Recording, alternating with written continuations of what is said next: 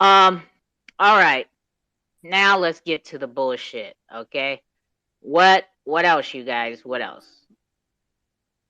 You didn't know, Chris, that Jake's profile picture is from VChain. He talks about it I all the time. I thought it might have been Ethereum Classic. Mm. No, that's probably Triple X Rated's profile picture is Ethereum Classic NFT, the one with the bandana. I'll have to ask him. Yeah. Um. Yeah. So nobody else wants to get up here. We shit. Well, I didn't plan. Tomorrow was supposed to be a cross chain pub crawl call, but we were gonna do the 24-hour call, so I didn't reach out to other projects from different blockchains. So um that call's not gonna happen. Obviously, it's too short of notice for me to like try to reach out to other projects on other blockchains because people don't know me over there. So it does take a while to get some response back for that situation. So maybe hopefully next Monday, or maybe we just keep it on track and for the because it's supposed to be every other week. So if not next Monday, then the Monday after that for sure for the cross chain pub crawl. Um, but what else? I see Hawaiian down there. You want to talk about what's going on the XRP? I mean, I mean, it's frustrating, but it's not right because as we keep saying, we don't want to have NFTs and then shit be a flop and be all fucking fucked up and janky. We already have that going on here on the XRPL, right? Or stupid ass fucking marketplace, fucking Should we putting. should we cheer everybody up and release your game?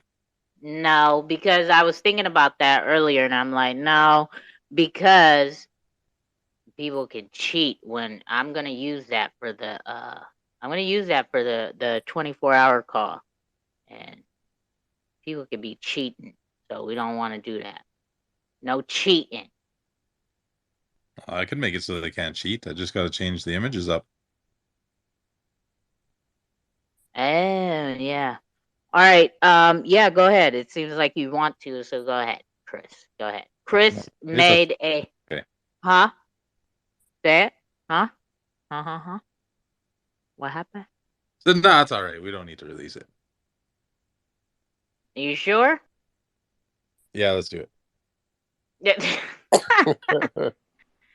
All right, so Chris made a game. It is attached. So you want to send the tweet out? Chris made a game. It is on the When Mint Day site, whenmint.day site, right? It is the memory game, right? The flip the card over and see how many matches. Well, match the cards. So it is that game, and so apparently, yeah, you're gonna have to switch all them images up because people gonna be cheap. But we were gonna use that for the 24-hour call, and we are gonna do some giveaways and work some twists with that game. Right? I had some plans with that game, but Chris made that for us, for me, and thank you. I appreciate it very much, Chris. So it is dope. And he did also, I think once you finish flipping all the cards over, well, I don't know if you would want to do that now because it was supposed to be a part of, when XLS 20 goes live. But I removed that part from the game. oh, okay. Well, all right. So, yeah. So you guys can play if you guys ever get bored. I know people like playing fucking phone games. There's a little memory game for you. Just flip the cards over and try to match the projects, right? Um, and maybe I don't know, maybe throughout the days or weeks, I'd come up with a freaking Tuco coin giveaway for it, right? Like post your pictures or something if you whatever. However, I'm gonna wing it, but I'm gonna work something out. But for sure. So Chris is sending the tweet out, I believe, where you can access that game. Uh, Did you send it out yet? Yeah, it's on the Jumbotron. Okay, so he put it on top of the Jumbotron. You could see it. It does have the Tuco coin logos all on the cards right there. So, yes, yes, yes. And that is not the hashtag. It is too cold and then hashtag XRPL cookout. But yes, that is where you could go play the game. I was playing it the other night. Because my memory is not that great, obviously. It took me quite some time. That's a lot of freaking cards right there. All right, all right. What else? What else? Anything else going? What else is going on in the crypto streets that anybody else wants to talk about? Anything? Anybody? Somebody scream! Oh no! Okay, Okay. I've done the game. What's the next level? Say what? Is there another level? No, I think it's just no. It's just one level. You just flip the cards over. That's all. This is some time killer. Yeah, it's already told me I rock.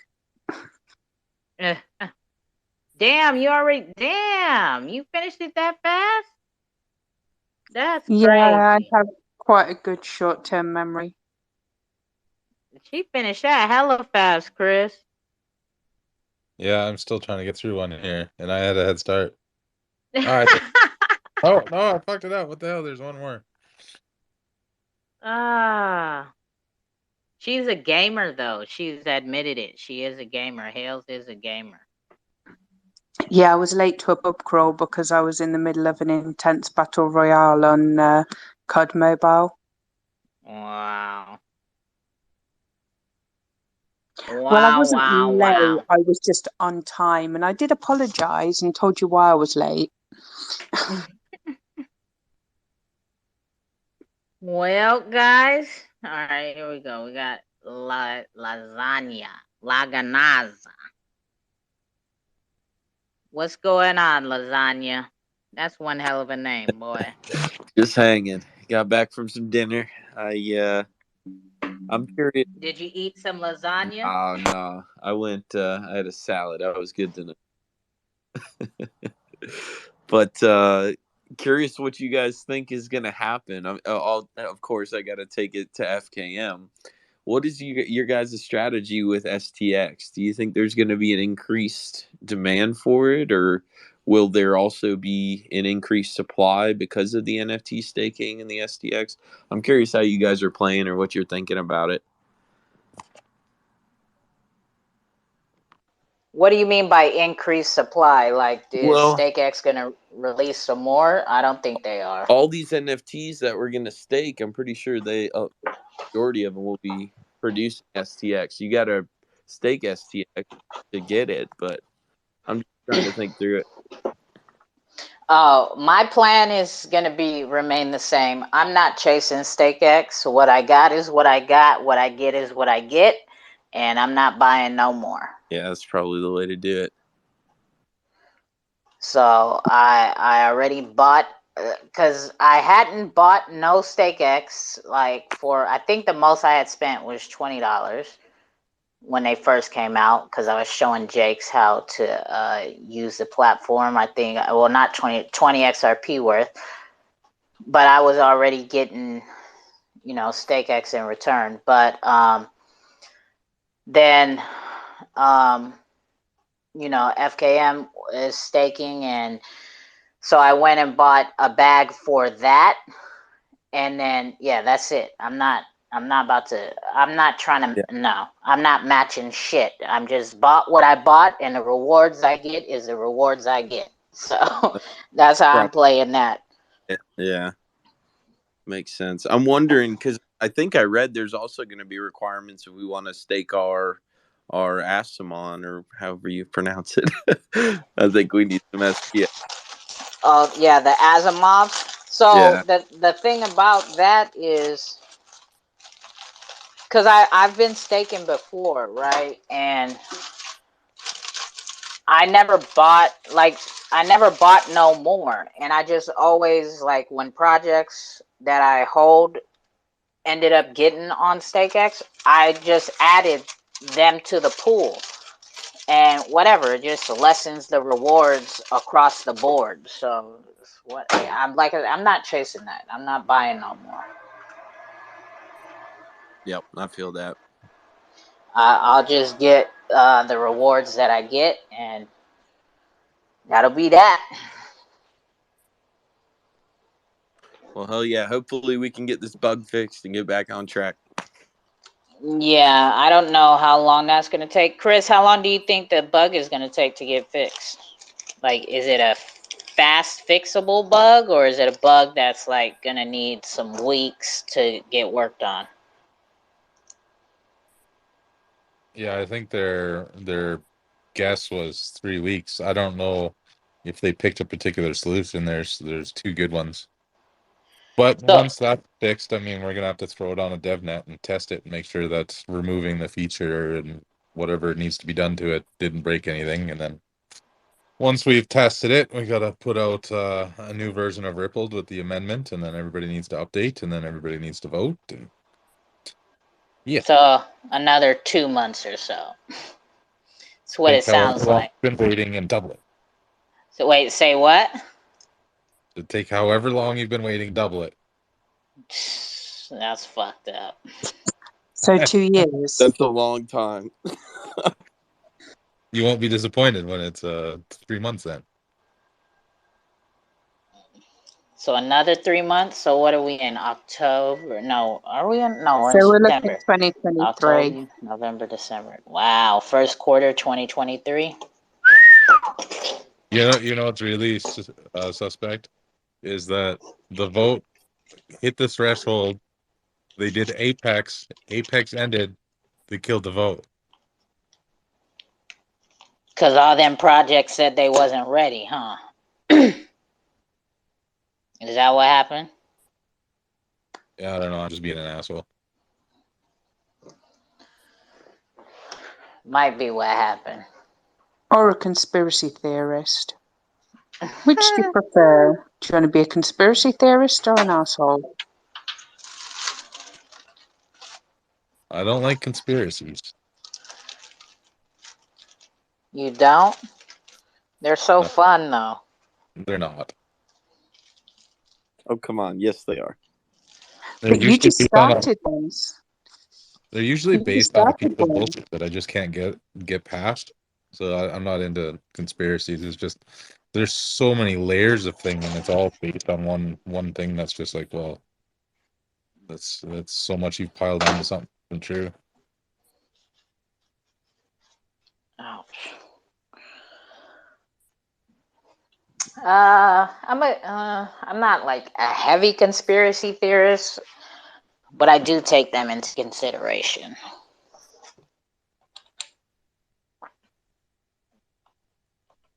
I do. What the fuck word is this? Where does this letter go? You can't say it's not possible because they definitely are. Can't say what? They're not possible. Most of them. Very true. Very, very true.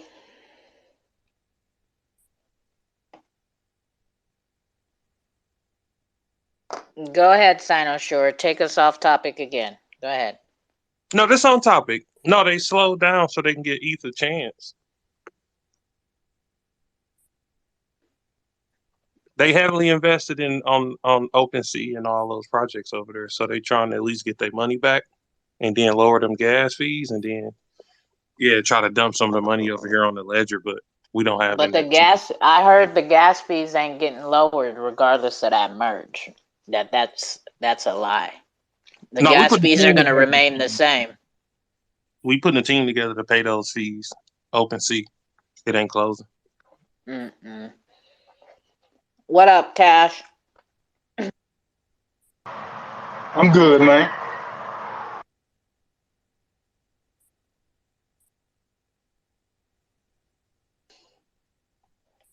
What else? Caster used to come with the ideas like, what's going on, Caster? What can we do to amend this amendment that we already amended? Oh no, man. It seems like I come in just to push ideas, so I'm just listening for now in case somebody got something they want to particularly ask me. But I've been accused of just pushing ideas, and so I'm just listening for a moment.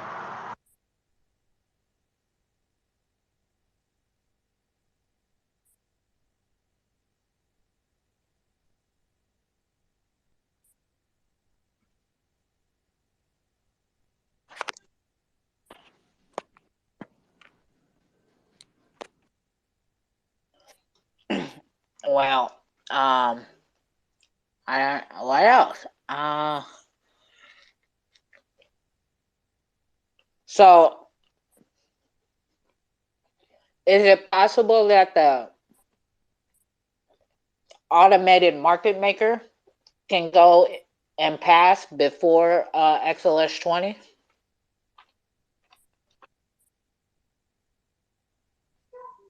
I think if they put it on like ETH or maybe that VeChain. Oh my God, you're annoying, bro. How much is VeChain right now? I don't know, but I just bought that fucking XRP deal. Threw that shit over there in the wallet. Now all this happening, so yeah, I'm about to go take my chances elsewhere. Anybody got some good ideas? Just inbox me. Don't piss off Too Cold today. I think it's highly unlikely that the AMM will pass the XLS 20 amendment. To answer your question, too, Cole. Um, it should be a pretty quick fix, and it should go right back into the queue. So I don't see the AMM even at the point of being voted with on yet. So I think that it's safe to say that XLS 20 will still proceed.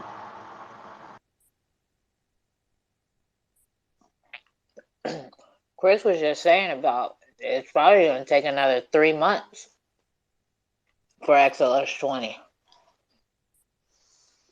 And I know that watching the Apex thing, when David was speaking, he spoke about the automated market maker could possibly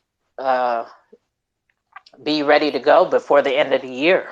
So that's like kind of in the same time frame. If XLS 20 is going to take 3 months. That's a big if it's going to take 3 months. I'd like for somebody to substantiate how they came to a 3 month approximation. Well, he said there's going to be weeks to fix the bug, and then after the bug is fixed, to test it for a couple weeks, make sure it's good to go, and then the 2 weeks vote, and then to write up the amendment again and vote it through again, and then the 2-week count.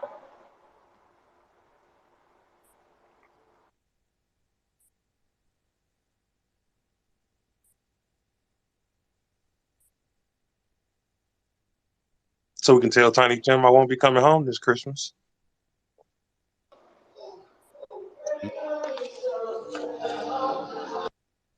No.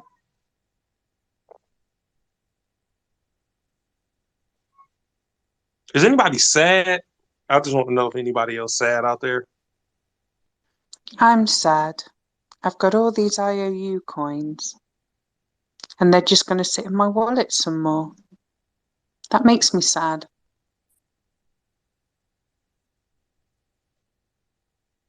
I was getting all excited for being able to trade them all in and have less trust lines going on in my wallet for coins, and instead have lots of pretty pictures.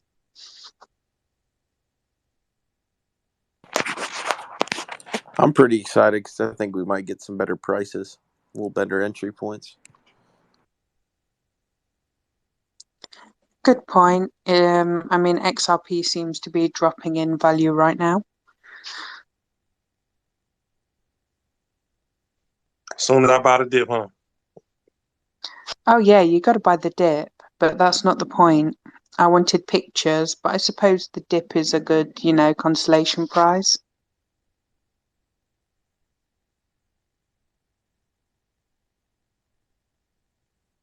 So you think being interoperable, we should go to another chain? I'm already on different chains. Just, I'd like to stay over on the XRPL a bit more. Do tell. What's these other chains you speak of? I'm looking for a new block. Set up shop. Are you trying to get me, screamed at by Too Cold? If she don't 'Cause cut somebody out, I'm about to she lose will my cuss goddamn my mind. ass out. No, he's annoying. Like he's annoying. Like he can't do, only X rated can do how X rated does. Like I don't know. You come in way awkward and throw in some shit. And it's like, what? Yeah, X-rated is like the professional troll. You want to learn how to do an impression of them, because I just want to be able to sit here and just be like, Ethereum Classic. Yeah, Impression. I've got rid of all my Ethereum Classic. Wait, say Mind it you, the again, only Chris. Ethereum Classic I Wait, had was say it from again, Chris. Coinbase. Say Ethereum Classic one more time for me, please. Ethereum Classic. I'll work on it. I got to get a little record. TJ, they want to blame the student and the kids, not the parents and the teachers.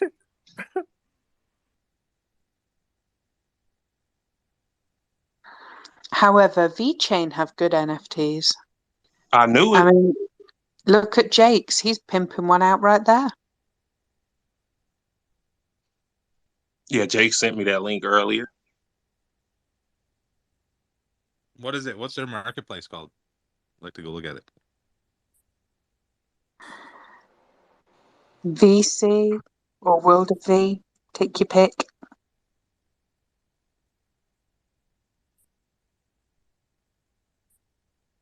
But they're both very good.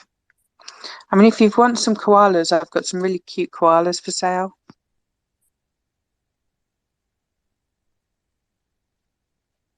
You got some bamboo? Okay, so this is my question now. I just thought about this. So now that XLS 20 has been pushed back, are projects going to disappear now, or are they still going to continue to drag out until XLS 20 and then disappear?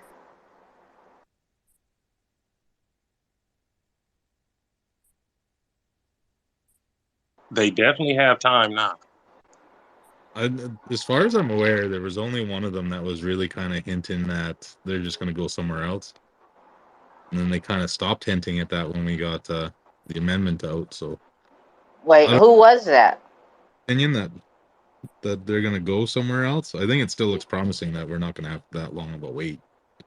I mean, if we get the But mint this year, it's not that far away. no, it's not really.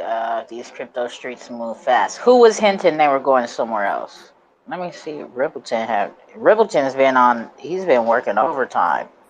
He's been calling everybody out left and right. Yeah, I'll try and remember who that was. I seen them post recently. I can't remember off the top of my head which project that was. So Rippleton had posted. I seen him post. So he called out Happy Cats, right? He was in here talking about Happy Cats, and then he called them out. And with that elephant foot on that neck, the Happy Cats came out the next day with a video and said they're not going nowhere. And then I seen him call out a ninja project today. Where is it?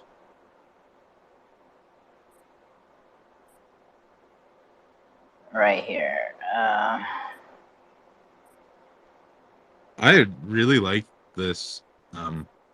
BC is a pretty cool site.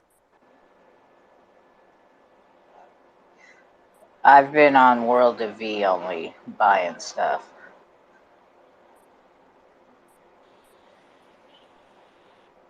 Jake, you might get a super follow. And they do staking as well.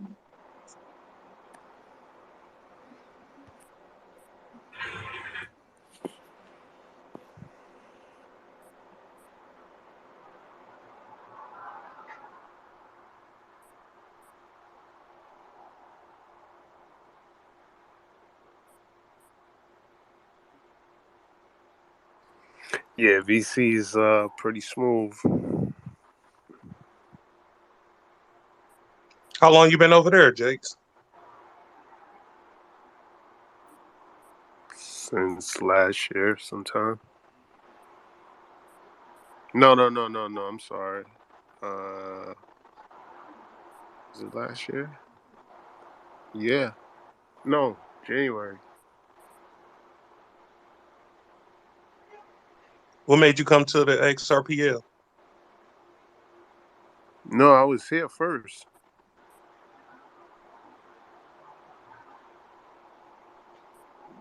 And then he started encouraging everybody to cheat on their blockchain. And I was being loyal. Check you out, Hales. Check you out.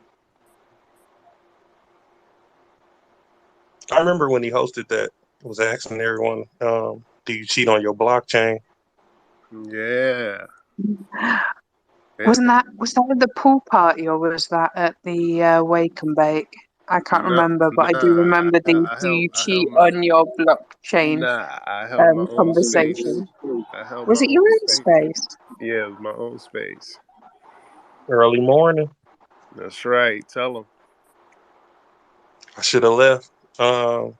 He wasn't even begging. He was just putting everything out there. Put the icing on the cake, cherry on the top, do a little sprinkles, nuts on the side. Damn, I should have ate that one up, but being loyal. Now I feel like LMT should have just, I'm out of here. Hales be creeping a lot now. Hey, on this VC, what is this priced in VChain? Yeah, and that. Yeah, you kind of have two tokens over there. So you've got VET and VTHOR. And you use your VTHOR to pay basically your gas fees.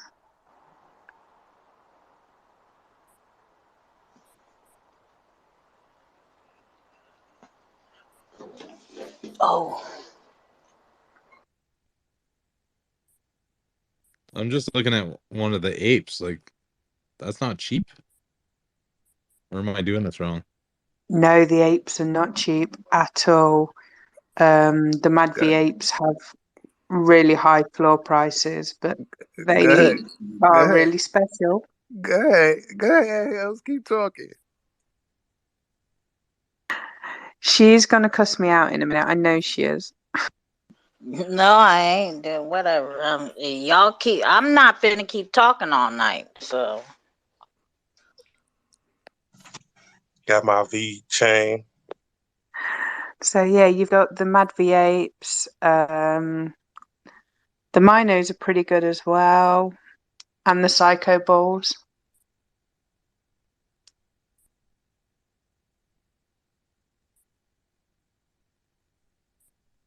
Okay, I found an ape I want. How do I get VChain? Yeah, let's go, Chris. Let's go. You got to go buy it. Nobody wants to throw, 3,000 VChain at me? 3,000 V chain for an ape? That's cheap.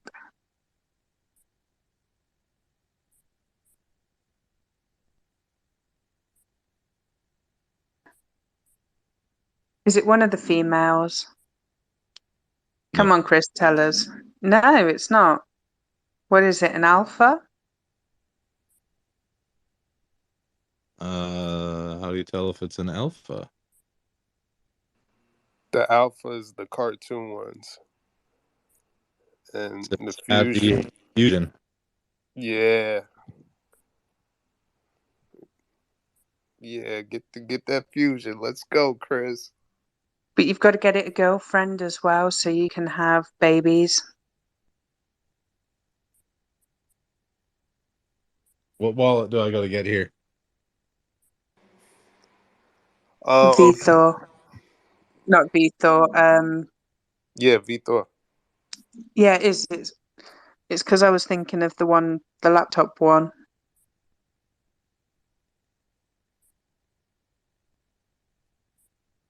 But yeah, if you're mobile, it's the VTHOR wallet.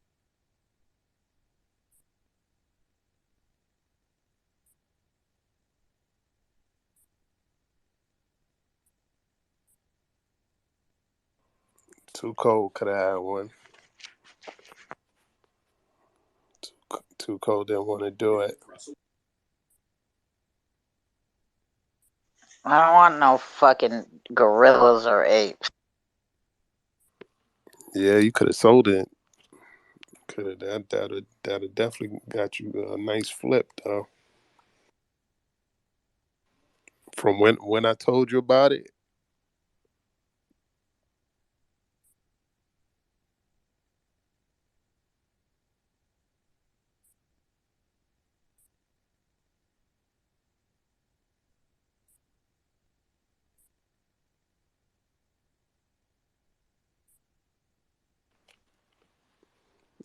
I got people hit me up in my DMs. They want me to sell my ape. I don't even have it up for sale.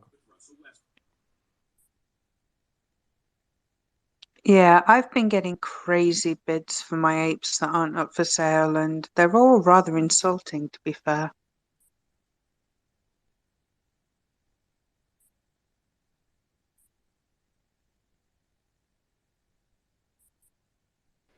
You got an alpha? No, just my Phoenix and Elemental, but they are giving me really insulting bids for my, or offers for my girls.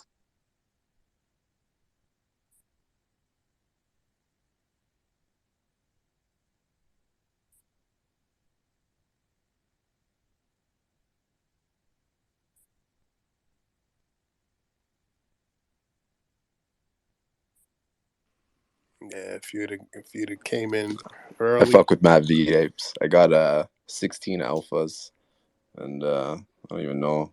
Got all those other ones, the Yeah, Phoenix and the Fusions. Yeah, man. They're let's rocking with them go. from the Okay. beginning. Yeah, they're pretty dope. Yeah. Good community, actually, too. Yeah, keep preaching. Yeah, they have got an awesome community. Here I thought that this was the price, but it's the best offer. I was like, why are they all the same price?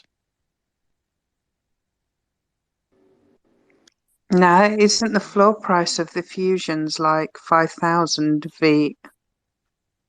It's 3150 right now.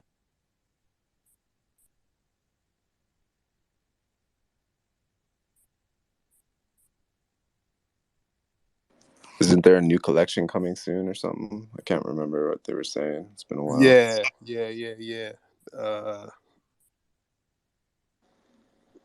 Actually, I think it's next week. Is that the V Kongs, or am I thinking of something else? No, the Gen 2 Fusion.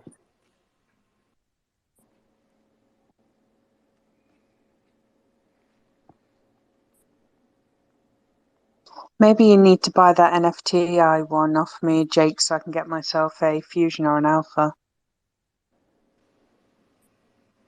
I need to come again. Oh, you know the giveaways they do on Discord? Yeah. Oh, you won one? You won another Yeah, one? somehow I won an NFT. He's kind of cool. What you won a Phoenix? No, it's like a collab NFT. Give me a sec.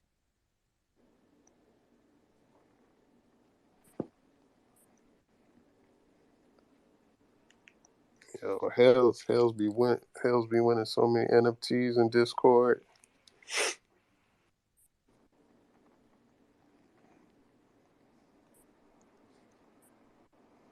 Tuco, what's your thoughts about all this XLS 20 exploits and whatnot?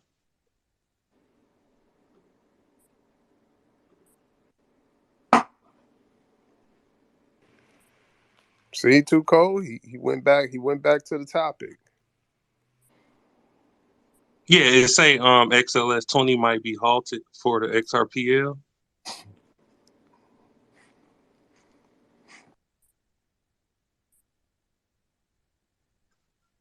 Expectar, you got something to say? What's your feelings and thoughts about this exploit? Thought he went to sleep.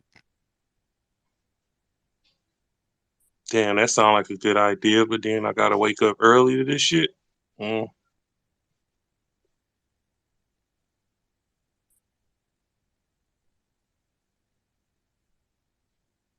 Yeah, everybody, let's stay on topic. Halting is XLS 20.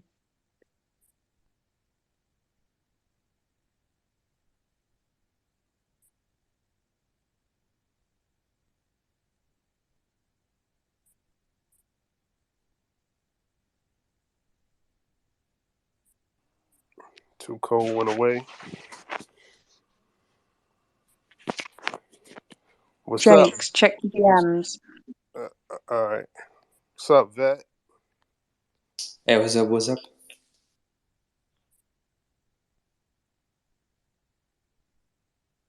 You went to sleep and we lost our vote, Vet. Why'd you have to Yeah, sleep? I went for a nap. So basically, you screwed us by having a nap. You were supposed to stay up and talk him out of it. And you're like, oh, we might cancel this. And you're like, I'm going to bed.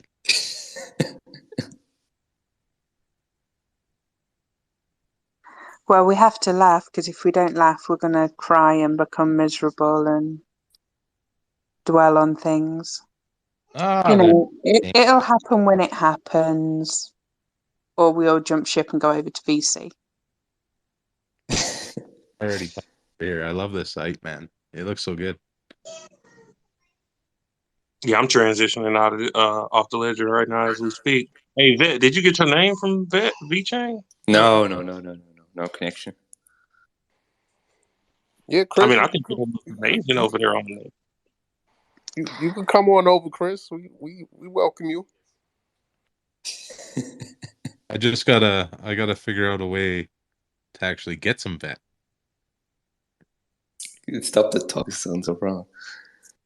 Have you set up your wallet? No, it's downloading though. Guys, how's the community taking it so far? They're in shambles, but I We're can't all stop super crying. broken-hearted. I mean, talk about leaving it till lastminute.com.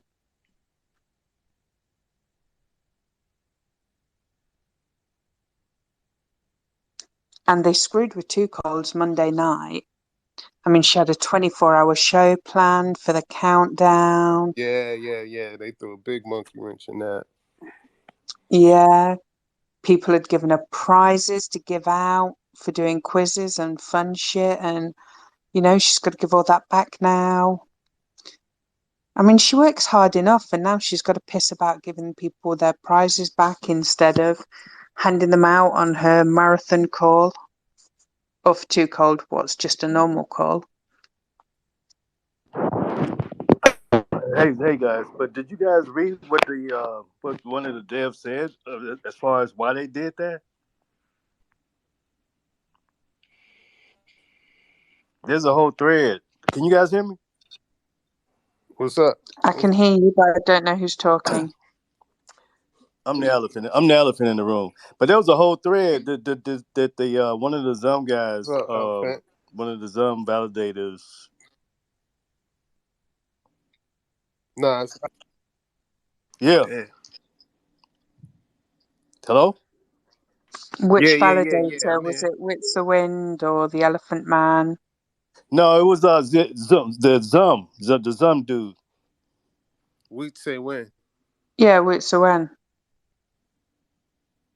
He put it out. He put out a tweet maybe like 3 hours ago or something like that, and he explained why he took his vote back and gave a nay vote for on the the rollout, and he explained in a tweet with about 4 or 5 different reasons why. And basically, it was for so when nobody get rugged because he saw security, um, so where people could get rugged, and so I mean, I would be happy personally. I'm just saying I would be happy because I mean, if you want them not rolling it out, they say, I mean, they you don't want to roll out nothing that's gonna fail or nothing like that. I wouldn't be sad about it. Sometimes you get those setbacks, but if it's gonna prevent people from losing money, you'll be more upset if you lost money than if they just rolled something out and you was um, just had something out there. So I look at it as a positive personally myself. But you, It is a positive, but I think with all the hype, and it's been a long time coming, so people and projects have been waiting since this time a year ago, if I recall rightly. And it's always been coming, and projects are now starting to up and leave the blockchain because of the delays. Luckily, none of the projects I've invested in are planning on leaving, but in getting it right, they're also, narrowing down the pool of projects for everyone else, which again can be a good thing because maybe we're less likely to have the rug pull project, or are we going to be left with just rug pull projects? Who knows? I I You think know, you'd be a lot more unhappier if you lost money. I think you would be a lot more unhappier, and you would have major complaints against the. I mean, it would be a disaster if if things went the way, if things were to just go stay on schedule, and those flaws or whatever that was there that they recognized, and they just went ahead with it. You'd be a lot less. You would that would destroy everything personally. But I understand. I mean, we've been waiting, but hey, good things come to those that wait. I know that's a cliche, but what can I say? oh no, I'm with you. I'm still going to be waiting. I'm sure Too Cold, Jake, Sinosure, Chris, we're all still going to be waiting, and I think we're just taking the piss a little bit up here in terms of, what other blockchains are available out there, because there are other blockchains that are successfully working with NFTs. That's true. And we have validators that are just protecting the ledger. They're protecting the XRPL blockchain from critical errors, and people just have to keep waiting. I think if they'd have pulled it maybe a week ago, it would have gone down a bit better than it being pulled with less than 20, well, not 24, but 48 hours on the clock. But we're just going to sit here, we're going to wait however long it takes for the fix to be created, for it to be tested on the DevNet, for the update to be done and downloaded to the validators, for them to then go through the vote process again, and for that 14-day clock to restart. Yeah, and what I read, I didn't, I kind of thumbed through it, but it was, I mean, it had the potential for people to be scammed. The flaw that was gleaming was, it had the potential for people to be taken advantage of. So I don't know. I mean, I think that's, it's No, they only have like a. done the right thing. I'm not going to sit here and say they haven't done the right thing, because they 100% have done the right thing for the ledger and for the community. And It's just, how often does that happen? How well, often they did it do, last time as well, didn't they? Because I think we've been in this process before, and then they pulled it, and I'm saying, how the often does that process happen when started when again. somebody does something for the good of the community? 5 nights a week when Too Cold's on. Okay, well, I'm speaking as far as like on a different scale. No, I get you. I'm just playing. Don't worry. The validators will always put the community and the ledger first. That's their job. They're there to protect the ledger and do the right thing. So I just want to bring this up that I just read. And Costa asked a question to Ripple in New Zealand. He said, "My question is, doesn't the issuer have control over the potential bug? Can they simply activate or deactivate an option to prevent this?" And Ripple in New Zealand replied, "Yes, they do. The issuers read warnings rarely. In its current form, should it be possible for someone to set a trust line on your behalf?" And he said, "No.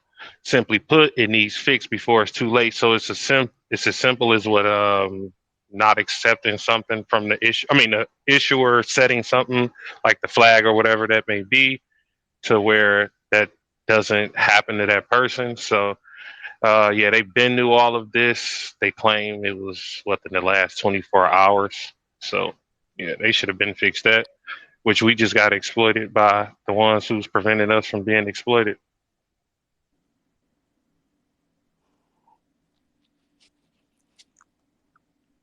Okay.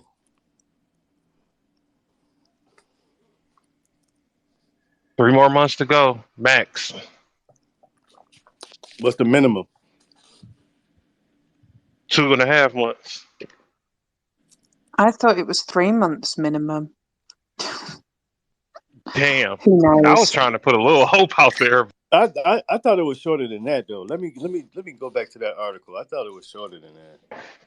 Okay, so there we the go. shortest it can be, they're saying about 3 weeks to actually fix the code. So Correct. That's what I thought. if we take 3 weeks to fix the code, and then we need to release a new version of Ripple that the amendment will be in, right? So then we release say it's going to be rippled 1. There's already a 1.0, so rippled 1.11 comes out, right? So we get everybody to update. We've already seen that takes a month. So there's a month, right? And then we got to get everybody to vote on it. That's really delayed because until it starts getting around 50% votes, you don't get them all. But we could fast track that just because we know everybody's already interested. But or we put it as yes, but you default. still have all of the testing, right? We've modified the code. We need to throw up a DevNet where we can go in and test all the applications we've already been using and doing the same exact tests we've already done, because if changing the code has done something detrimental, I mean, our test is based on a different version. We can't just go and change it and not test the shit out of it. So very minimum to fast track with no testing is still going to be over a month. So that's why I said 3 months, and that's still pretty short, because that would only leave us a month or two of some rigorous tests to try and get this through. And that might be because I would say 3 months if we're overlapping some of the stuff, right? Like we're still testing while the amendment vote's still up, kind of thing. And then pushing out a new version of Rippled, even though we all want NFTs today, is still going to take time, because does this change work well with validators? Does it work well with nodes, full history nodes? Does it work well with pathfinding? And then everybody's application. Does anybody find a way to break it? And then this is just this is the fourth fix that we've had to do on this code. There's nothing to say that Katie or anybody else isn't going to turn around tomorrow and say, "Hey, I found another exploit." So 3 months is a pretty happy guess, in my opinion, because it's not that far away. It's a nice number to look at. It gives a little time for those things to actually happen, and if all goes well, we should see it then. But we still need to be prepared that it could be longer. Which is not unreasonable, honestly. Even if they do a yes vote that is default, I mean.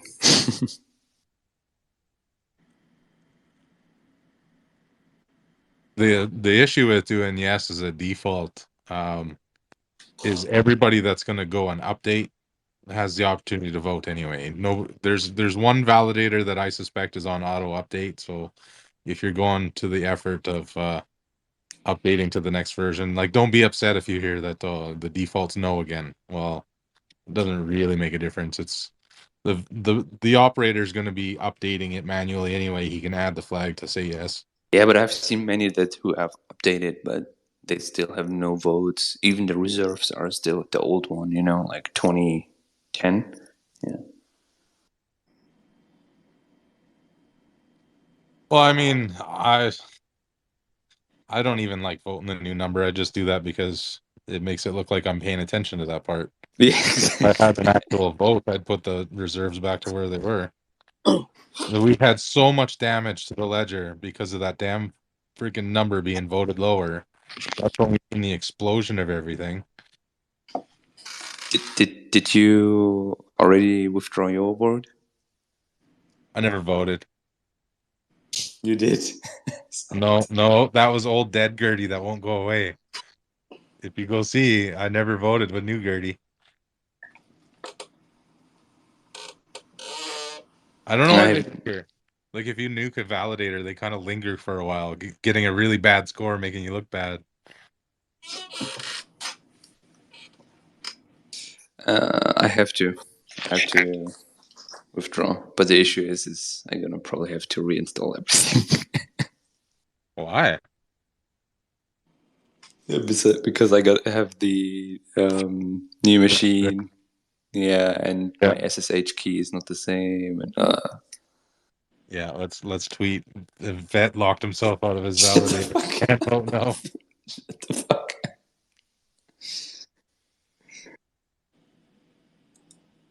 It's basically what it is.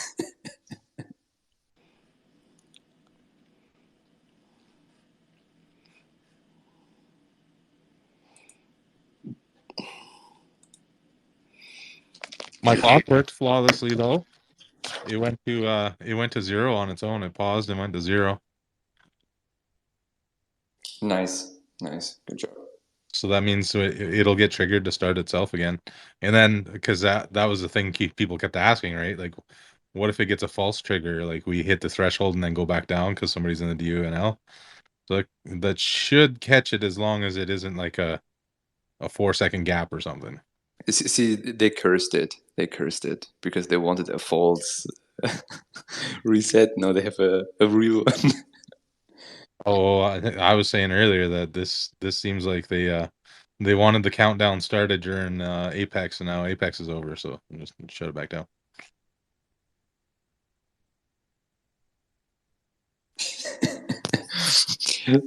they used XS20 for marketing purposes, and now you can dispose of it.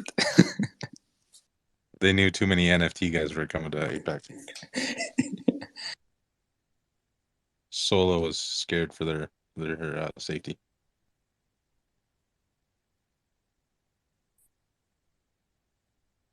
Yeah, so Sologenic stays the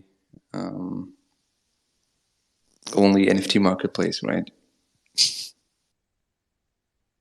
I mean, if a token with a freaking theirs are so silly, man. Like, they say they solve 14, but if you actually like do a deep dive on how it works, they're ridiculous.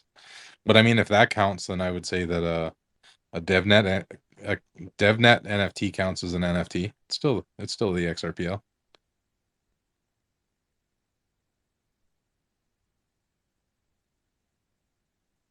That's another solution. If we know that this is going to take forever, we could always just mint everything on the DevNet and then switch it over later.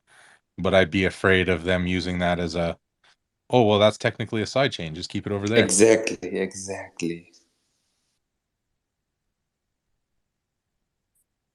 I'm glad you pulled the plug with the sidechain. Sidechain, I'm not a fan of sidechain for NFTs at all. People just throw out that idea like it's this, easy thing. It's the same thing to you guys. What's the difference in the end? And they want proof and everything. It's like, well, no, I'm speculating that these NFTs are going to be great because they're on the XRPL with the native token XRP. That's what's going to drive the customers here. And everything's already built. They've got, the decks, they've got the explorers, they've got the wallets, they've got the communities, they've got exchange listings. They don't have this complicated extra layer of, oh no, you're gonna put your XRP through this so that you can get over to the side chain and only these things support it and can see it, and it's a different wallet address over there that you don't have a key for. And but they just throw out this idea, oh yeah, just throw it up on a side chain and you don't have to worry about their votes. It's like, well, no, like they're not going to develop further for my side chain, right? Like, okay, they made the NFT thing, so if I take that over there, what happens to further development over there? And what happens to the pool of validators? Like, if you think of NFTs, well, cool, some of these projects have devs that made a couple little things, there's some marketplaces, it's mostly just artists. Who the hell are the volunteers to actually run the hardware and to actually improve the code over time and actually like put the money into promoting the whole, like, there's so much that you get for being on the XRPL natively. We should stop throwing around that idea that a sidechain is just so simple and easy solution. It's a stupid solution.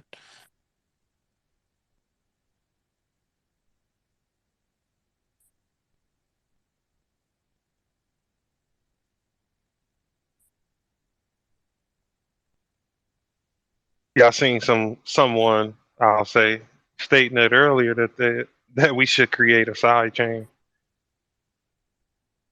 Man, he pushes it every time he talks, just nonstop. Oh, NFT shouldn't be here. They should be on a side chain. But then he's like, "Oh, I'm not trying to push an idea." Well, you say it every day. You're obviously trying to push the idea that you don't want NFTs here, and you're hoping that if you say it often enough, somebody important enough is going to be like, "Hey, yeah, let's just not put them here."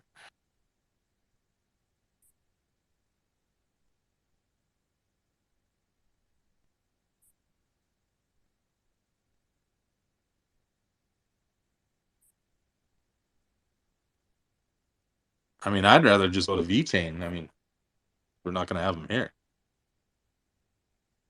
VeChain's pretty sweet. I love this site. I'm going to copy it. I'm going to turn it into something else. Yeah, let's go. It's open source. I steal everything I've ever made that you've seen me made. I stole from something. Oh yeah, I remember when you gave us the rundown, and I'm like, shit. I mean, remixing a song sometimes be better than the original. Yeah, I mean, most of the time when I take something, and anybody can ask me if you like a design of something, I'll send you the link to where I found it. But I'm usually finding designs that people put up on CodePen that they don't actually function. They're just kind of mock-ups or practices, or they have little contests and stuff to come up with the best UI for this. And I'll just steal elements out of their AI and then actually, or UI, and give it actual function. So like connect the APIs and template all the styling. And I don't know. I can't remember the aphasia or whatever. I can't picture things. So for me to create something out of my own imagination just doesn't happen. So I'll see something really cool and be like, if I splice this up here, I can make something really cool out of it. That's how I work anyway.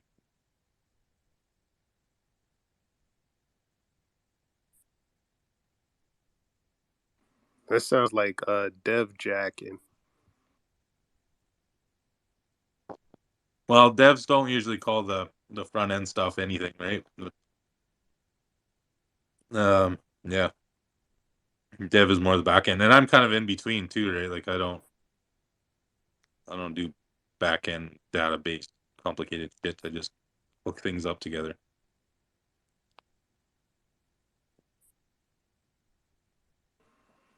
So what would you classify? What kind of jacking would you classify that as? I would call it kind of skiing, because I'm in between the front end and the back end. If you know what that term is, with jacking.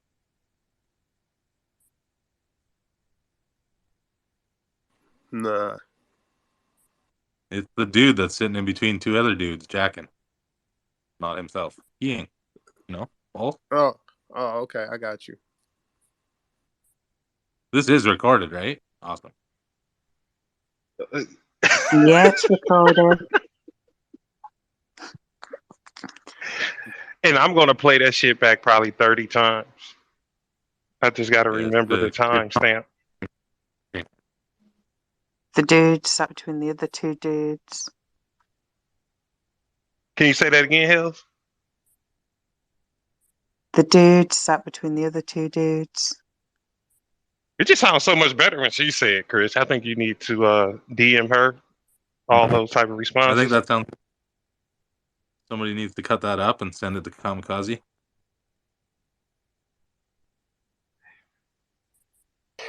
Oh man. Jake's already on it. Jake's already on it. You like shit? I'm about to create an NFT out of that. Put it on the federated side chain. Mint the shit out of that. Get some VThor and all this shit. That see, I ain't even got into all that shit he sent me.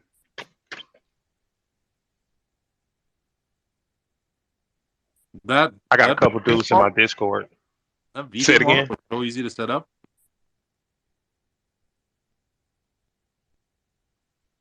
Jake's. I haven't started yet. You ain't saw what? He said something about the wallet, VeChain wallet. Oh, it's well easy to set up. Didn't take me long at all. No, it's like incredibly simple. Just put in, name your wallet, make a password. Here's your phrases. Write it down. Don't screenshot it. And then it text. It knows if you screenshot it because it like yelled at me. And then you got a wallet. It's good to go. And if you're holding V, you get a passive income of VThor as well.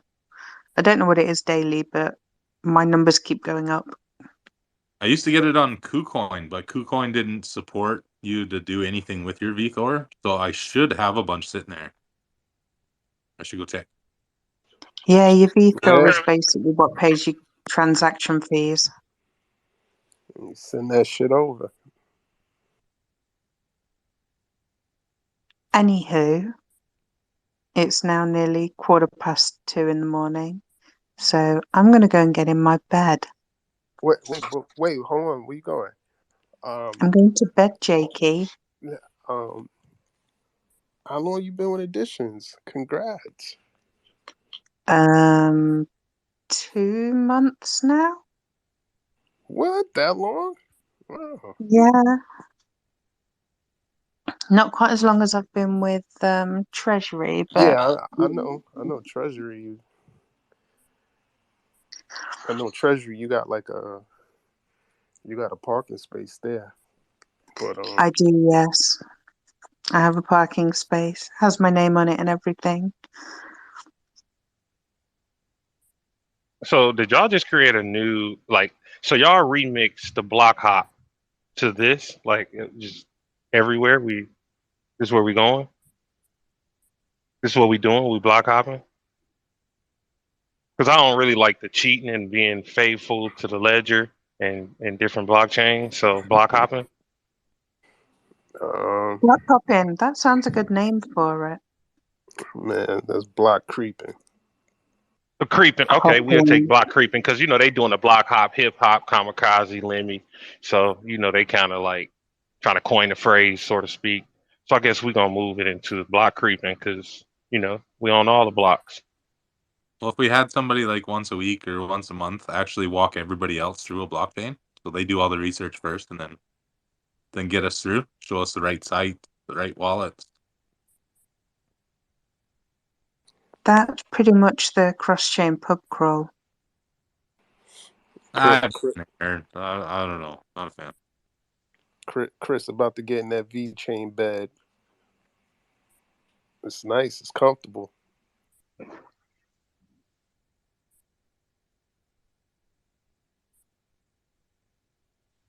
Do they have room for one more? I'm like 240, almost 6 feet. Short haircut, kind of a weird looking beard. Yeah, come on Mustache. over.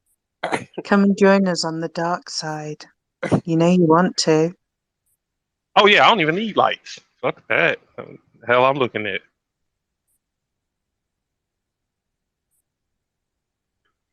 Nobody want to be alone. So yeah, I gotta get off some of this ledger shit. I was too tribal. Damn, Jakes, I wish you would have just kicked my ass earlier, man. I didn't apologize. You still ain't send it over at that time, but you was telling me, damn, I gotta be a better follower than this. Yeah, he was telling us all, and it took us all a little while to adopt. But now we have. And now we creep in.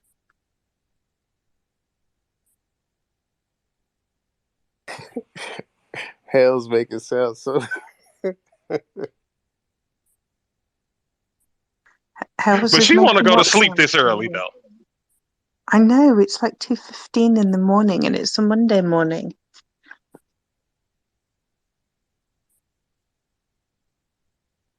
I can stay up if you keep talking. Don't. I got too cold to cheat. Too cold creep. Too cold was a tough one to get to creep though, but she creeped it. Yeah, she likes her some psycho balls.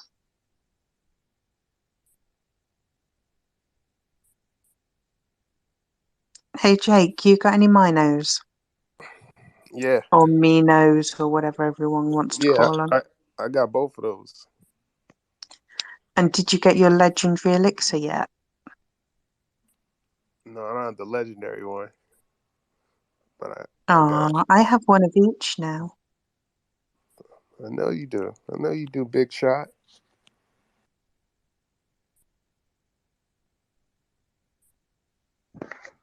So are y'all like VeChain whales? Because I need a better community to go to that got NFT Nah, nah, capabilities.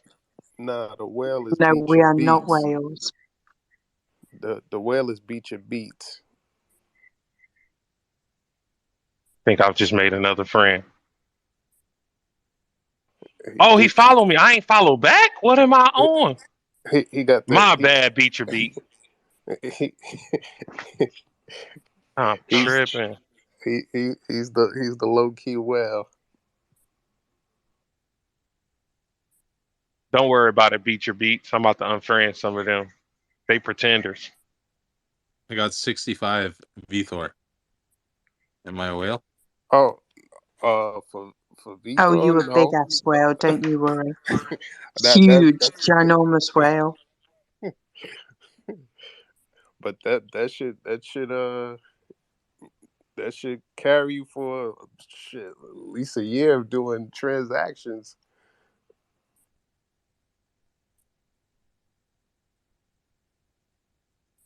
So you're all jumping chips or what's going on? No, I'm not jumping Block shit. creeping. It's just block Yeah, creeping. we ain't jumping ship. We're just playing in somebody else's yard for a short while. I'm trying to pick up a gorilla that could take Jake's gorilla. It's they creeping through somebody else's window. That's all. We're not creeping through windows. We're just looking. Are y'all getting back in bed? Like, hey, what's going on? You know what I'm saying? I don't want to be the only one here. Oh, I forgot. And Red Eye crossed over too. Yes, I know, sure. I think you're the last one. You should really be bowing to this peer pressure right now. You just don't know how much pressure I'm under right now. Keep talking. I'm welling out.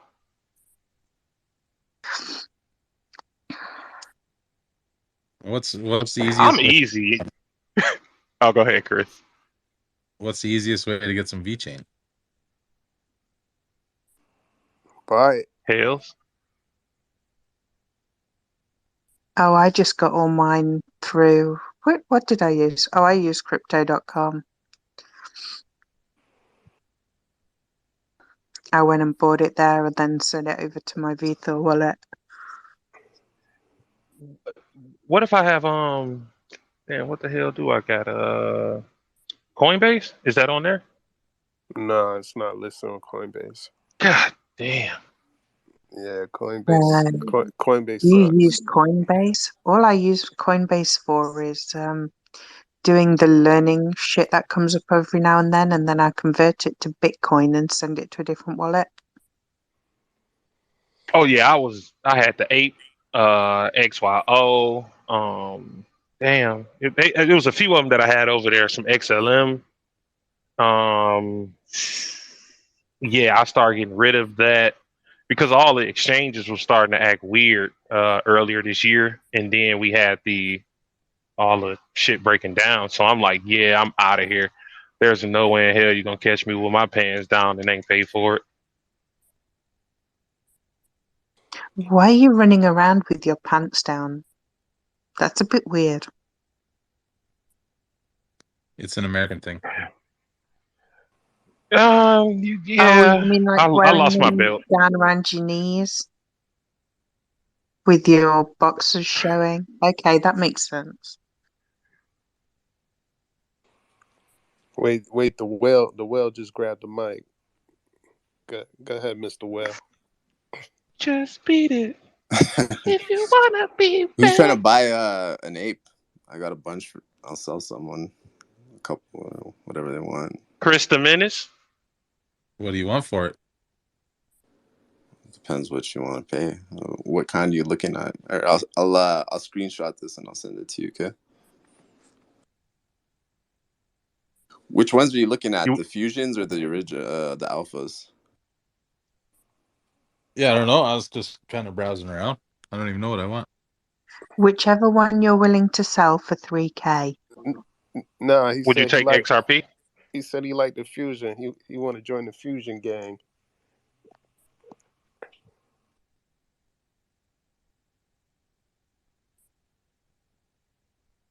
For 3K, that's all you want to spend?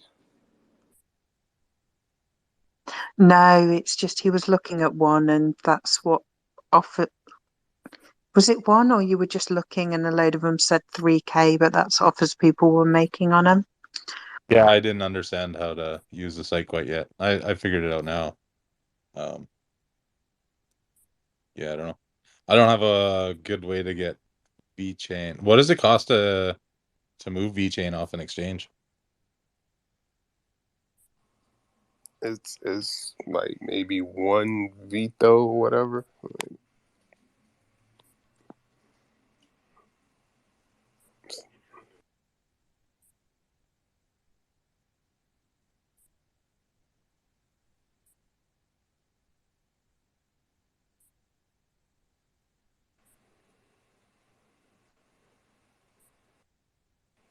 Hey, Beach, you got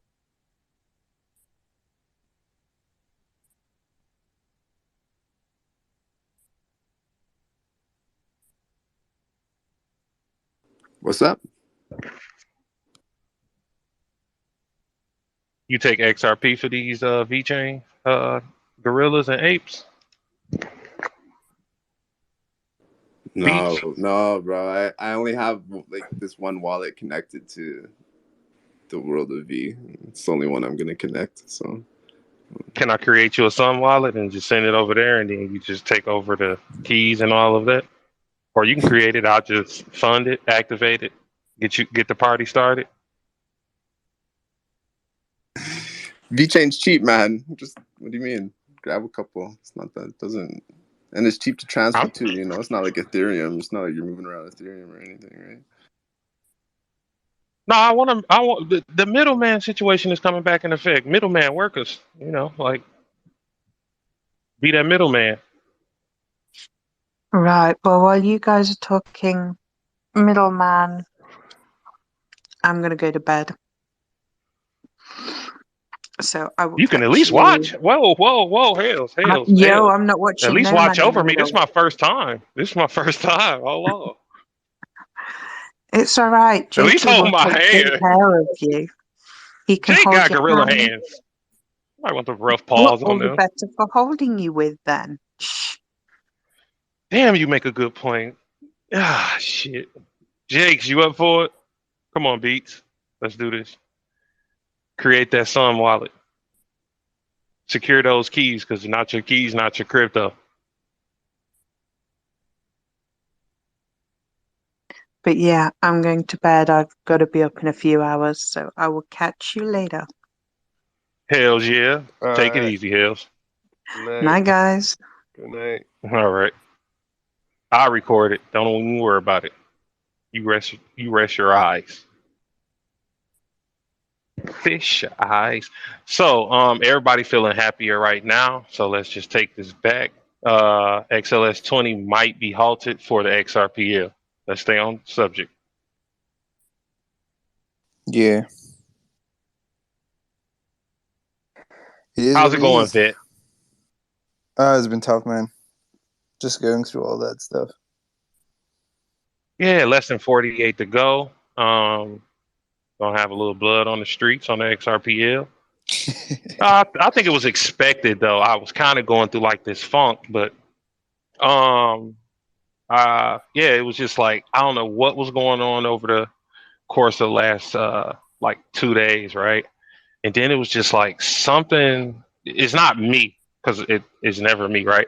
So I was just looking at it, and I'm looking around, and we was sitting here, too cold through the space up, and as I'm shuffling through my lame ass day, Pay came in and just told us the news, and I'm like, I think it's the best time for me to like block creep and just make the best of it because the ledger won't be NFT, have that functionality for a few months potentially. So it'll give us enough time to ape into some other projects, turn out some more blockchains, and um, come back to the ledger when they ready to play the game we want them to play.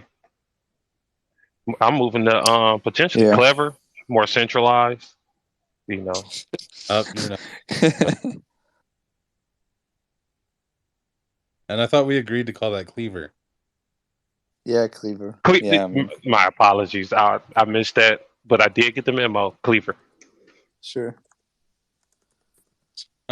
What's the difference between these cartoon apes and 3D ones? Are the cartoon What's ones up, better? Jet Dig? More expensive? Jet Digital. How come the 3D ones are so much cheaper? The alphas were the original, and then they airdropped some of the fusion to the original holders of the Mad V8s, the alphas, and then I think the next collection after that was the female elemental ones, and then those Phoenix ones are the newest ones. That's why those are the cheapest.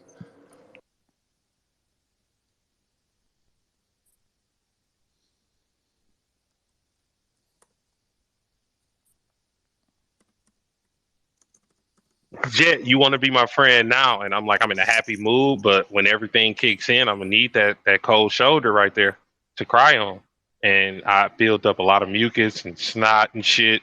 So if you're ready, grab a hanky, and I'm gonna follow you back in a second.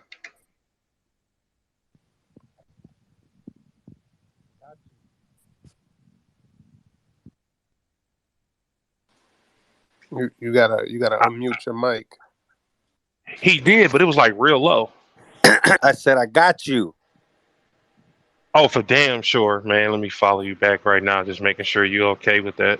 I didn't want to surprise you. We already had enough of those and some potential conspiracy theories coming up, so I don't want to put a damper on your day or rain on your parade. Throw a couple ants on your fucking picnic. Never mind. Yep. I'm truly not sad. It's just fucked up that we get here this close. I'm just like, wow, this is amazing. But I'm glad I prepared for stuff like this. Yeah.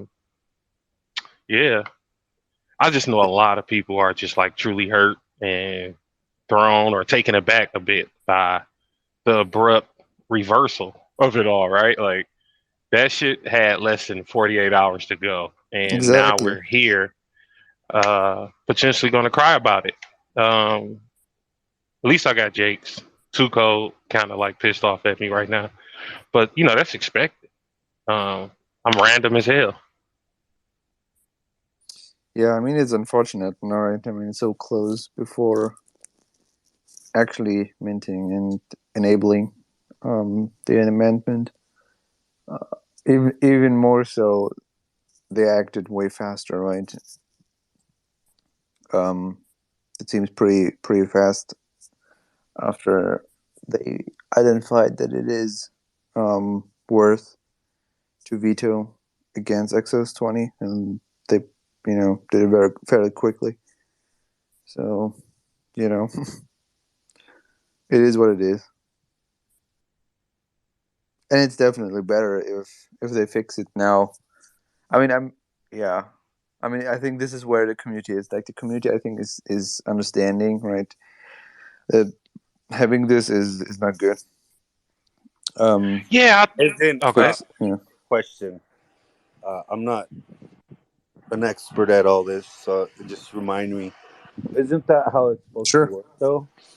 Like, if somebody votes, they could change their mind, right? right, And we would want them to yes, if something is bad. yes, And why absolutely. roll it? Why roll out something that's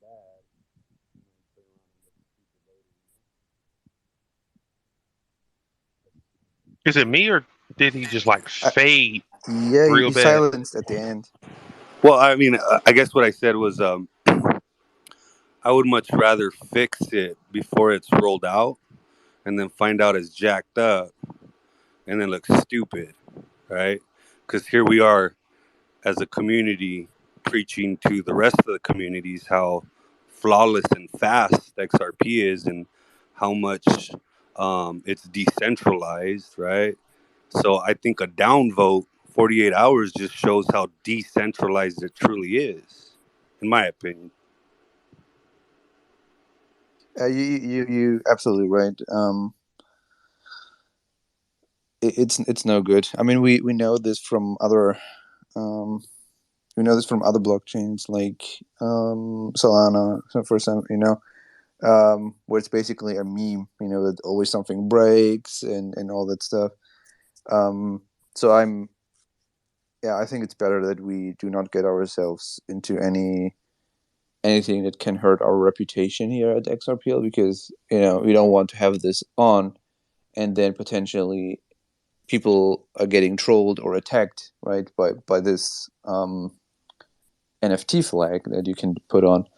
So Well, I and think this what is the better time, good right? approach. Yeah, exactly. Mr. Gary G is holding up the crypto space here in the US of A anyway, right? So, what a better time to fix it before, all that's settled, and then come to find out, we have all these bugs when we could have been waiting, when people could have been fixing them all along. You know what I mean? That's all I'm saying. Go ahead, OC.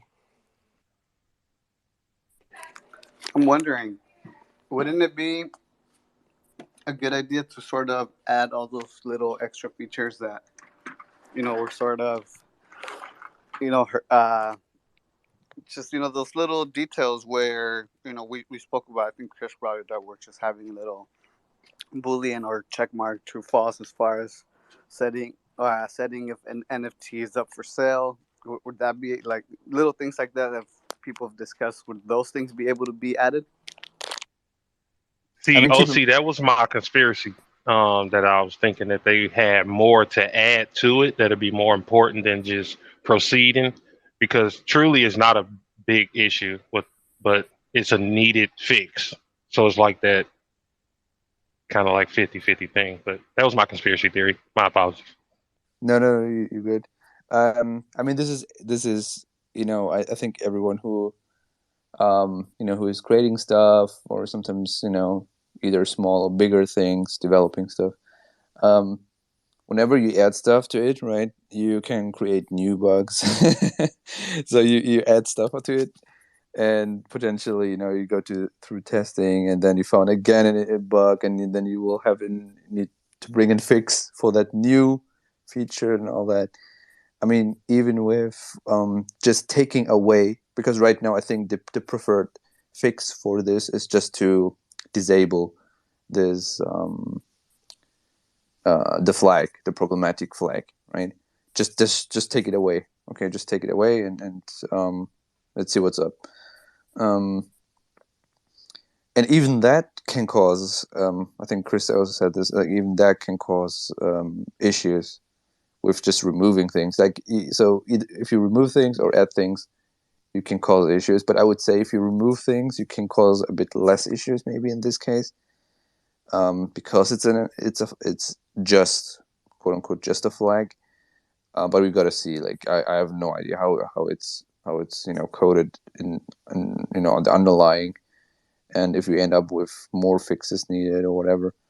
I have no idea, but I think this is the safer approach. If we add stuff to it, then yeah, that would be probably cool for the feature's sake. but we said not we, but just thinking about 3 months or whatever. You probably can double this if you add more stuff to it. So do you feel like it's better if we just stop telling ourselves we need to implement something that we're not prepared for? On this end, the exploit, and what's to come if we fix that, and something else might be. So why don't we just all get together, like you guys, the devs and the people that can come up with all these problems, to have the problem solving skills, and people that can cause problems. You all get together and just exploit and try to figure out and what's next before implementing the next phase, because that's what I was under the assumption that this was at the time of adding that amendment to be voted on. So to have a problem now, to me, does show like too much rushing. We're not prepared, because a simple exploit like that, I'm assuming, could be costly or just drain into the ledger or projects. So why the rush? How many people were tested? And how did this come about? Like this sort of an issue within 48 hours, so to speak. I know DS was saying something about like a day or so ago. Hell, you still here? Oh no, she dropped out, man. Oh, all right. Yeah. You're definitely right. We definitely need to test more. Like, this is for sure.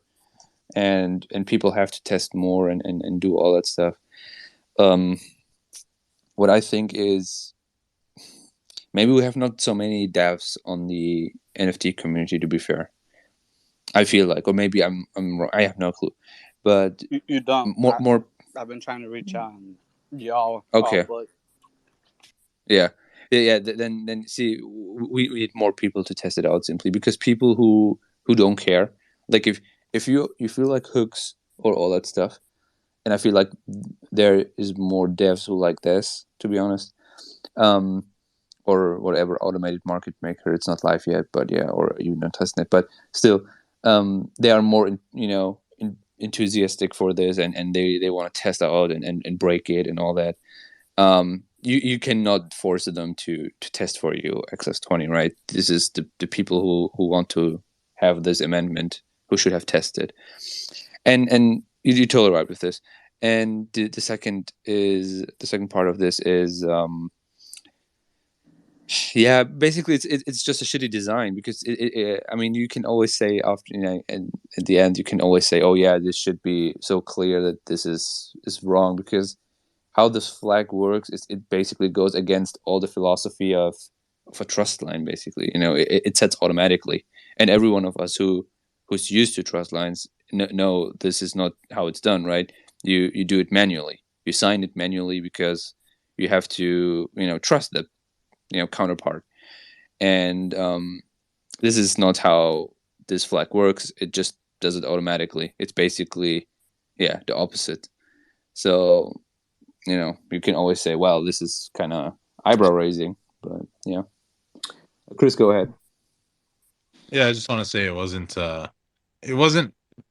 might have been a shitty design, but it wasn't done in like, I can't think of the right word here. So the reason that we have that flag was because they didn't want people to be able to vision of tokens it was that you could trade your NFTs in, right? So doing XRP only is gonna possibly piss some people off. But what was thought of as worse is a project saying, well, you can trade in XRP or these tokens I cherry picked. They didn't want that either, because they thought, well, who's going to be happy with a project being able to tell you what tokens you're allowed to trade with? So the idea was you could do a flag for XRP only or every token. And if you did every token, to be able to get you need trust line set in your wallet.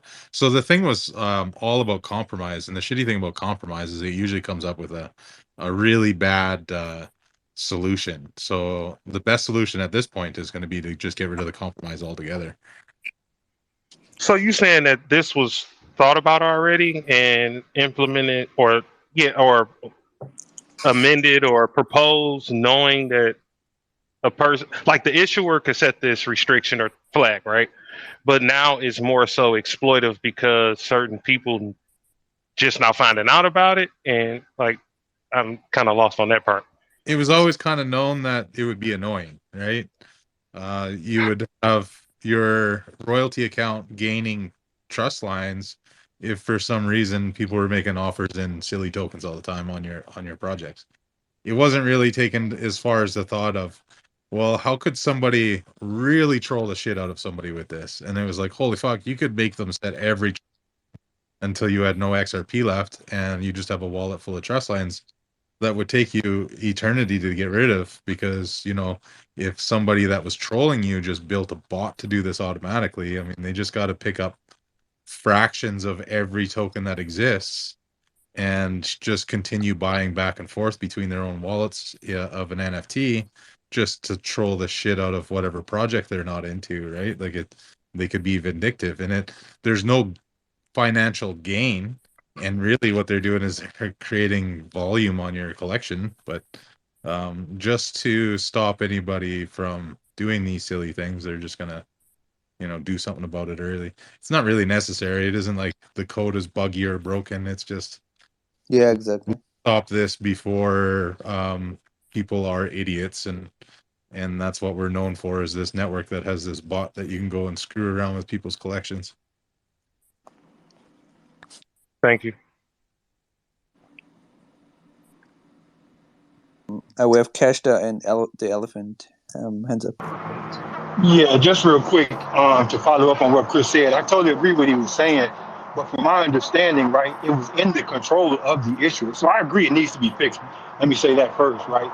But just for the layman's kind of description of this, it was always in the hands of the issuer. So the only way the issuer, to my understanding, would have had that, what essentially is a DDoS like scheme attack, would be is that they didn't or did flag their account like that when they created the issuance, right? So they could have avoided by just how they issued it by either flagging or not flagging that particular option, right? That, like, to me, that's my understanding.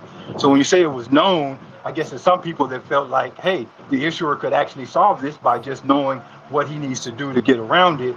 Some people felt like it just shouldn't exist at all. Is that correct? Yeah, and yeah, Damn.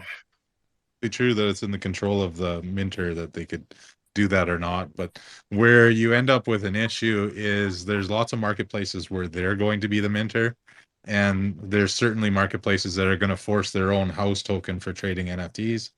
And in that instance, if you were to mint on there out of your control, other than choosing whether or not to mint there, so if they want you to, you have to be able to have your NFTs tradable in Solo or on XRP or whatever house token that this market wants. They're opening you up to that vulnerability that somebody could trust lines on your royalty account.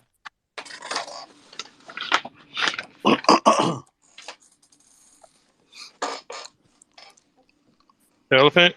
Yeah. I was gonna say, one flaw that I've always noticed is, well, let me just ask this: do you guys?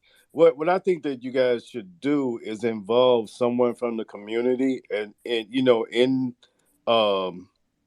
as a public relation type situation, involve someone from the community to be,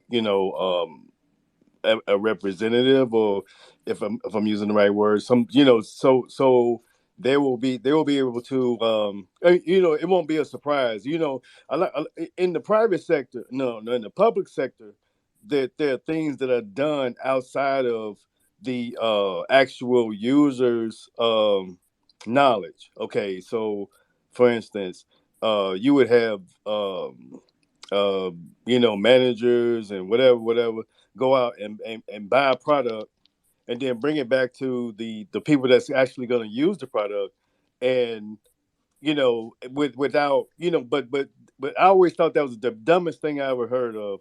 You go up, the managers and the department heads will go out and purchase something without the actual input from the people that's actually have to use it. I've seen that happen too many times, and I always thought that it would be, if you had a representative from the community, also on the inside, that would smooth over a whole lot of this stuff. That would smooth over the sentiment that's happening right now in the community. Because you would have somebody like a representative that would be coming out and say, well, this is what's going on right now. A liaison to um to the project, and letting the community know. I just think that It's a that, decentralized decision, right? And all the people who voted no, the validator operators, they have all come out with their own statements saying why they're changing their vote. So, like, if you look, Ripple is still voting yes on all of their validators. So, Ripple and Ripple X may not even be fully aware to give that kind of statement yet. But yeah, if you look, Rippleton's made a statement, XRPL Labs has made a statement, Cabot's been or Rabbit has been very vocal in the conversation about making this decision. GateHub and Coil look like they followed along. FTSO was in the conversation about this whole thing. So, who's the other one? Robert. So they were all discussing it very heavily today, just to confirm with each other that they all understand that this is a problem and get it and, on. and I understand that, but do they represent the community? You know what I'm saying? Do they represent the community? It's like if you have a parent teacher board, or I'm trying to go. Sorry, I'm trying to go to the. You want an average Joe to Right, represent the right, community. right. The average Joe that's representing the community also should, because that gives that's good marketing. That's kind of like, it kind of gives it offboards, offboards and onboards it takes a lot off of you guys too, because you guys are more technical in your responses. You're more uh and that's not a shot. You're more robotic. But then you have somebody that comes in. You have somebody that comes in that's going to be doing this, that, and the other, and there's layers to this. There's like, okay, so there's you got the answers, but then you have somebody that can convey the answers, somebody that speaks to the people, and whereas you if you read the room earlier, you would see that had there been someone that was like, hey guys, I'm the representative, I'm the union steward of blah blah blah, and this is what we got from them, blah blah. We got somebody coming in that's gonna give a little whatever. Somebody could have smoothed it over, that sort of thing. I hope you guys can follow what I'm trying to say. I don't know if that's. They're always kind of like 2 days late on everything. But yeah, I kind of get what you mean. Is just I don't know if you could have somebody where the validators would want them being their representative, kind of thing. Well, so there are different projects that want to onboard. Then you have a representative from that project that's also in-house, with that's in-house, that's kind of like on the inside, so to speak, that can kind of relay, give updates, blah blah blah, intermediate updates, that sort of thing. I would also look at maybe Weedwin for that, and he did put out a thread right away.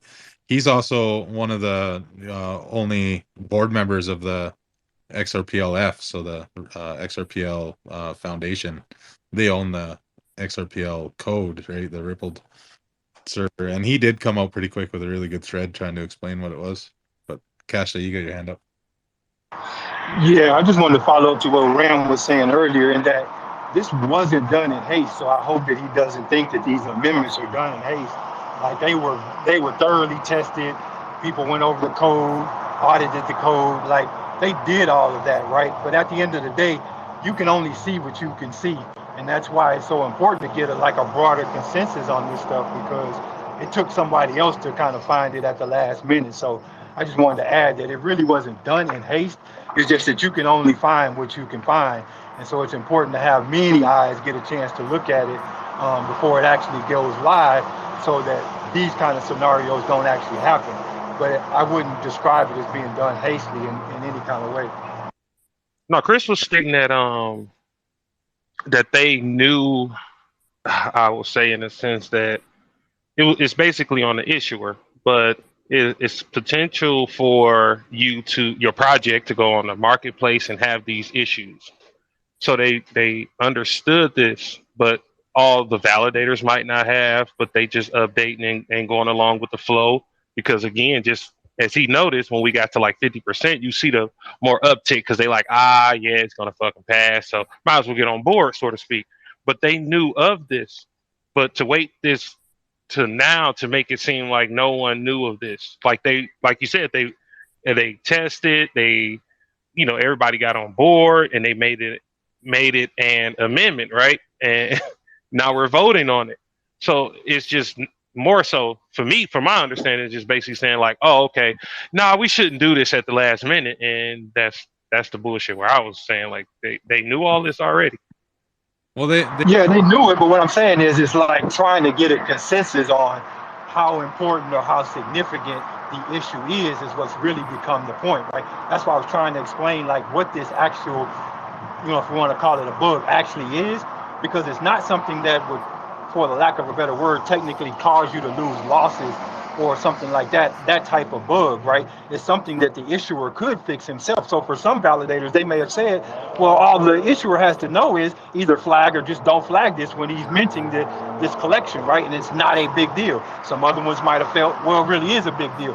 And forming that consensus is where we're always going to have the problem. I don't think it was like the issue that the way that you're describing it, if I'm making myself kind of clear here. No, you're absolutely right. This isn't it isn't a major flaw. I don't even think it is a flaw. And if it were a decision that I could make, I would keep it as is, and you would just tell people, you can allow your NFT to trade in anything, but people could be malicious about it. So if you don't have, 15,000 XRP to spare to cover this type of attack, then you might not want to set that setting. But if we actually get rid of this feature, I kind of like it better because it does open you up to being able to set 3 or 4 trust lines if they go that route, or get rid of it altogether, which I would prefer to see marketplaces not be allowed to come up with their own economy that they can manipulate. Just real quick though, see, like at the end of the day, what this really comes down to for me is like the validators are kind of tasked to protect the ledger itself, not any particular idea or project, right? Their main responsibility is just say, is the validator or is the ledger itself still safe, right? From their own perspective based on what they know, right? And so there may be a difference in opinion sometimes in that regard, right? When we're talking about amendments. But this kind of brings up the conversation you and I were having, on the Twitter side of comments, in that I do think that there's a place, and even if we're going to take this outside of just the NFT conversation, but I do think that there's a place in the future that if people have good ideas that they want to have built, right? I think the core ledger should stay very, very simplistic and do what it does best, payments, right? And if we want to have these other ideas, I think that they're probably going to be best suited on a side chain, because then you can get the flexibility, the elasticity, and everything that you need to probably make that project even better from a functionality standpoint that you wouldn't be able to add to the core ledger because it could then bog down the core ledger. So I still kind of stick to my opinion in that I think some of these issues would have been better solved if they have just been done on a side chain. But Casher, don't that speak to like if they're going to implement something they voted on, now they rolling it back? When did you test it? Like this. But that's what I'm saying. The roadmap has nothing to do with the lack of testing those. That's what I'm trying to get you to understand. It just comes down to a lack of consensus on whether this is an actual problem or not, right?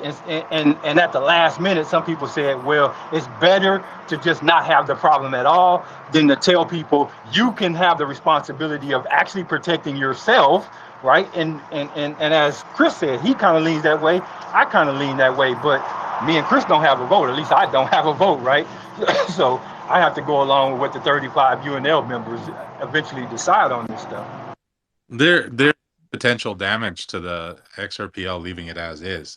Like, I'd like to leave it just because it would be funny, but if you were to leave it as it is and people started to actually take advantage of this stupid trolling ability, so say I wanted to do it to your project, you pissed me off or whatever, and I want to set. Hold on, before you go there, Chris. If you're going to do it to my project, you have to then ask, why would I not just not use the flag on my particular project and save myself from having the problem? Like, we have to go there first. Okay, so the reason why you wouldn't just go XRP for your NFT is because, say, a marketplace has offered you an opportunity, they're going to buy into your project. You come over to us, we have our own token. We're going to do all this marketing for you. You list on ours. We have this proven blah, blah, blah, blah, blah, blah, blah, right? They end up being the best marketplace where you're going to make the most money and they're going to help the shit out of you. There's value in that, and that's why those exist. So Definitely. them, right? And you're forced to put this flag on so that you can trade in whatever house token they're using. Or even say you made the mistake and you put this flag on. The issue is people are going to do it, and it doesn't matter that it might hurt that project. Let's put that aside. Let's just think straight ledger, right? So this vulnerability exists, and if we left it there and it started being taken advantage of, and somebody goes and makes a script to set 7,000 trust lines in your wallet and move tokens back and forth so that it that's the way that they would get auto set, is making the offers. Well, now you're making 15,000 transactions in trust sets between the two wallets that have to perform this back and forth. Actually, it would be more than that. What would it be? It'd be another one on top. So 20, just over 22,000 transactions to perform one troll, right? And if this gets out of hand where people are trolling like crazy, I mean, what happens if you got 1,000 troll scripts going in one day, all performing 22,000 transactions to go and eat up all the XRP in these projects' royalty wallets? That is an issue. If you open up a potential to troll somebody, somebody's going to do it. And if it goes out of hand, 22,000 transactions is way worse than minting a collection. So closing this up now is 100% worth shutting down the amendment vote, fixing it, and bringing it back 3 months later. No big deal. You avoided, and maybe it would never happen, right? Maybe it would happen once, but what happens if it does happen 1,000 times a day? It's way better to shut this down 48 hours before than to find out 48 hours later that this is something that people actually think is fucking hilarious, and they start causing all these transactions that have no value. Like, they're not even getting anything out of it, right? The XRP is not gone. It's just locked up in trust lines. Well, what a stupid thing to allow happen on the XRPL when we could have just shut it down, fix it, and put it back up. And then your sidechain argument, I'm just going to go over it one last time here. When you go off onto a sidechain, you lose the native asset, you lose all of the explorers, you lose the wallet, you lose the native support, you lose the community, you lose the exchanges, you lose everything that brought Liquidity. Yeah, that's a false assumption, because you don't have to lose any of that, right? And so you're just making a big leap that you have to lose all of that, and you absolutely don't. And that's kind of my point. You're making a big leap and an assumption that's not necessarily definitive. You're talking Guys, about a whole bunch of artists coming together and building their own network and supporting it and having their own devs that are going to bring out their own amendments yeah, in the that's not realistic. product. Like, I think it's very realistic, because a lot of the actual developers who are building NFT projects are running validators and nodes already. So it's not unrealistic that they could run that same validator on a separate chain. So I don't think that it's as unrealistic as It is just too few. It's just too few. It would be highly, highly centralized. This is what my issue was. Like, who is gonna choose? Hold on, Ben. When you say Who's gonna choose them? centralized, if you say centralized, let's assume there are 35. We're just going off the assumption. Let's just assume there are 35 different NFT projects out there, right? Then those 35 individual projects could run their own validators. That's not centralized by any means. They don't have even the capabilities of doing this. None of them really knows how to run a real network. Ask if you want, who is it? Daniel from Casino Coin, he was running his own network. He was basically running a sidechain, and you can ask him how pain in the ass this is. This is not as easy as people think. You just run some nodes and validators, and that's it. Not, It's definitely I, not I that. agree it's not. I agree it's not easy, but let's just be real. Essentially, what Weesty is doing now with his DevNet is a side chain, right? So again, it's not impossible, and he's doing it all under XRP Labs individually. So it wouldn't be that far of a leap to say you could just add additional validators to some competent developer who's lead on this, right? Like I think we're just going too far with these assumptions. Just to, we can continue in a minute, but Jet Digital was having his hands up for a while. Hey, Cash, yeah, you need to mute your mic. It's so fucking loud. But there's not a single NFT project that is running a validator on their own. Yeah. Like who's going to run the validators in full history? No, they're not. I have an NFT project. I'm just going to go to another fucking chain because why would I want to deal with all that headache? That is completely. Guys, Jet Digital, go ahead, man. Oh, I guess I'm just trying to understand the root of the problem. Are we talking about like kind of like a DDoS attack on the XRPL? And if so, it's like, does anybody? This is bot driven. If I'm understanding, okay. What happens is if you can make an offer on an NFT in any, and this is only if you turn the flag on, but you can make an offer in any token you want. And what happens is when the royalty goes to that project, it'll automatically set that trust line. So if you wanted to, you could end up sending them every, what is there, 7,400 tokens. Plus, you can sit there and create more too, right? So as an average Joe, me, right? Like, if I don't know to turn that thing off, I'm gonna get hosed. Yeah, exactly. Point, right. 100%. So if we're talking about bringing mass adoption onto a network, right? You can't have those kind of things happen to anyone, especially if you got, let's say, a blue collar person that's turned semi white collar and is now light blue maybe collar, and it doesn't really truly understand everything, right? Understands a little bit of IT, but doesn't really have much of an IT background. Like, I'm not into coding, I'm not into programming. I understand it a little bit, but for me, for the community in my opinion, for the community and the developers of this technology to just fork over the problem onto the end user is unfair, right?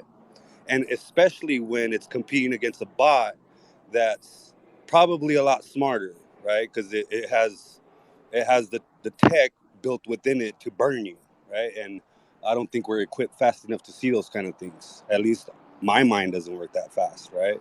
So I guess my opinion would be fix it, because it's burning some. At the end of the day, it's gonna burn somebody, and that's what we don't want on our network, right? That happens on other people's networks all the time. But if you're starting to say that XRPL is the standard and it's burning people, whether it's a bot or not, is just, for me as an average Joe person, daily life, I wouldn't vote for that shit. Yeah, I mean, it saves a lot of issues down the road. Like there is many possibilities. Like we mentioned some attack vectors. Chris mentioned some attack vectors, but to be honest, people are so creative. Like you could come up with all sort of shit. This is the thing. I mean, who would have thought that we would have IOUs representing whitelist spots? Tokenizing whitelist spot for NFTs. Like people are creative, and especially like trolls. Like so we don't want to open up that box. Which from my perspective, that would the sidechain idea sounds appealing to me, regardless of how long it takes to develop, right? Because right now we're talking about a small pool of developers, but you're talking about maybe a year, 2 years from now, when the next gen or the next youngsters who are paying attention to the world, right, and understand that IoT, IOV is going to be the future, that we might have that bandwidth, that bandwidth of developers to go in there and do the side chaining for the XRPL. But right now we're thinking small because obviously there's a small pool of developers trying to get this up and running or trying to validate what's accurate and what's not, right? So I guess in my opinion, if I was a validator, I would have voted no just because on the small fact that it's going to burn the average Joe person. And see, I really like what you said, because you said a small developer community and all that, and this goes with what my stand is. Like, I'm not against sidechains at all. I always say I'm not a fan of it because of right now, right? So we are just very, very small. We actually try to keep everything together, and there is not much funding. Like, most money, we have to say, like, this is coming from Ripple, right? In form of grants or whatever. We don't have many companies at the size of Ripple operating on the XRPL, right? This is just a fact. If we would have a more diverse landscape, right, and way more people, and just a stronger community, I would say, from all sides, not only developers, but also infrastructure for providers and all that, then we would have a different conversation. But right now, if I just look at what we have right now, and somebody would tell me, okay, let's do the sidechain, whatever, I say no. Like how, who to talk to, really, like it's just Right. It's and it's, because the support group is small, yeah, right? exactly. It's very And small, and I agree with the sidechain. The hook sidechain. It's essentially a testnet. It's essentially a sidechain, but you can screw that up. You can bring it down, up, whatever. You do not lose any value as soon as you have like a sidechain, which is interacting with the main chain, and there's real web value, and people real bringing money left and right and whatnot, right? Then you got to be more careful as well, right? Because you're dealing with real stuff. So, I mean, this is where I'm in between. I'm not against it at all, and I'm not against it, entirely, but just for the reason I gave. But Sinosure, go ahead.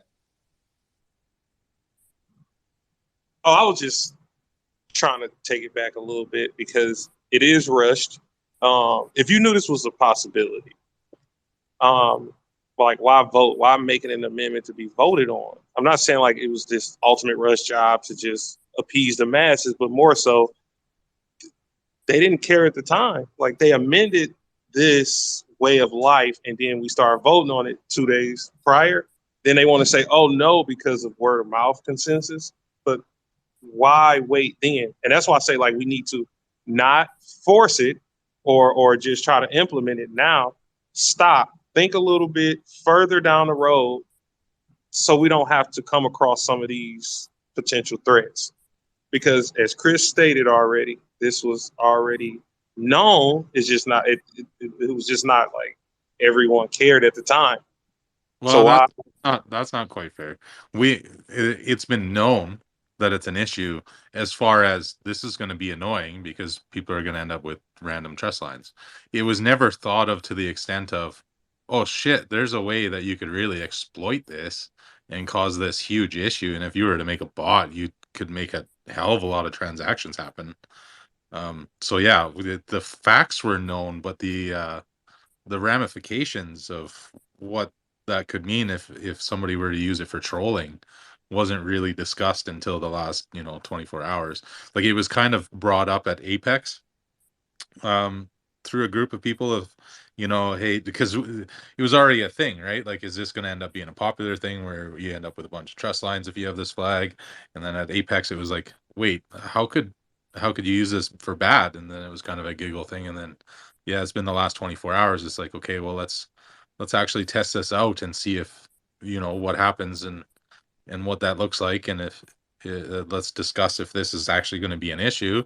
And then the group of validators that were available kind of discussed it and decided that, hey, this is, and this is with Nick, right, the creator. Yeah. What's better? Is it better to stop and fix, or is it better to just allow this to go through? And it was, if you do a risk reward analysis, this is not worth the risk at all. Getting people their NFTs 3 months early gets you nothing, right? There's no gain to that. So what if the projects drop a little bit in price? There's no actual gain. And the downside to it, if this ends up being a huge issue, like what if there's more than just this one hypothetical issue that could be like, what if you keep going down experimentation of how you can use this for bad? And we only have 48 hours, so it's kind of you need to pull the plug now. Yeah, exactly. Right? Like, I mean, see, if you this is basically like, even if it wouldn't be like a big deal, so to speak, you would still have to just pull the plug, because you have to first make sure, hey, let's buy us some time, right? Because we didn't have, like, it's less than two days, man. And to also add on what Chris said, the thing is, they knew about it in the sense that, hey, let's look at it, and when you do just a basic mathematical analysis on it, you see, hey, okay, the attack is very expensive because you create trust lines and all that, and what do you gain? It's like, you come out with a net, zero or whatever, right? It's just you have to buy all those whatever tokens back and all that, and so it's not very efficient. But I think the concept of trolling is very, it's not apparent for many maybe developers to understand, and I pretty much highlighted that trolling is, especially in our community, like, it's a big thing, right? I mean, we deal with people. It's an art. Yeah, I mean, for exactly. So most yeah, I mean, most DDoS attacks are trolling. There's usually exactly, financial gain. When you look at the sites that they take down, they're not taking down Amazon where there'd be a financial gain. They're taking down sites like, FBI, or, sites that don't really have economies, but you get the bragging rights that, haha, look at what, there's a big cock on the FBI site. They're never going to catch me. Like, it's usually about, how funny would this be, or how much would this annoy them, or, that'll teach them. It's not really about financial gain. It's about being a shithead. And we all love being a shitheads in our own way. exactly. If there's people that are half-assed developers out there, there's, this exploit that's here. Let's just fix it. And not to get in the name calling or whatever, but it's more so people, the validators reacting to something instead of being proactive. If y'all knew the probabilities, whether you want to add math or the emotional factors of stupid people psychology, you knew this could be coming out. So to make an amendment, knowing that this could be a possibility, what is next? What else did they talk about past, in prior conversation that could be a potential exploit or a troll or something that might not work in favor of? Again, it's seeming more so not like a bad Russian, because of course we need to remove this, but y'all making it seem like this was not known. No, it was known. It was just everyone wanted to get this amendment out and tout off about the ledger, and then 48 hours before, because this could have been addressed prior. If it took Apex, then fucking let's do Apex every day until we figure out, should we implement an amendment to be voted on the ledger. And it's not about like the project in general, because like I'm hodling long term, but more so these guys seem, we talked off about trolling, and we know the XRP community is one of the most competent and best of the best, right? But to implement something and then remove it kind of sullies the image of the whole ledger and validators. You voted on something knowing that the potential is there. They didn't think it was going to be this once everybody get our consensus about it. That's where I'm stating as far as who wrote all of this up to be amended and voted on. Those are the ones who's at fault here, not just trying to point fingers, but more so, are we ready to implement something on the ledger that can be devastating in that manner? Just like when we talk about a person coming along and not respecting the transactions, the volume, and breaking the ledger. You don't think somebody is out there willing to do that shit and say, to fuck over the ledger? So if that is an issue, however it can be fixed, why implement something that can be like that? That's why I'm like, Costa comes with it, but I dig all of this. I'm just more so not seeing, like, and like I said, that's not to try to make a fight about any of that, but just more so like 48 hours prior, like to implementation, now all of a sudden the consensus is this, and now we got to roll back. Who's to say like they gonna feel comfortable rolling forward with the next one? So I think we should just take our time and not just try to focus on the next 3 months, so to speak, but more so more testing, because that's what this will boil down. Yeah. Now, if, yeah, More validators too, right? Well, exactly. unfairly putting validators in with developers, because for the amount of validators that exist right now that are C plus developers is probably next to zero. Most of the validators Yeah. are developers at all, and then C plus developer. I mean, that's a pretty advanced developer.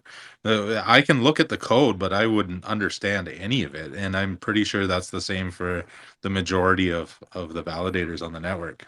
All we can So go that up on goes back to okay, my bad. test, and then that it's made good, right? This is code that was made by Nick, who's Ripple, and his code is good. And this is not a bug that could have been found. It's completely social engineering, right? It's you needed somebody to actually have a goofy conversation at Apex and say, hey, this feature's kind of stupid, because if I wanted to be an idiot, here's how I could be annoying with it. And that's not a conversation you really have while you're sitting in a terminal testing out a piece of software. And that's where Elephant came in and was stating that we should have some form of, I know it's decentralized, whatever, people don't want to know about, whatever, keep their anonymity or privacy or whatever doing the validator. But that's why they need someone on that level to meet up and with this level, and then they understand, because trolling, I can go back quite a few years with, different people, trolling each other, potentially a decade, but at least Twitter, I'm going back looking at different accounts and whatever, and they trolling each other back and forth. Trolling is nothing new. Fucking with people is nothing new. Attacking the blockchain is nothing new. To implement something in this manner it's honestly, it was rushed.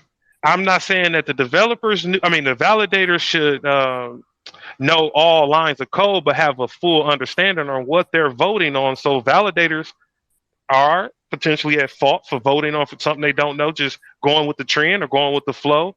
If it started off with the guy who wrote the code at 2O Labs or whoever's out there, they know of these things.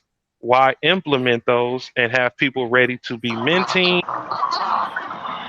This is what I'm trying to get you to understand, though. There can be a difference of opinion about the issue itself. That's all I'm trying to say. Like, I agree with what Chris is saying. Like, it needs to be stopped and fixed. But at the end of the day, when you're in a decentralized network, there can be difference of opinion about the issue itself. So let's just say, for example, Ripple hasn't changed their votes yet. Let's just assume that they look at the issue and say, for us, it's not a big issue, because the only potential person that could be harmed in this scenario is a mentor who doesn't flag or does flag that particular option.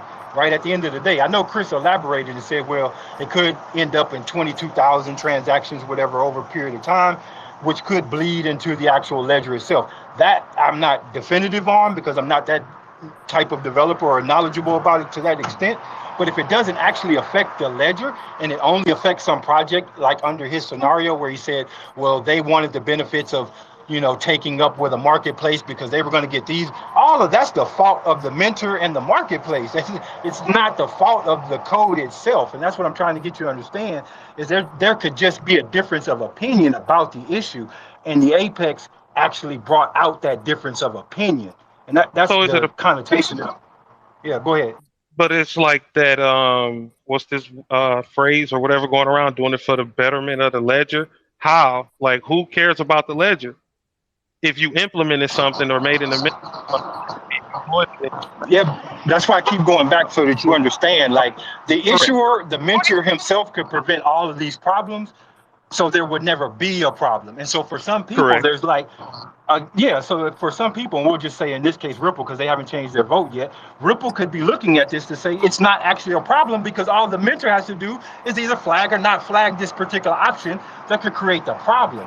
So it just becomes a consensus issue about who feels it's a problem and who feels it's not a problem. And that's why we have a decentralized ledger, because eventually they all have to come to a consensus on this, or we don't go anywhere. And that's just the issue of the ledger. That's just the way it works. And what I was saying is that, and I'm gonna break this down as to the lowest terms. If you had a member of the Crips or the Bloods in that being as far as being part of the liaison, this conversation would not even be happening right now. Because Say it again, Elephant. Say that shit again. No, I think it would because there's always going to be differences of opinions on no, the no, issue, no, right? no. Like, Yeah, I understand what you're saying, but you have to have if you got somebody in your neighborhood that's you got to have a parent teachers conference type of deal. If you understand where I'm coming from, it's not that they know everything about how this works and how that works, but they're part of the not so much the decision making process, but they're you got a representative in the room. Mr. Yeah, Smith like is going to Washington. what if the Bloods and Crips already knew the problem, right? And it's just a small problem that the Bloods and Crips acknowledged to They're show not the in the world room. how The they can Bloods and Crips solve ain't it. in the room. The Bloods and Crips ain't in the room. That's what I'm saying. And then they come together to solve it. So it was really just the coders already knew that it would be a topic of discussion 48 hours prior to the launch in order to show the world how a decentralized community comes together and solves the problem or not. Oh, the Oh the no, the that's not what happened. As a validator with them, like the voting validators, that was not a discussion unless they had it in some kind of super secret layer somewhere. This wasn't a collusion to fuck everybody at 48 That hours. that was my conspiracy troll, man. I was just kidding. yeah, and I get what you're that saying, conspiracy Elephant. But fact. what I'm trying to say is like I don't think that there's a scenario with any of these issues where you're going to get a magic pill that's going to like form one opinion on any issue, right? There's always going to be a diverse group of opinions, no matter what kind of like scheme that you cook up. There's going to be different opinions about it. Like I don't think we ever get away from that. I'm just saying to speak to the people. There's different languages that you speak that we all speak to as individuals to different people, to different sects, to different groups, and that's the only thing I'm saying. That okay, so if I'm in the room with the devs, I understand their language, but I also speak the language of the people. I go back to they say, hey, we found this, blah blah blah. It's gonna be a delay, blah blah. I come back and convey that to my people. We ain't even having this meeting. We have the next meeting that we having, this conversation that we having right now is how are we gonna what are we gonna do, and how are we preparing for when the actual rollout does happen. Because we know that uh there has been a hiccup, and the hiccup been explained in layman's terms that everybody can understand, because because I'm speaking your language and blah blah blah. And then the only thing this conversation is going to be, how are we preparing for when this going to happen and what's going to happen, that sort of thing.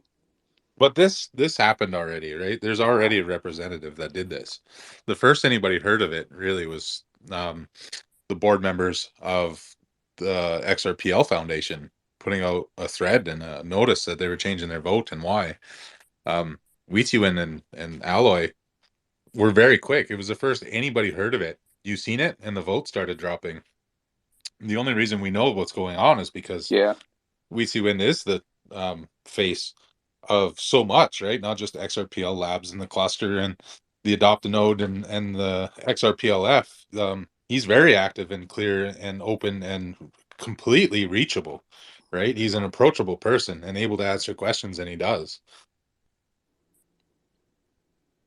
So, Yeah. Chris, what's next? You again, you made something, you amended something, and now we got to go and go back and and fix the amendment, like amend the amendment, right? So it's not ready. It's flawed. It's even if you want to say the consensus is met and we don't approve, why implement?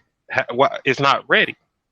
So that's why I was It's not saying like ready. we Yeah. need to just scale back and just make sure we cover, for the most part, the smart and the dumb shit that when it mix, we can Is get exploited by what's next. there's So ready. There's one feature that we just need to turn off because we found a way to exploit it. That's all they need to do is to go turn it off or change it so that you have to have the trust line. But we need to shut that auto trust set off. That's all. We're not going to change the entire code. We're not going to change the entire amendment. They're just going to go in there, make the one change, throw it up on the testnet, and make sure it didn't break anything. And if it proves on the testnet, we'll throw it up on a new rippled version onto the mainnet. Everybody will vote on it. We'll do our 2 weeks and we'll be in business. All the testing we've done so far is still good testing. We just need to make sure that when we remove that one feature, that we go test it again, make sure that didn't affect anything else, test it with other types of hardware, make sure it didn't affect any of them, throw it back up on the mainnet and vote again. Everybody's sentiment is still the same, that they, because there's this, so to be one of the voting validators, you have to have the interest of, I want forward progress on the XRPL, so meaning passing amendments, but not at the expense of the XRPL. So removing your votes from the amendments, right? So everything that's happening right now is happening perfectly. There was a bug found, everybody discussed it, came to a conclusion, and took their votes down, alerted the public. They're going to fix the problem, test it, and put it back up. This is exactly what we should expect, and this is exactly what we're doing. So what Right, would be a scenario that, oh, go ahead. Oh, give me a scenario where you remove this potential bug or this issue and that it causes other issues. Like what will happen if all your testing is accurate, up to date? If it's only just a, what's the flag you state? That part. How would that affect, I mean, what would that affect if you just turn that off? Like, what is these issues? So if there was something that you removed that had a dependency on something else and it was expecting it to be there kind of thing. So say you set this flag on your NFT and then it knows that you can transact and all these things. If there's somewhere in the code later on that kind of calls back on that or expects to have a yes or a no in that flag, but you never caught that part, that's where you'd want to do the testing. When you do the testing, you find little bizarre spots and you look at log errors and be like, oh, there's something not related to that flag that is expecting a message from that flag. So now we got to fix that. So they would quickly do that fix, throw it back up on the test net, see that that's fixed, do more testing, see if it interferes with any other parts of the system. Because it's not just like a little piece. I'm going to delete line, 1000 to 1500 is all of that flag. We're going to remove that code and, bing, bam, boom, we're up and we're running. There might be other dependencies that required something in that code or is expecting a message from something in that code. So Chris, you see where you kind of validate my point. See, if take for example, if Sinosure was in the room with you guys, a lot of these questions wouldn't even be asked. He would be the spokesman for the people in the room. If there would already be everything that you saying, he would, do you follow what I'm saying? He would be the public relations guy. Well, we have lots of that already. I mean, me being here is one of them. I'm a validator and I'm here open to the public to have discussion. Vet's one. We have Rippleton in here very often, who's way more knowledgeable than all of us put together, who helps educate and explain. I learn from him every time I have an interaction with him. And let me say this, and I love you, brother, but you're not a Crip and you ain't no blood. If you know what. Why do we do talk about gangs here? You got to speak the people language. In other words, where are you going is Thank you. This is yeah. Go ahead, Elephant. If we're talking, okay, so that's probably true. I would be curious to know, because I've made this joke before. I don't know of any female validators. I also don't know if there's any validators of color. So I don't know if there's anybody in that area where you could relate to in that way. If that's what you're really getting at, is a Crips and Bloods kind of thing. It's probably just a bunch of us, nerdy white or Chris, German you're breaking or up. German. Sorry, is that better? And it's not so much. It's not so. Chris, Latin King here. Can you Latin King here. reallocate? Can I ask something real quick? How Yo, much small code is that? How much small now that code are you talking about? Now that it's reset, the time. Hello. So now that the timer's reset, my bad. Now that the timer's reset, is there a meeting, a planned meeting to get rid of this little bug or whatever, to take the flag off? Well, luckily, this is an amendment by Nick Bugalis, right? So I'm sure he'll be getting pressure from Ripple to work on it right away. All right, Hey, sweet, hey, sweet. Chris, has anyone explained like what a flag is? Because maybe not everybody knows what a flag is. Yeah, so you're just turning it, right? So simple as that on the user's end. You're either saying yes, I'll allow this, or I won't, and then it's kind of it's stuck in that position. So yeah, we need to get rid of that flag altogether, but it's going to be several lines of code and like I said, lots of testing and making sure that it doesn't have any kind of dependencies that it needs there. If it does need to be there, then we need to, I don't know anything about C+. That's why I'm saying it's I don't have those kind of answers, but I just know that it's still going to be something that we need to test, even though it might be as simple removing the flag or removing exactly the auto trust set. But we still need to test, even if it's as simple as removing it. We got to test it. I find it quite interesting if I do. Now we'll test. Like I think it just got more eyes. I feel like even from inside the dev community to just like look at more onto it, because it seems, or you don't want this to become the ugly child or whatever. I don't know, but just to pay more attention to testing and all that, and be quicker. And when you vote for it, it's I mean, honestly, it's not that bad to remove the vote for yes or anything. If it just prevents you from worse, which in this case is definitely true. The for us at On-Chain Wales, we were actually quite looking forward to this auto trust set system. How it's we can receive royalties from any token, and it'll just come into our wallet without missing out on any royalties. We'll just allow pathfinding to do that and take the payment in XRP. Karma, do you hear me? Yeah. Okay, good. I was just thinking out loud. Is my microphone live? Thing, right? Yeah, whoever asked that, yeah. Okay, yeah, no, yeah. So I was just sorry, I wasn't sure if I was cut off. The thing is, it needs to be enabled. I think then. Vet. On-Chain Wales is talking, and you keep stepping over. Thanks, Too Cold.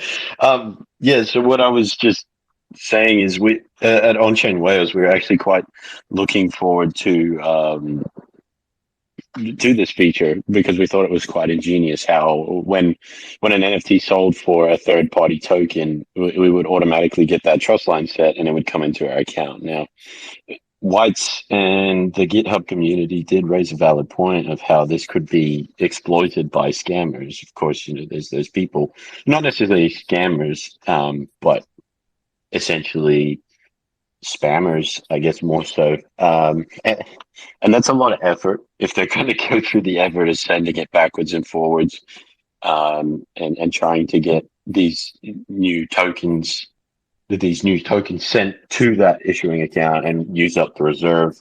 One, it achieves nothing, and two, it's too much work for essentially what they get out of it. So yes, there's a good side and there's a bad side, and I would be a little bit disappointed if they were to remove this feature altogether, considering it's pretty handy. But I was talking with Josh, my lead developer, and essentially it's pretty straightforward to just create a piece of code that scans your issuing account and make sure there's none of this going on. And if it identifies any of these issues, essentially could just send the token back to the issuing account if it's black holed or not.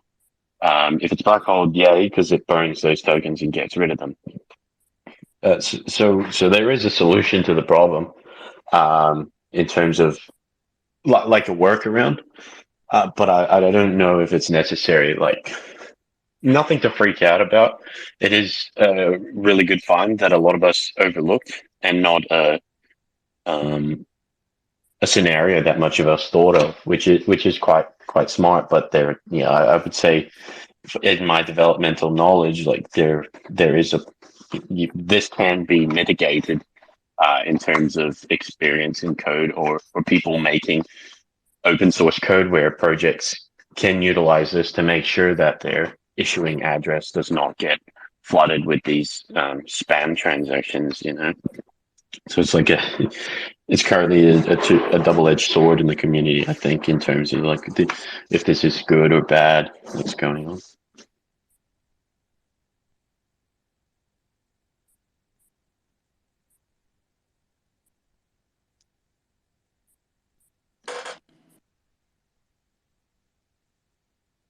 Hey, one other Where's thing. crypto red eye? One other thing, Chris, I wanted to say is that I don't know how many threads I've seen where, people, someone makes a statement, someone puts out some type of legal ease, and then you got a whole thread of people saying, "Speak to me like I'm sick. Speak to me like I'm an idiot. Speak to me like I've never heard this for the first time." So that's what that's the case I was making with the Crips and the Blood. It's just people speaking different languages. People understand the different. People understand from where from their from certain positions and stuff like that. It wasn't. It's not so much. A situation or discrimination or whatever type of thing. It's just people understand from their own perspective. They don't. It's subjective to or relevant to their own world, so to speak.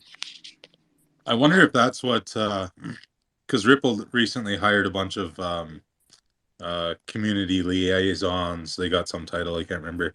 I wonder if that's what they're for, if they should be out here actually regurgitating this info to everybody. I don't know if Vet knows what I'm talking about. I I think know what you're talking about, but I think they're more for the developer relation or something. So they're more to speak to the dev community and not to Yeah, the developer yeah, relations is a job that they've got. and not to the like non-dev people. It's stupid, I know, but it's basically if you're not a dev, we don't care about you or something. I don't know, like we don't owe you. but they're not. Whatever. I don't get their position, because if they're not devs in there, they're Yeah. for what are they there for? They're there for the devs, basically. But they're not devs. I don't understand what Yeah, they're not devs, we but have for them. they come from a dev background, as far as I like the people I know or talk to. They are not full stack developers, but they are like analytics people and all that. Cheerleaders. So Did you say cheerleader? Yeah, cheerleaders. No, I don't know about that. In some sense, I feel like it's in some regard, it's people like me, although I kind of consider myself more on the innovative side. It's just financial innovation. Because if you're going to take this technology and apply it to finance, you got to know something about finance and financial markets. I mean, I don't know how else you would apply it. It seems like a fool's errand. But not everybody in this space is a dev. Exactly. So yeah. I mean, I'm not. It's not that I've built a few software companies. I've worked with developers. Like I have a CTO. It's not, but I'm not the guy to write the code. It's just not that would be it would slow progress down. So it would be stupid. It would be I mean, stupid. all these Twitter space hosts and people who show up, they kind of took the job of being community managers or whatever, like what is it, liaison or whatever. Yeah, In a sense. I mean, yeah, in a sense.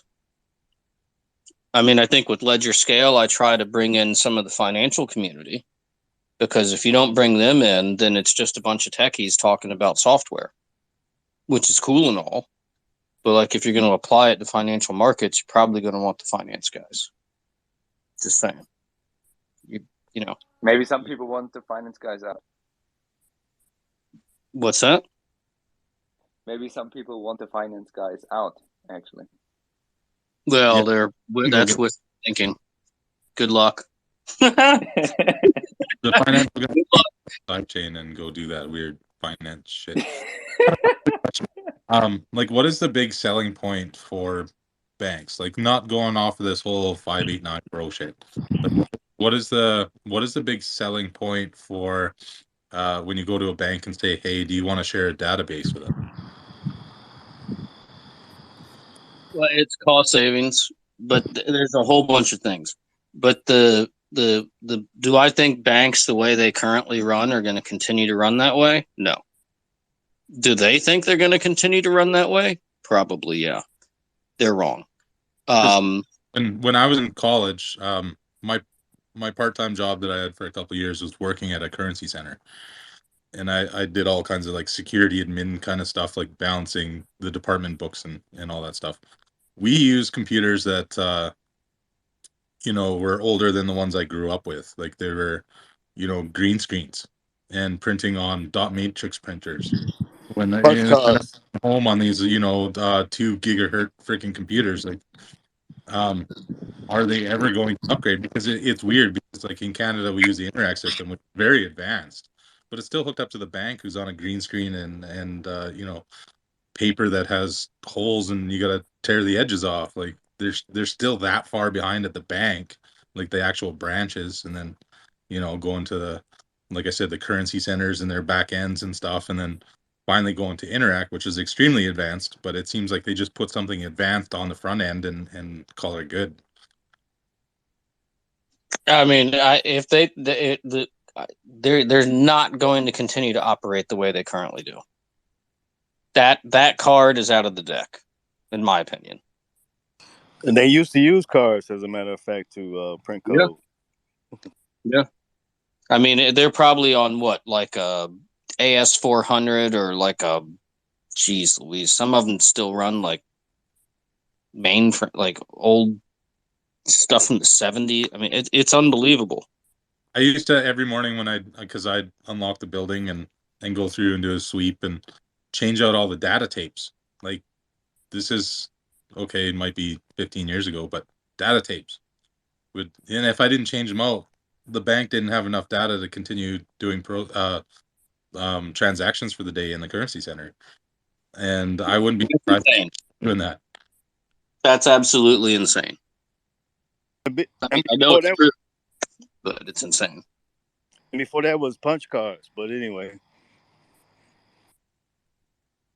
Well, see, I think that these new tools are going to enable new business models and stuff like this. Are the same core functions that people need accomplished are going to be accomplished. How they're accomplished, and I think there's room for change there. That's kind of where I keep my eye looking, because you can gain some competitive advantage if you can do something in a different way. Same core functions are always going to be done, though. But at the core of the whole foundation is adoption, and the only way you're going to establish or make create adoption is you connect the dots.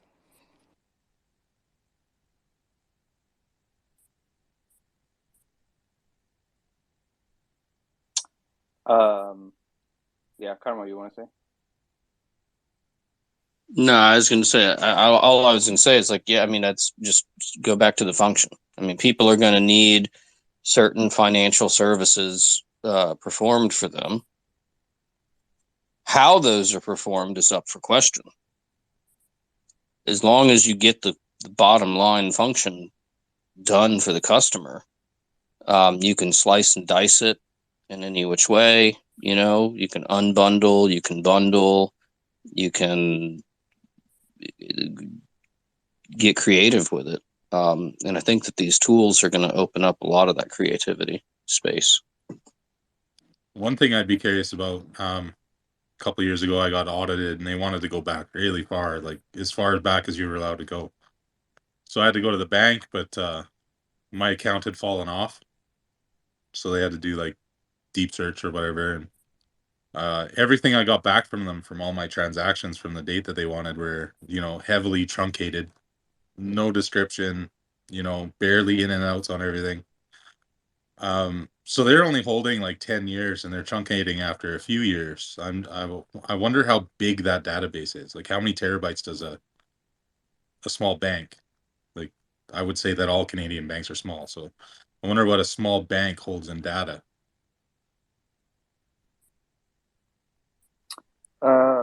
Got to be way more than us, right? Like than the XRPL. It's got to be many times more.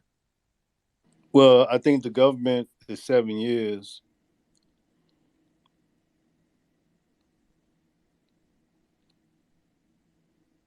Yeah, I meant like how much hard drive space, like how much are they storing?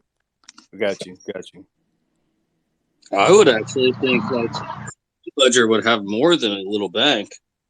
I mean, what's a bank got? A couple of thousand, couple of 10,000 customers?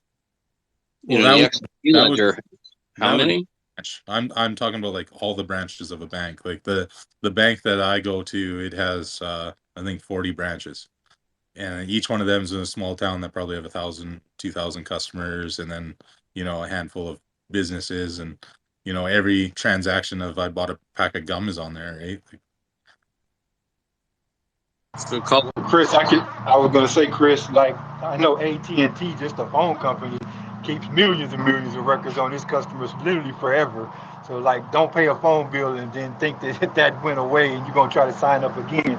They'll know even if it was 20 years ago, if you had an account and you didn't pay it. So somebody's storing a whole lot of data somewhere. Exactly. I ran into that issue once, actually. An account that was like 20 years old from when I was like 18 and kind of just skipped town and left everything. Ended up back in that area and went to set up a bill. They're like, yeah, you still owe us $100 from that back then. Rippleton, do you have what a day, right? What's the newest talk coming directly from the locker room? Blood or a crip? No Kia blood. ora, kia ora. Party poopers. Yeah. Look, yeah. So whilst the vulnerability has been exposed today, it's actually been discussed over the last couple of days. So it was highlighted a couple of days ago as to the fact that it is a vulnerability and exploitable. And like all things, if nobody knows about it, then it's unlikely to be exploited. But once somebody finds out about it and starts talking about it, then it becomes a problem, because the wider the information base gets, the more people that know about it and the more people start fiddling with it.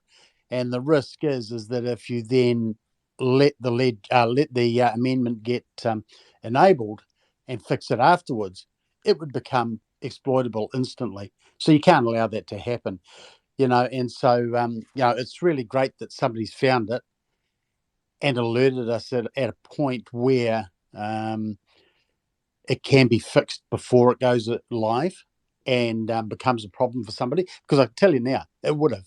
It was like the partial payments thing, Once it was found out that it was exploitable, it was exploited, and then the issue was to get it fixed as quickly as possible. But this gives us an opportunity to fix it before it becomes a problem. And it's a problem not for the ledger; it's a problem for the issuers, and and one of the biggest risks is that if you wanted to apply that exploit to an opposition's marketplace, you could screw them, and that's why it's really important to get it fixed. I was saying too that if you were to take this troll to the extreme and just do one account, and say you wanted to set every trust line good, so if you're looking at 5,000 tokens that you could possibly get tokens for, and you had a script do this, because obviously you're not going to do it manually, You're looking at tens of thousands of transactions just to troll one wallet, and that's not good for the ledger. So it just takes one person to want to do this troll and then pass the script around, and now all of a sudden we've got many people doing tens of thousands of Exactly. transactions just for Yeah, this. yeah, and that's exactly, and that's what happened with the trust lines.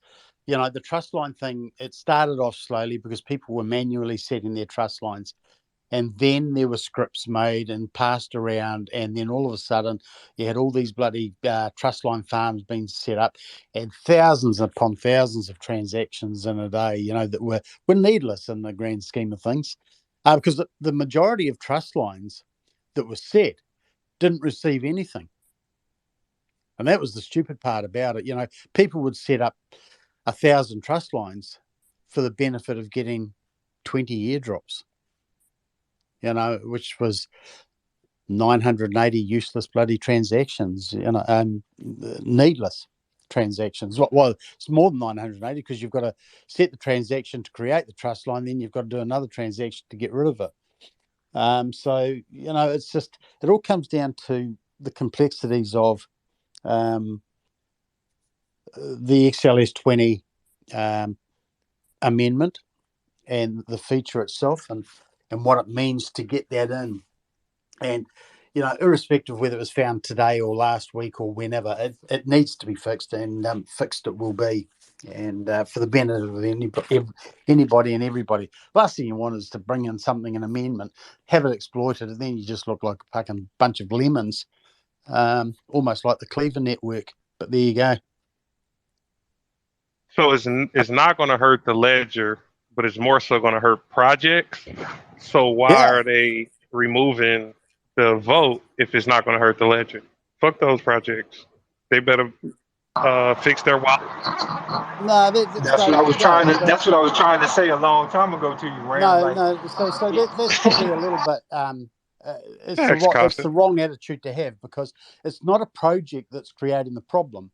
It's the XRP, the coding behind the amendment, that has created the issue.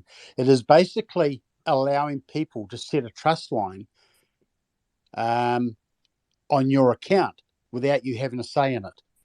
And that's wrong, because that's not what trust lines are about. Trust lines are about you trusting somebody. Nobody should ever have the ability to set a trust line on your account against you. And that's the problem with it. So that's why So it needs to be ripple it. fixed. What is rippling? You know, the rippling thing that Yeah, I they know what have a in the rippling is. wallet. Yeah. Oh, No, hold on. is it? Is it setting trust line from my account, let's say me trusting you, or is it setting a trust line with you trusting me? No, it's the other way around. So the implicit way we use trust lines on the XRP Ledger is that I set a trust line to you, right? And you cannot send something to me unless I trust you. Right. Whereas with the way this worked is completely opposite. I will send you something and you have to trust me. Okay. Which but is, that's you know, only in the case that the issuer either flagged or didn't flag that when he yeah, but did the it's issuing, irrelevant. right? It's irrelevant whether they had that It's not flag set or irrelevant not. though. I don't No, technically well, see it as no, being it is. irrelevant though. I mean, No, that's your when you opinion. come, That's your opinion.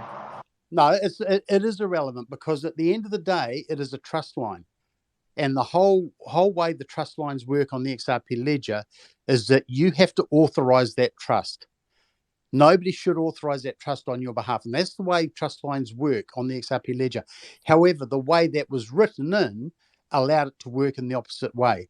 So it is a problem with the coding, and you know, at no point should you ever have to be forced into taking ownership of trust that you don't have any say in. And I'm agreeing with you, Rippleton, but what I'm saying is that if I'm the issuer and you're saying the premise is I should never be forced to accept a trust line, then it's simply my responsibility to either unflag or flag the account so that I'm never forced. It still goes back to that. And that's what I'm saying. Like, I'm agreeing it needs to be fixed, No. but ultimately the issuer has that control that if he doesn't want to be compelled, then he can make that decision where he doesn't have to be. Yeah, but that's The difference is, if you're the issuer and I want to hold your NFT from my wallet, I have to trust your wallet. What this thing And is that's not doing? my understanding of the issue, though. That's what I'm saying. Like, my understanding of the issue is saying that the issuer can make a choice where he can either accept those trust lines or not. If he does then do that when he issues it by this flag that they're talking about, then he opens himself up to that. If he chooses not to, then he's protected from the whole exploitation from the get-go. So it goes back to the issuer having the control to protect himself from this issue or not. No, Hold so on. if you go back a step, I can trust you, and then you can send me your NFT. What this thing is doing is it's saying, hey, Kashta can make Karma trust Kashta. Right? That doesn't mean Karma trusted Kashta. That means Kashta made Karma trust Kashta. It's not about trusting the NFT though. It's about trusting the token that they made the offer in and giving you your royalty. So if I go and buy your NFT that you created, right, and then I go around and sell it, but I sell it for CSC and you get a royalty out of it and you don't have the CSC trust line, it's going to create it for you on the way of the delivery of the royalty that you're owed. So if you have that flag on every time the NFT sells and you get your royalty, it's just going to be making trust lines for whatever token that it got exchanged in that time. Well, I say it should just use XRP as a bridge currency and forget the trust line stuff. well, And what I'm they, saying just don't flag it. And I'm saying just don't flag it, right? Like, at the end of the day, don't flag it. So the answer is not just not to have the just don't flag it. There shouldn't be a flag there at all to be made. There's absolutely zero need for that flag. So you said it's a bug in the code? Ripple in Yeah. New Zealand? Ultimately, it's a bug in the code, because when people, when the amendment was put out, all these things, get written in on the basis of the way in which they transact in writing that code and what have you, to understand how everything works together. But occasionally there will things occur, like anything. You don't know until you try it how something's going to be applied and the impact that will have. And that's why we've stressed this time and time and time again. Test, because that test, the dev network has ultimately not been used to the extent that it should have been to test out this NFT amendment to understand the full implications, because this should have been picked up a lot sooner by some of the big players in the game. And like Sologenic, for example, they should have understood that fully. They're a big marketplace. All these other big marketplaces, they should have known the impact of all that happening. And and it's not necessarily a reflection of them or the people that wrote the code. It's just understanding the implications of everything. All right. So you need to you need to understand the whole thing. You can't just take snippets that apply to you in this particular instance and test that bit. You need to test the functionality of the whole thing. You need to go through it step by step by step by step, because one day you may need to use something that doesn't work. And I was saying earlier that I don't believe it's a bug. It's a feature, and this feature, although well intent, is just not something that should be on the XRPL. It could have worked as intended, but because there was a vulnerability that this could be exploited in a way, we need to remove it. Yeah, or So how change much it so that it can't be exploited. how much testing is going to need to be done after this feature is removed? Sorry, there's a couple of talking there. I was trying to sync with him, but he kind of like overlapped. But go ahead. I was curious on how much rigorous testing needs to be done after this simple feature is removed. Shouldn't need to be too much testing, right? Oh no, so it will be tested as to the ability to not exploit it. And but as Witsy has been saying, we need to. It highlights the need to understand fully everything about this amendment and all amendments for that matter. We need to test these things out fully. And even now, at the last minute, we stop the vote because of a vulnerability that needs to be fixed. It's also a really, really great opportunity for people to get in there and test like fuck that amendment out and everything and understand it fully and find any bugs, because we don't want to get down the path in another 2 weeks' time and waiting for XLS 20 to go live and somebody come up and say, oh shit, I've just done this and I found a bug. These things, this has been going on for months and months and months, the testing phase, and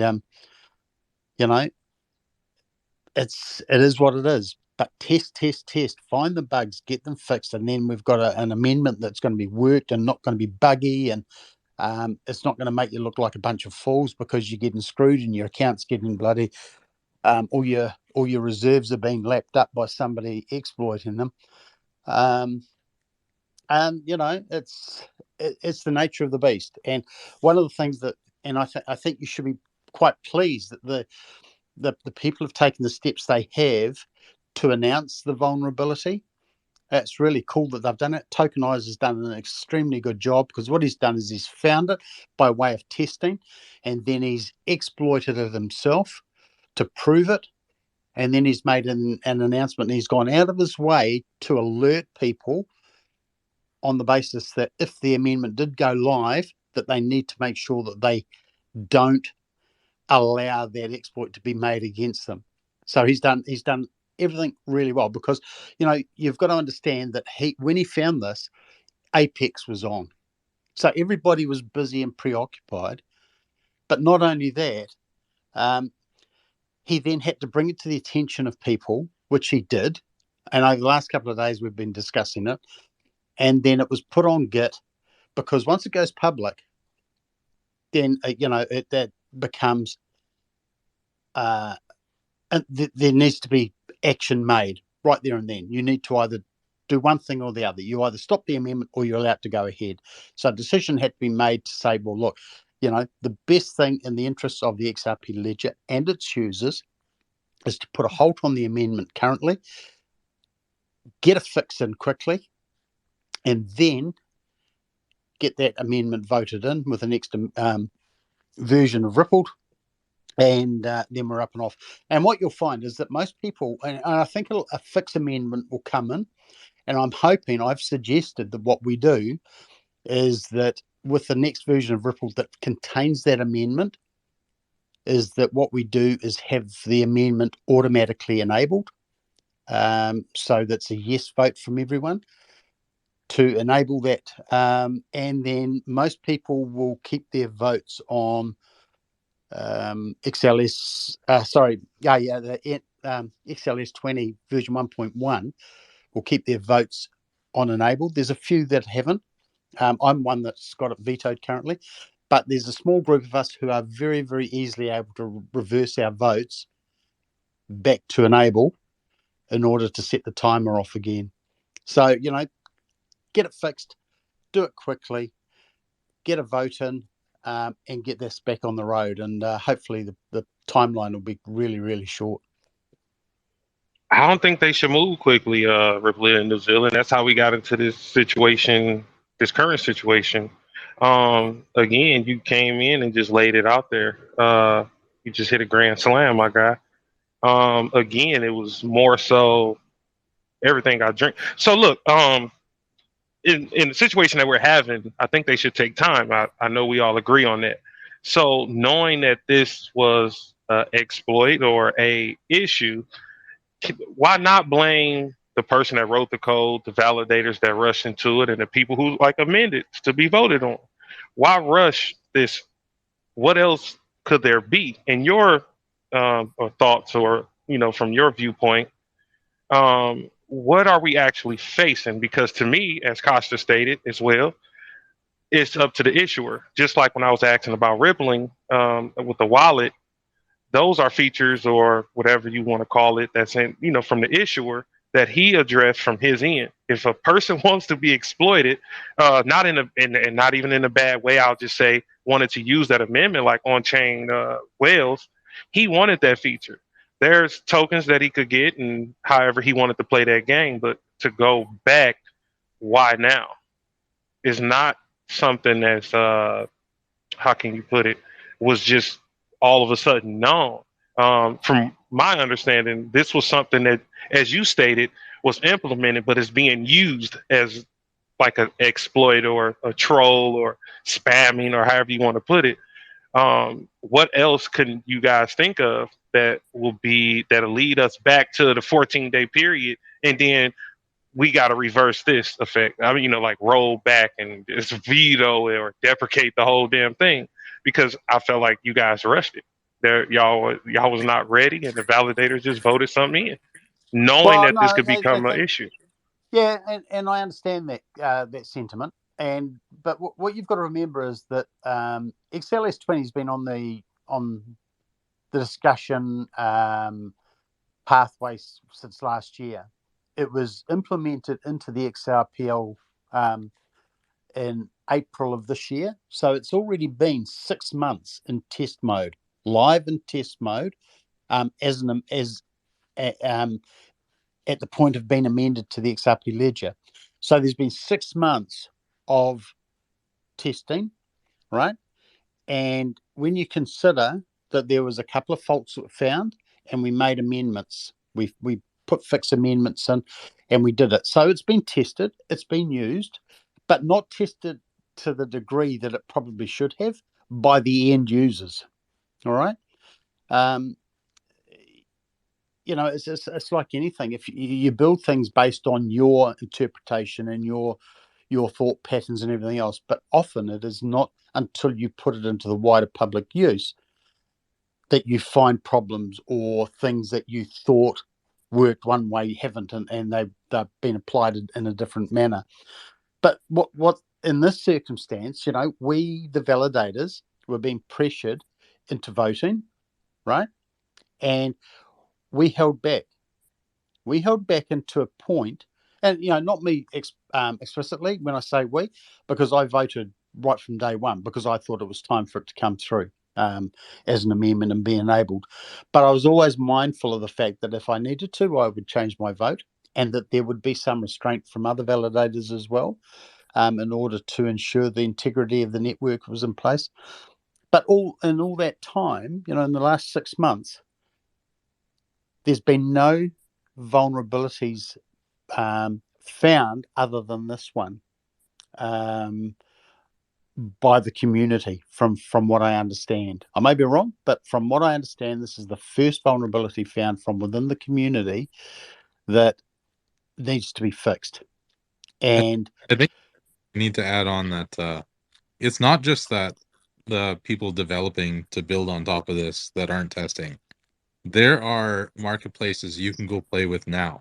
And if you haven't gone on there, created an account, minted some stuff, bought, made offers, if you don't have a testnet wallet and you're not playing, you're not helping. Because you can go to NFT Master and other marketplaces right now and learn how you're going to use these NFTs on the XRPL. And you can provide feedback, not just for the XRPL, but also these marketplaces that you're going to end up having NFTs.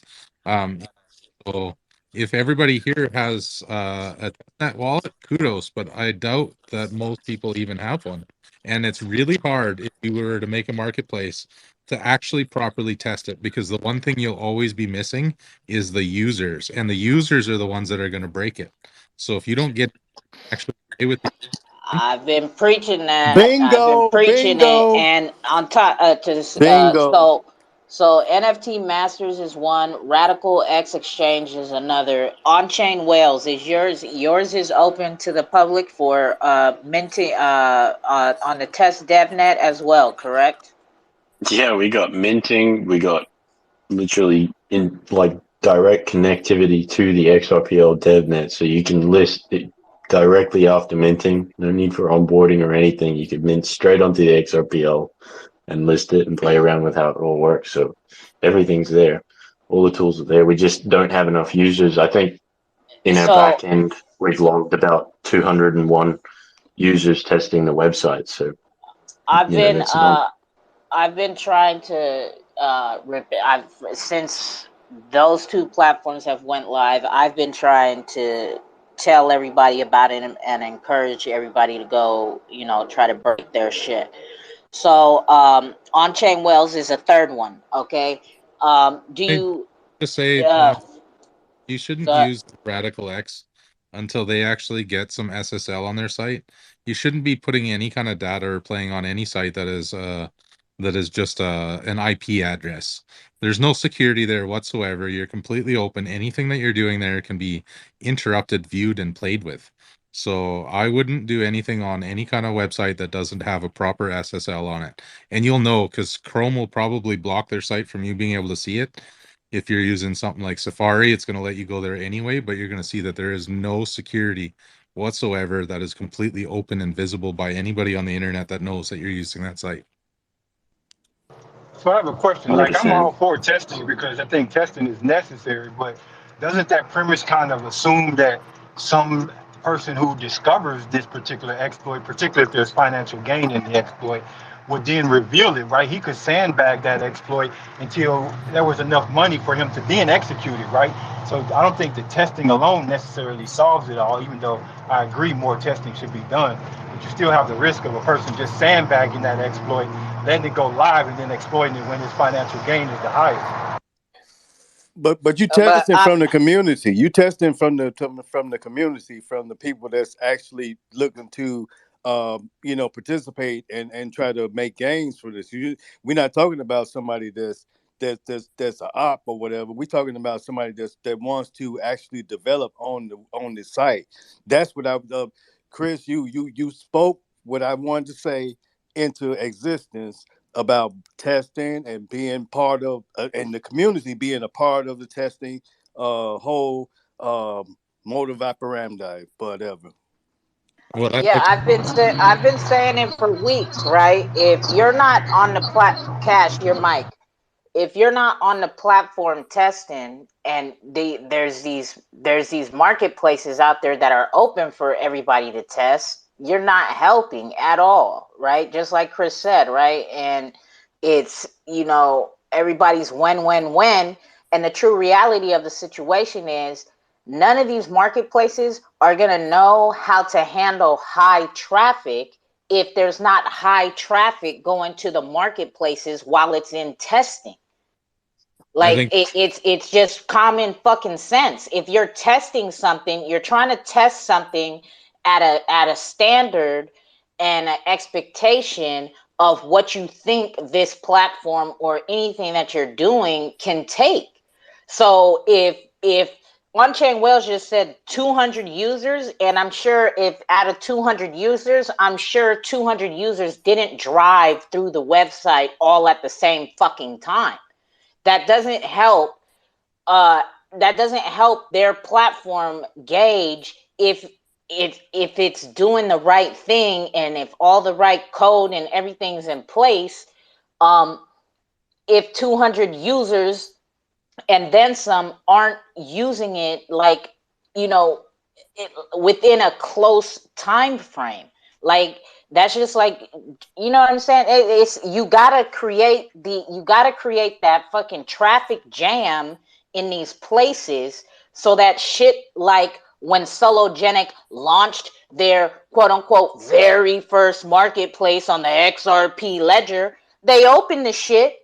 Whatever happened, high traffic went, however you want to fucking call it. There was no fucking buy button for 2 fucking weeks. There was no I think buy button for as 2 well. fucking weeks. So this is the type of same shit that can happen to all these fucking marketplaces if nobody fucking is helping fucking solve problems that may be there. As well, I think an issue could be like motivation for the community, and I think it relates back to the marketplaces.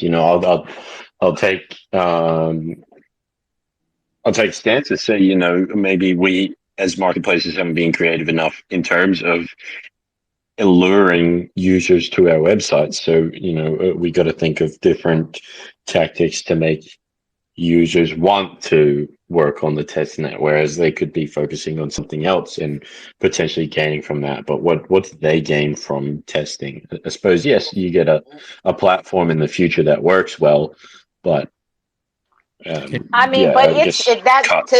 to me, to hear something like that, that's kind of like, right, like Rippleton is a validator. He doesn't get paid and incentivized to be a validator. He does it Yeah. because that's what he wants to do, right?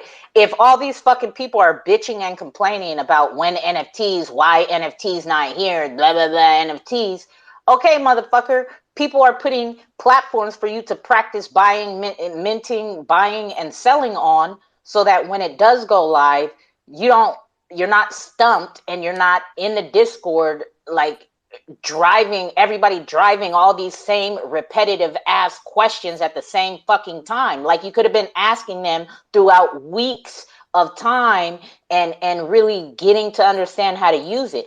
So as far as you guys, right, on Chain Whales Marketplace, Liam, so what I think would be a good initiative as far as marketing is if you probably, did like a how-to video, right? How to onboard onto your platform, how to onboard onto the test DevNet, and pin that to your on marketplace page, right? And as I continue to do, like I've been doing for the past couple of weeks, I'll do my part and continue to remind the community that there is 3 marketplaces out there that is live right now for everybody to go practice buying, minting, and selling on, right?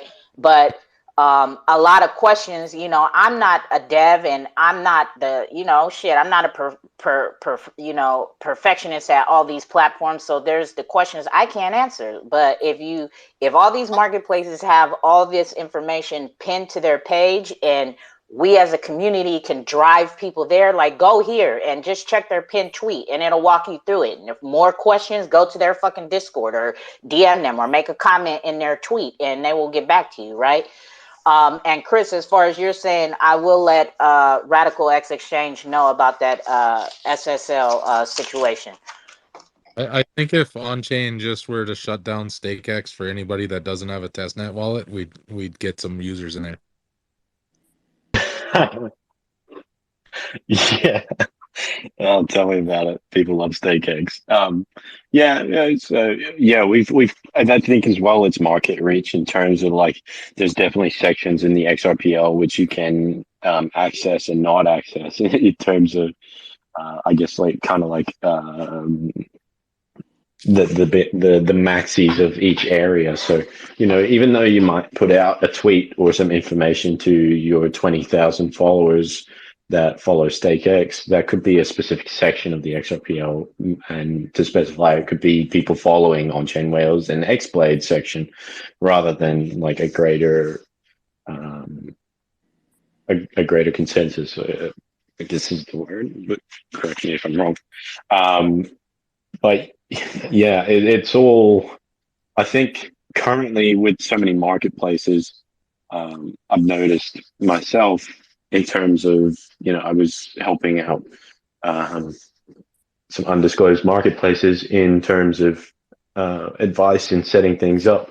And then next minute you're sending messages, seeing how they're going, and you're getting a bit of hostility and they're not responding to you after giving people advice on how things work. So it's kind of currently a hostile environment in terms of everybody's trying to be the best marketplace, and I can't talk with you because you'll take all my ideas or my users, and I don't want you to be better than me. I want all the traffic to come to my site. So it's a mixture of, we can't just say it's the users not testing it enough and not giving us enough information, and now we're finding this one day before launch. It's a mixture of the marketplaces, the providers, and the developers need to work a bit better, put differences aside and focus on the one goal, which is focusing on a decentralized solution and building a network that is the network. So once we get past this point, in terms of competition between one another in the space, these things are just going to continue to happen. After you guys fix the problem, or come to a resolution of the problem, you should actually have those test wallets and a canary network for the general populace let them go through it. Let them bang on it, because I guarantee you there'll be something else that'll come up. Just let them bang on it. Let them go through the process of creating their NFTs and creating whatever they're going to create. There will Well, you always can be. currently. Hmm? You can right now. It was like that before this happened. Anybody could go and play around and see what was going on and create test NFTs and try and exploit the system and websites. So, but we're just not getting that, even though we're telling people about it and really trying to push it. There's not that. It's Okay. people aren't trying it out.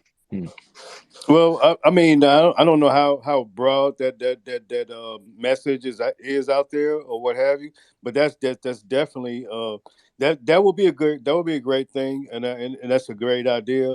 But that does need to happen, because when you're a developer, you can't find any flaws in your own project. It's hard. It's hard, Oh, to I can find. find bugs in mine. Well, you know what? There's something that exists outside the array or the spectrum of your tests. Because I remember going through that type of thing. Like, well, I had to test this software to find things, and just the amount of something not being dynamic, something being static versus being dynamic. That That presents a whole different set of problems. that's why you need the users in there. You call them fat fingers because Correct.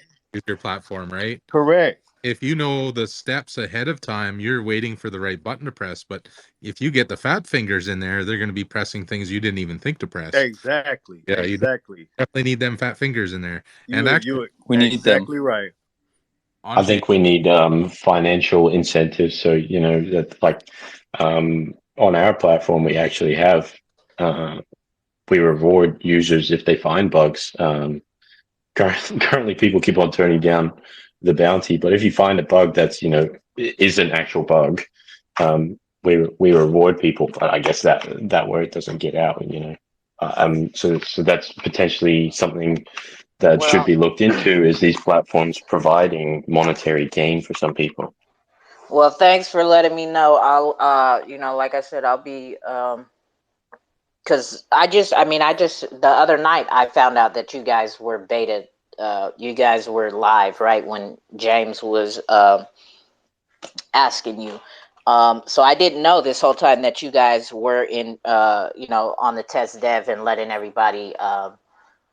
that's everybody on there. And I will also let them know that if they do find any bugs and they get in contact with you, they will be rewarded by you guys. So yeah, and like I said, another suggestion just for people who aren't so fucking technically inclined, and people who may have the language barrier, right?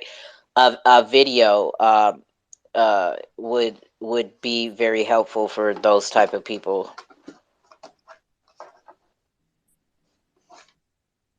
if on chain's all right with it, I'll make a section on when mint of all the places people can go to and try marketplaces out with.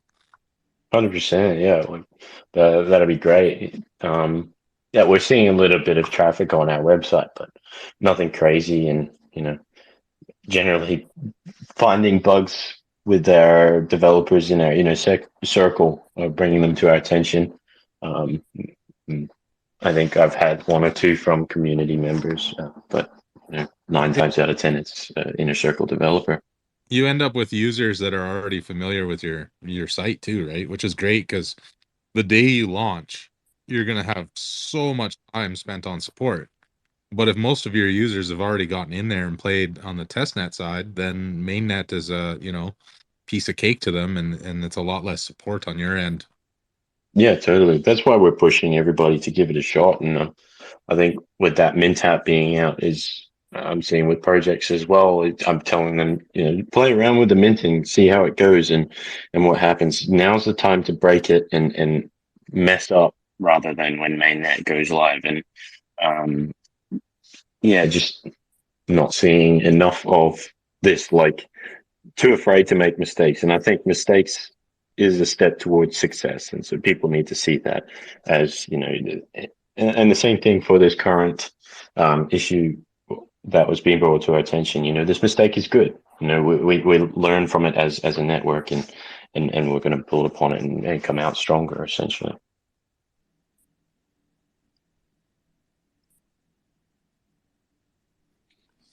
Go ahead. I don't know why you guys got your hands up. I I was thinking it would be okay to have minting raids. Like if you guys could plan a date for like a minting raid, maybe a lot of the community would get together for that date and help test each marketplace.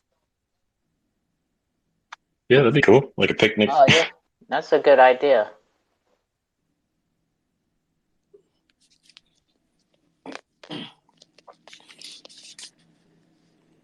Go ahead, Sino. Sure.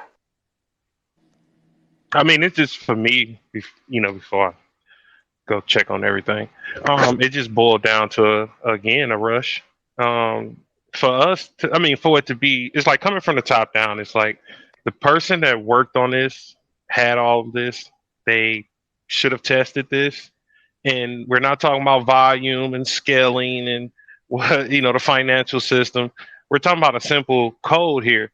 Like there's lack of communication. You Well, Well, if it's implemented so something, you should have simple, why you tested. don't do it? Why you don't do it if it's so simple? it's Well, not. in the manner of just saying, like Ripple in New Zealand stated one thing, Chris stated another, which is both conflicting. One stated that it's not a bug, one said it is a bug, one said it's this, and I'm not pitting them against each other.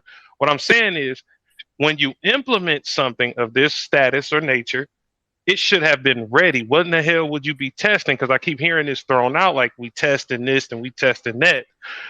This exploit or this code that was written has probability of being exploited, explored, and taken down that route. When you implement something, it comes from the dev, and then they made their amendment. This is 2 days prior. So all I'm saying is, once you do all of that, imagine 2 more days this is implemented. What I'm saying is, what's next? If Oh, come on, they're for fuck, in hey, this, come on, Cash, to get real, for fuck's sakes. We'd still be on No, Windows. What? that's not even cash. That's Sino Sure. So Oh, I'm big just gonna pardon. let you Sorry. know. Cuss you made out it the look right bad. guy. sorry, mate. You sound a bit similar. Back up the But look, bus. Back up the we've got to get bus. real about this. We'd still be on Windows 1.1 or 1.0. If that was the case, no code is comes out without the possibility of vulnerabilities for whatever reason. It happens across every platform, and you do your best to ensure that what you put out is safe. But occasionally you'll find vulnerabilities, but you don't find the vulnerabilities generally in your controlled environment of testing. It is when the end users get it stuck in and find it, and they challenge. They think outside the square, and they look at it and say, well, if I do this and if I apply this, what's the end result? But that may be something that the developer doesn't even consider when he's developing. And, Nick Bugalis brought this out over 18 months ago. So this isn't something that's been just rushed. This has been an amendment that's been in the pipeline for 18 months. It's been talked about, worked through, discussed, then enabled on the XRP Ledger, amended to the XRP Ledger, where it's been made available for widespread testing by all sorts of people, end users and what have you. But the problem is, it got found out just 2 days before it was meant to go live, and we've put a stymie to it. And that if this had been found out a month ago, there wouldn't have been the stuff that goes with it. Oh, why have you done this? Why we're right on the cusp, and you've disabled it. That's bad planning, bad testing, blah blah blah. It's not. It's the real thing. This is the real world, and this is how things get found out. People challenge the things. People should be living, and I say this sincerely. People, especially the devs and the projects behind XLS 20, they should be living on the NFT page on XRPL.org and going through every single one of these fields that are available. Whether it's execution details, the brokering mode, the NFT token accept offer fields. They should be challenging every single one of those and testing and ensuring that it works, and then doing their own due diligence and challenging those things and finding mistakes with them. Reading the code, look up the code of each thing. It's all available. It's all online, and look for those bugs. Do some bug challenges like you're talking about. Offer some bounties, whatever. But we've got to find these bugs to fix them. And it was it was a bug in the coding, maybe. It was a facility that was enabled in the code, but it was exploitable. Doesn't necessarily mean that the code behind it was bad, or the thought process behind introducing it was bad. It was just that it allowed an avenue of exploitation that maybe not have been considered. So you either get rid of that feature by removing it completely, or you remove the vulnerability that allowed it to be exploitable. And in which case it may be that, if you want to create that trust line back to the issuer, maybe the issuer has to sign it to be accepted. That's one way around it. Then you wouldn't be able to exploit it, because the issuer would have to actually accept it, just like the tip bot does. If you want to send somebody a tip bot, you haven't got your trust line set, it sends you a message. And that's nothing to do with the ledger. That's all just outside of the ledger, but it's the same principle. If you want to receive a tip and you don't have the trust line, it asks you to set the trust line. So, there's ways around these things. They're an exploit and a vulnerability because of the fact that it's there. It doesn't necessarily mean it was bad code, or there was errors in the code as such. It was just a point of weakness that allowed exploitation. Simple as that. Now, what you got to say? Because ain't Oh, nothing built for the first time gonna come out perfect. no, but when you amend it in this, you're voting on it. That means you should have everything ready to go. I mean, I know about recalls and whatnot, but to have all of these people exploring all of these ideas is just like, no, you guys are not Well, ready. then you need to, like you just said, about recalls and all that. Whenever your car has a recall, I want you to raise this same type of hell that you raising right here with that fucking car company. Well, a classic I like used example of cars. this. Yeah, Let, They let, better classic preach that shit example of prior. this is let me how tell you. often. Let me tell you what's missing. The missing piece is ITIL. It's pretty well adopted in the European sector, but it's not so much adopted here. And that's the Information Technology Infrastructure Library, where you go through the process of service strategy, service design, service transition, service operation, and continuous service improvement. And it's a cycle. And that's usually you can see where that's missing in the process. It's process integration. When you onboard a certain project, that's what you're supposed to go through. It's not heavily adopted here in America.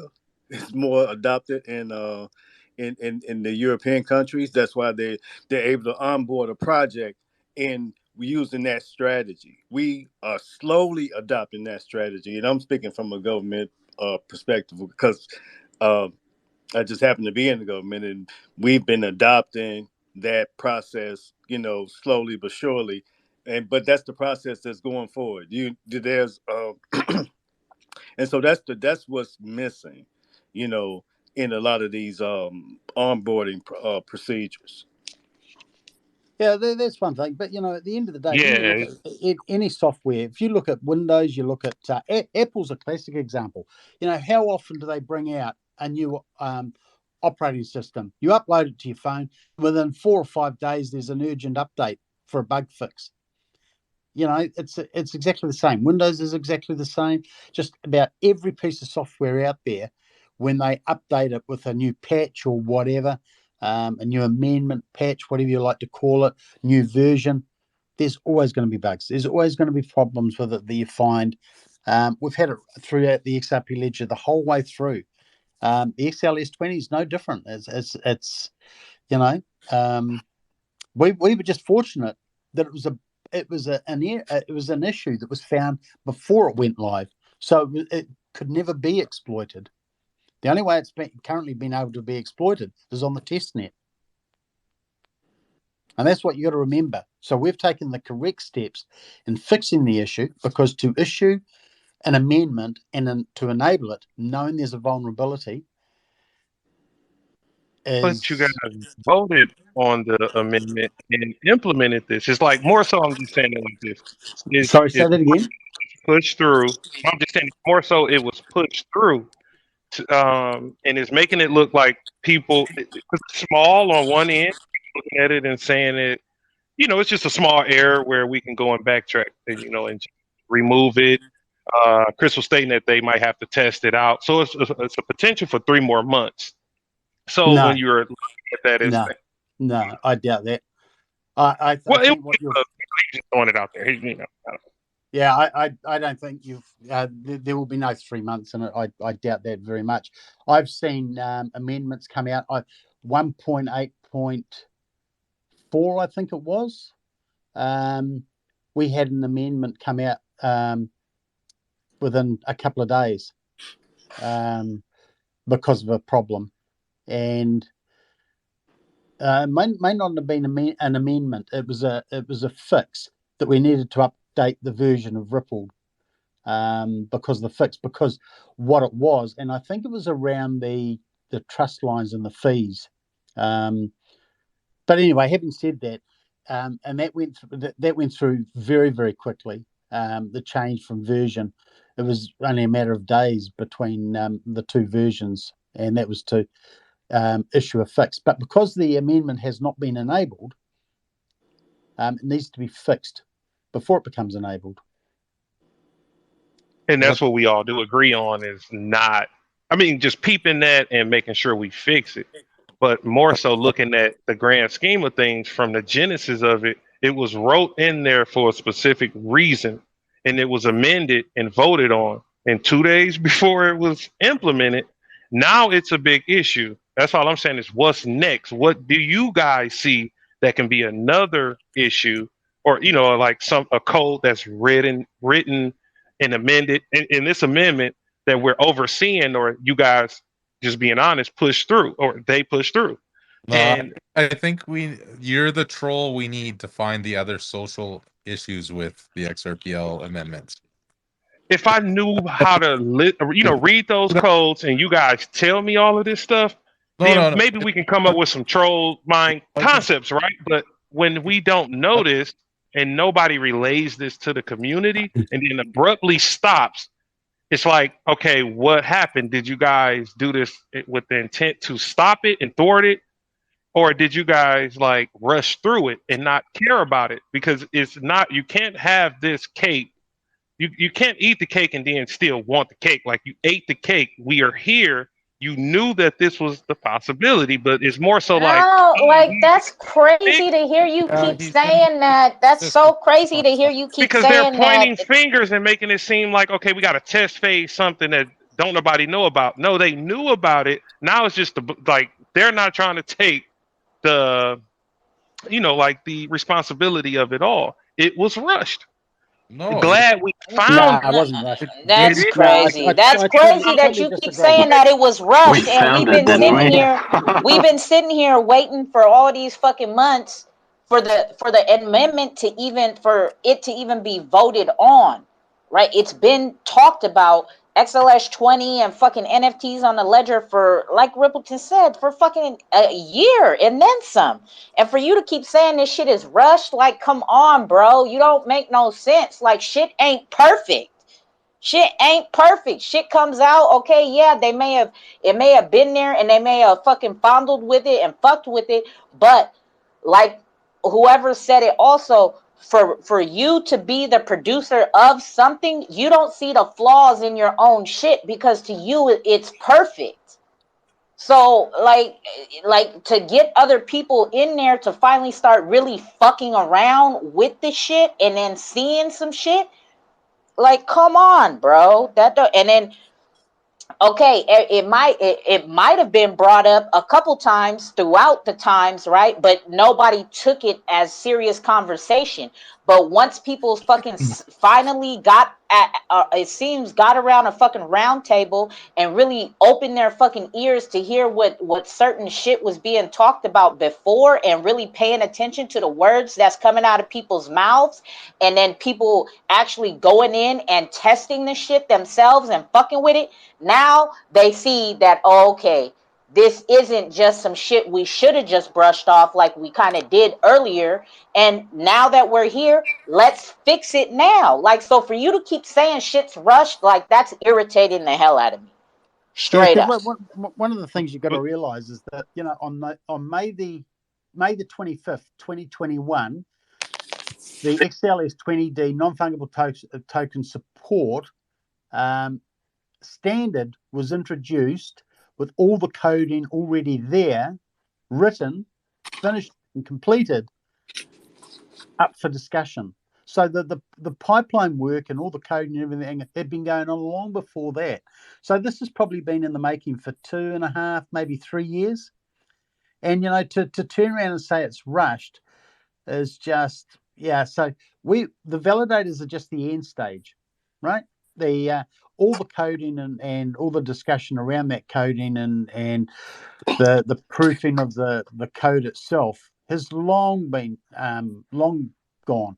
Then it becomes enabled to a point where the testnet can use it, and does, and has been working really well, and you know, and it still works. So the code itself is not broken. The XRP Ledger code itself is not broken. That's the important thing to remember. It is simply that a part of the code allows a particular method to be used nefariously, and you know, and that's something you need to plug up and fix. Doesn't necessarily mean that particular part of the code is broken or the actual reason it's there is wrong. It just means that the way it's operating allows a vector for somebody to act nefariously with, and not necessarily gain any money from it themselves, but they can cripple somebody else by doing it and using it. So that's why it's important to understand that. You know, you know, if somebody turns around to me and says, you know, you rushed it, that's bullshit. Absolute bullshit. And I challenge you, if this exploit had not been found today and it went live tomorrow or the next day, would you have still said it was rushed? Can I say? Oh, go ahead. No, I was going to say one thing. What and I said this already. I'm gonna reemphasize this. It's just that the problem is there's two bodies that's missing from the actual process. There's the project man. These are you know, there's a project manager. There's project integration. There's asset management. There's you know, there's a whole body that's not dev or front end or back end related, that onboards and offboards a project. There are people there's a whole IT field that actually does this. What's happening is the devs have they've put on two hats. Actually, they put on a couple of hats, but there's a whole industry that does this type of thing that I was trying to explain to you earlier. That does the service strategy, service design, service transition, service operation, continuous service improvement. There's a whole IT. There's a whole certification for everything I just mentioned. That's in between the people that actually, the devs that's actually that you know, created this functionality and onboarding that functionality to present to the general populace. No, I think you're missing the point, though. You know, Ripple, who wrote this in XLS 20 amendment, who was Nick Bugalis, head of engineering with Ripple. Now they've got teams of hundreds of engineers, and this is just something that not written by a couple of coders. It was written by David Schwartz, Ankul Malhotra, and Nicholas Bugalis. They were the authors of the paper. So these have had some high-powered people in behind this right from day one. And and it goes through a lot of people, and a lot of eyes get cast over it. And, from the wider community, from within Ripple itself. Okay, so there are...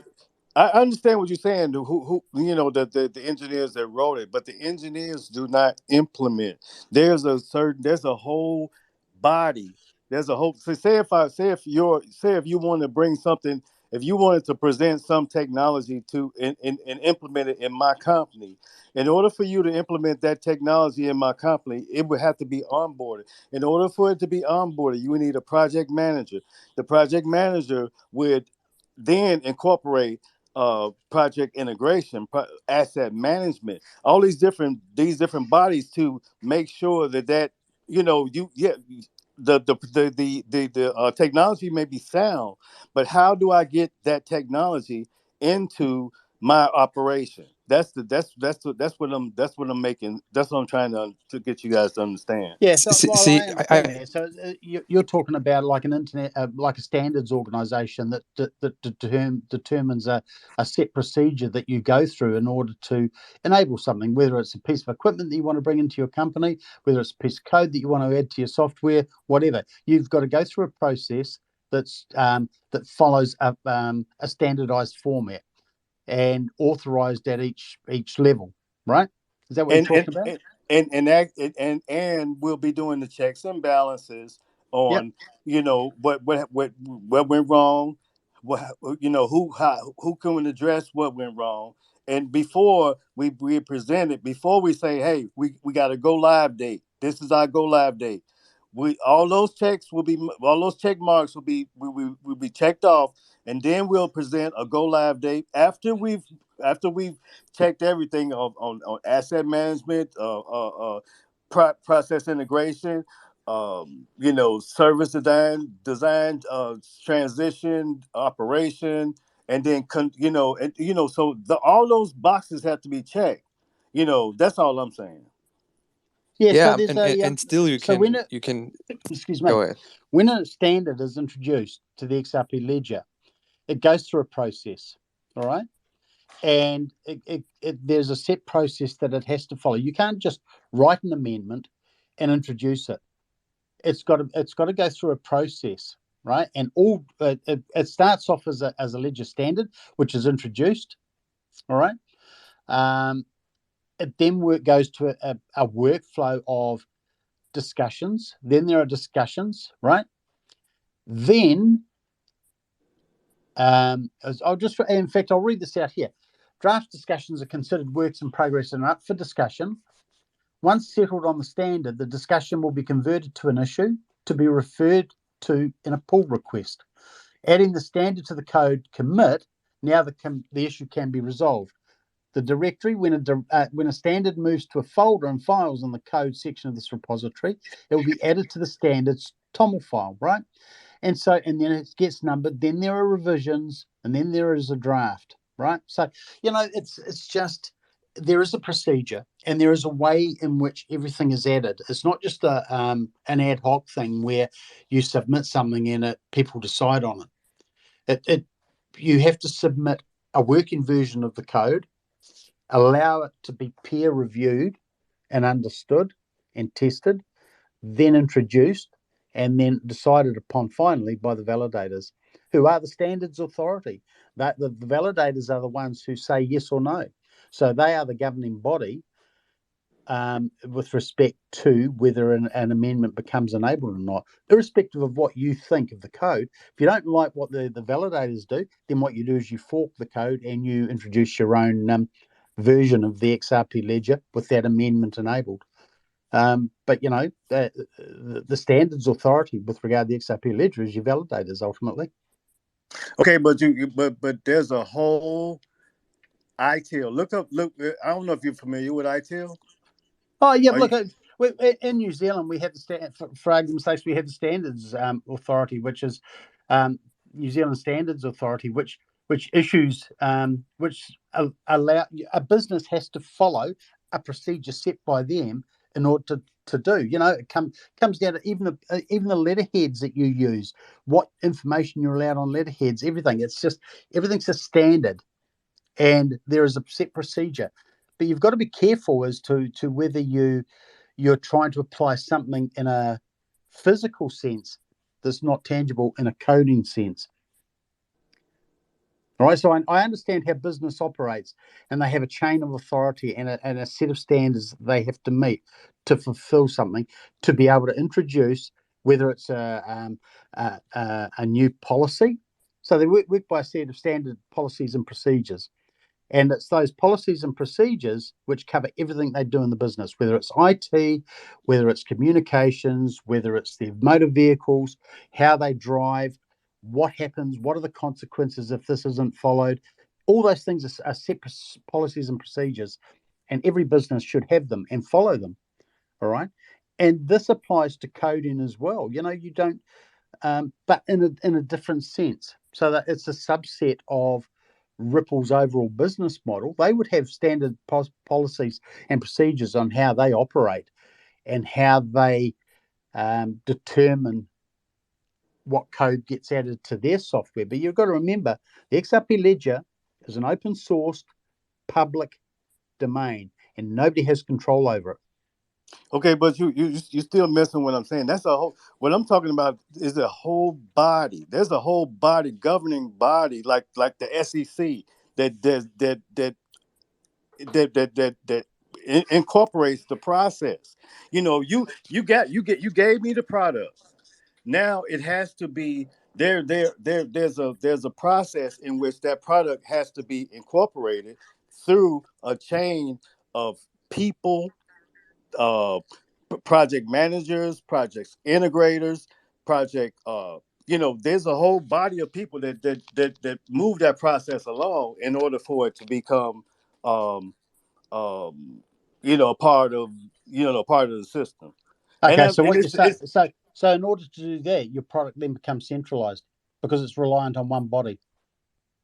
well, I'm not saying I'm not really concerned with centralized or decentralized. I'm just concerned with like I said, look up ITIL. You know, Yeah, it's right. I don't need to, because what I'm doing is applying. I understand that principle that you're talking about and the system that you're talking about, but not in that particular terminology, but from a New Zealand point of view. All right. But what I'm saying is that the XRP Ledger and its code is open source technology. No one controls it and no one has oversight of it. But there is one body who is the caretaker of it, which is the XRP Ledger Foundation.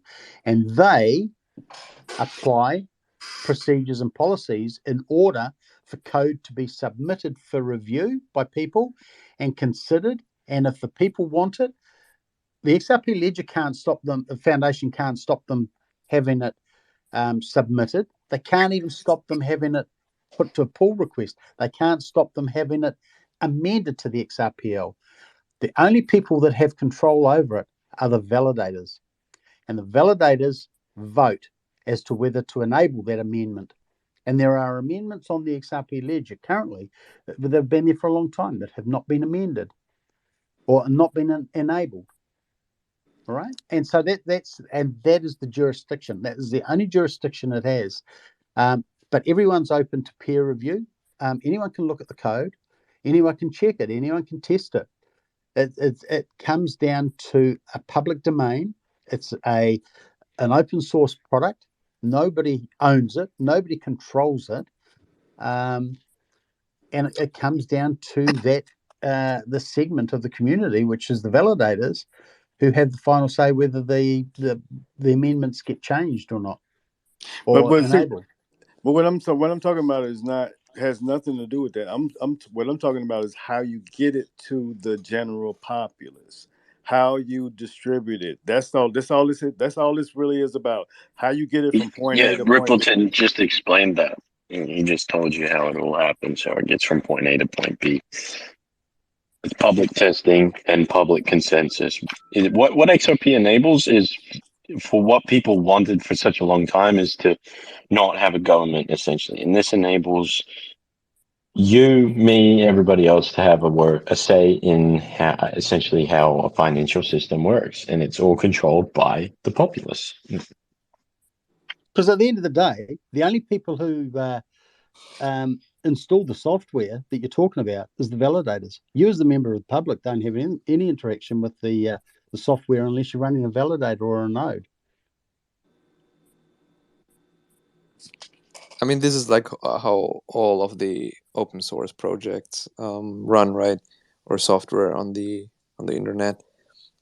You cannot have product managers and all that stuff on it. It wouldn't work. But you can have policies which are set, and you will always have. In addition to this, you will always have bugs and flaws with this. XS20 is not in its final form 100%. It will change over time as new Wake up, too stuff gets cold. added. Sorry? What? Who said what? I'm I up. said, wake up, too cold. I'm up. Google, do you hear me? I'm letting y'all hash it out. Yeah, we can hear you, Vet. Okay, I think Chris is not hearing me, like Rippleton. Rebleton, are you hearing Loud Vet? and clear. Vet's No. talking. No, Okay. didn't hear him at all. Yeah, Vet was speaking. You might have to hop out and hop back in. One of y'all. Somebody. Oh, there he goes. Wait. Yeah, I mean, it's not in the final form 100%. Like, I'm pretty sure it will change over time, especially when we get new stuff added. Maybe we break existing things, like, I don't know, and we have to change stuff or fix other things. It's just the nature of it. But it's just to make sure it's the best as possible. And what I like about it is about all of this is basically it. I mean, it's not in a malicious way, but it just brings more, light to, hey, it's code, right? And you have just to check it, no matter who writes that stuff.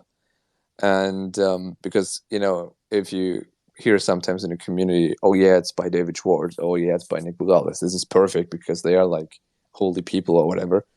No, it's not. It's just it's code, and they do as best as they can, and it's up to everyone else to challenge that and see what's up. So in that sense, it's good for me personally, But other than that,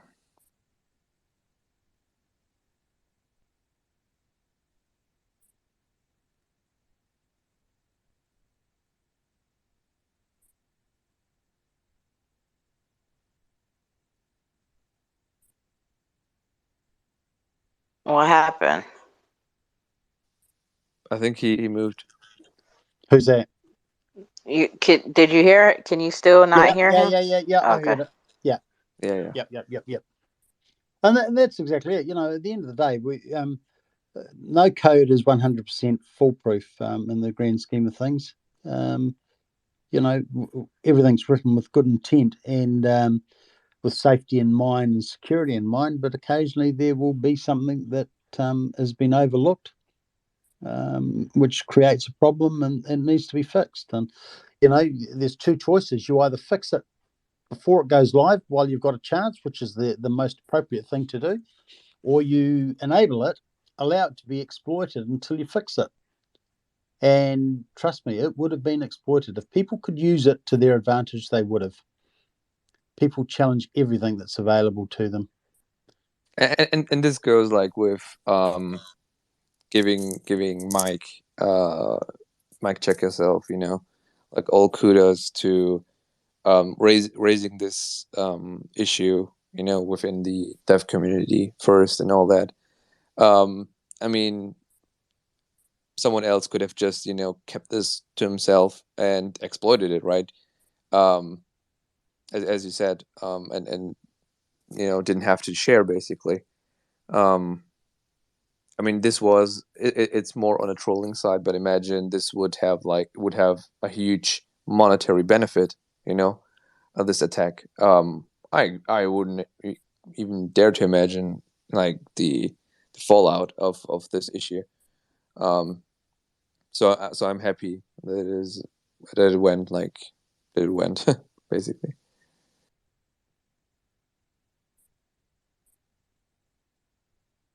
And I know he was concerned of I think getting heat or something.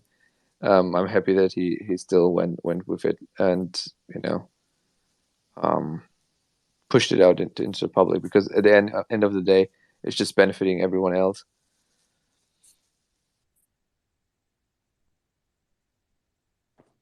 Yeah, absolutely. It's got nothing to do with hate about him for bringing it to everybody's attention. No, At the end it's of the day, if stupid. there's if ever there's any hate to be given, it's to the validators who've changed their vote. Yeah, Sino's doing it. Come at Sino's me, giving bro. you heat.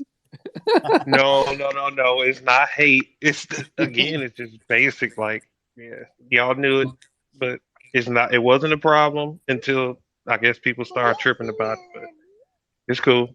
Let's just get it fixed and let's see what's happening next. Hey, you supposed to be laying down going to sleep. You. I mean, the thing is, even if it wouldn't be like a big deal, I think they would have vetoed anyway, just to buy themselves some time, you know, because you need to evaluate things, but at the same time, it gets live in 2 days. So what you're gonna do? So either you would veto it and say, okay, let's buy us some time, and then vote yes again, if it's okay, right? But they were just running out of time, I would say, almost, right? You know, I mean, less than 2 days. Okay, I got a comment here in the chat box. The halting of XLS 20 is a live example of a decentralized blockchain working beautifully. It's a democracy in action. A flaw was found democratically, and it will be fixed democratically, and the fix will be absorbed by the same process. Yep, absolutely. Another thing that people got to remember too is that, you know, I'm just waiting to hear how they're going to fix it, and on the basis they're going to fix it, right? But I can change my vote back to enable, and anybody else can change their vote back to enable at any point, which will, once we get over that threshold, it would kick the timer off again. So if we found that an amendment was going to come out, or a fix of some sort, with an automatically enabled amendment, then what we could do is get the network up sufficiently, and then change our votes back. And, you know, we may be back up and running in 3 weeks, 2.5, 3 weeks. Depends on how long, how quick we can get it going. But yeah, I don't think it's months. Well, I hope it's not months, but I think it's more likely to be weeks than months. So yeah, onwards and upwards. So, what's your best guess that you're gonna bet with me on 3 months? Oh, always the gamblers. You reckon 3 months? My guess is gonna be 3 months. We should throw like let's You throw can kiss my elephant's ass if it's 3 months. Or wait, no, you've got an alien. I'll bet you an alien. Okay, I'll bet you an alien. All right, so the closest. What's your guess? And we'll go closest wins. No, you said 3 months. Yeah, I'm saying 3 months. What are you? Okay, so that means so that's the 12th of December, right? It can't be enabled before the 12th of December. Oh, that's putting the big bet on me. It's got to be like No, you said that. You said 3 months. Yeah, I say 3 and months. I said sooner. Oh, So, that's a risky. Well, now put your money where your mouth is. All right, we got it on. It Okay, won't so be, I say before the 12th of December, and you say yeah. 12th of December or later. We'll be saying Merry Christmas before it's enabled. Oh, there you go. Eh? Okay, one Okay. alien. It's alien. One alien, bet on. Well, bet on. You heard it here first. People will hate the messenger, Chris, What's for funny, saying I gave him 3 that. months. He gave them to me. Yeah, he did too. I don't accept gratuities from projects, but Chris sent them to me. So rippling in New Zealand, can we not call it an exploit, but more so a personal issue? It's a It, vulnerability, that's exploitable, and it has been exploited because it's been exploited on the testnet. So it is an exploit. So they purpose? Never mind. It just because it's gonna get into this endless loop of just back and forth when Yeah. So so nobody's correct. so taking basically, responsibility. yeah. So basically, it's a piece of code that, with all intent, was a worthy bit of code to have in the amendment, and it had a purpose, and it serves its purpose. However, what's been found since some testing is that a vulnerability was suspected. It was then challenged and exploited and proved. And that's how you do it. You don't just say, oh, I think this is a vulnerability. You've got to test the vulnerability and ensure it's exploitable. And if you can exploit it, then it is a problem. So it doesn't necessarily, as I said before, it doesn't necessarily mean the code was bad, because the code may be perfectly fine. And it just may be a circumstance of the overall ledger that it is exploitable because of that specific reason. Doesn't necessarily mean that it shouldn't be there. Doesn't necessarily mean it's bad. It's just that means that we need to somehow close this gap some way. And that there are two ways of doing that. One is to remove the vulnerability, or remove the actual part of the code that is causing the vulnerability. All right, and remove that feature away altogether. So it's like the when you saying you found that, or I guess many people found that if you try to mint plenty of NFTs on day one, that it could potentially break the ledger, slow the ledger down, and whatnot. But with this is more so like you guys not looking at it in that nature where we spreading word of mouth of the issuing, the issuers, minting, or how like they set up their wallet or whatever for this flag. How is that any different where it can harm the ledger and that way you could be exploited?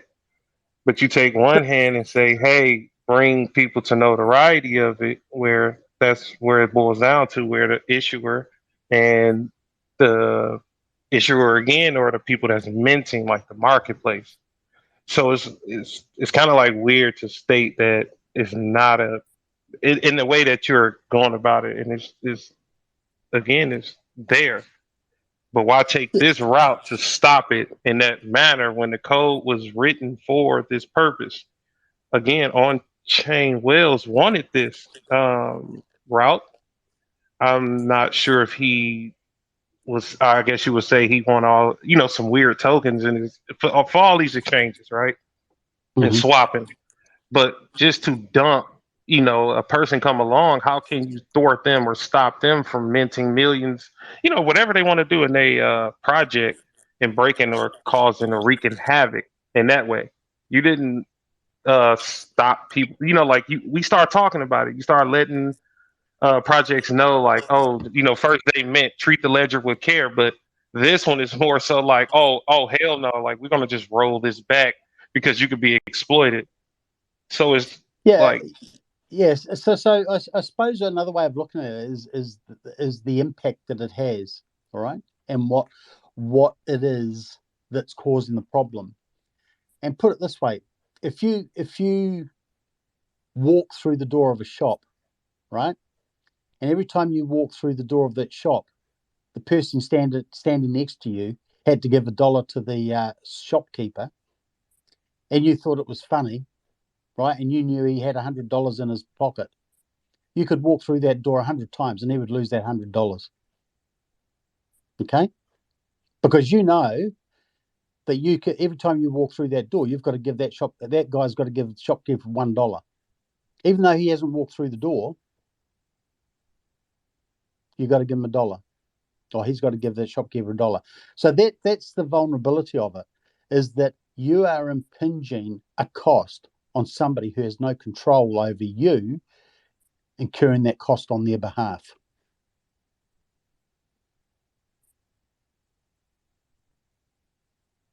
Do you understand that? But it's still more so not. So it's not a problem with the ledger itself. Okay. So it's not having an impact on the ledger. Has no impact on the ledger other than creating needless transactions. But it doesn't affect their performance per se. That's not it's not going to break a part of the code. All it does is it has an impact on one of the users of the XRP ledger, namely the issuer of that particular NFT. And it is something that what it does is it's not a financial gain to the person that's involved, as far as we're aware. It's unexploitable in that sense. But what it does do is it drains the reserve of the person who issued the token. So it's taking a reserve amount and holding it against that account. So it drains their funds. And so they've got no. Sorry. I'm not saying we don't care about the projects, right? But you guys are stating you're here for the ledger. See, this is where the confusion comes in with me, because you're trying to protect the project, or you're trying to protect the ledger, where you're stating that the issuer can get whatever happens to him, or we can hurt the ledger itself with minting a high volume of projects at one time, right? So now it's like favoritism, and it's like backwards, because now you're trying to the ledger's nothing. Project, but yeah, but the ledger's nothing without users. Of course, you've got to protect your users of it, as best. But it's the issuer's right to say, or he's in the knowledge wise, like, I should be able to set this wallet up and flag it and say I'm willing to accept this and that or the third. So it's like it comes back to that person. It's not going to affect the ledger, so to speak, like it's going to crash it or harm it in that rate of this high volume mint first day, everybody go buck wild, right? So that doesn't even get the effect of a issuer's problem versus a ledger problem. So how do we jump this far or extreme for a project to say, hey, make sure you do what you need to do and bring them in the loop? And just like when you said, hey, slow down everyone, do not mint or respect the ledger. Okay, something that can hurt the ledger that hurts. Yeah, okay. So I can understand where you're coming from there, but this is my response to that, right? Is that we should go into something all fully informed. And if we're not fully informed, then we should have the right of refund or revoke our decisions based on information that wasn't provided. Okay? So we as validators were not aware that was a problem with the code. So therefore, we made our decisions on information that wasn't available to us. And so now that we've got that information, we are challenging that decision and saying, whoa, hang on, we're going to put a stop to this. We're going to understand this new information fully, and then we'll make our decision based on that. And currently, our decisions from the few people that I've spoken to is that we need a fix for this particular problem.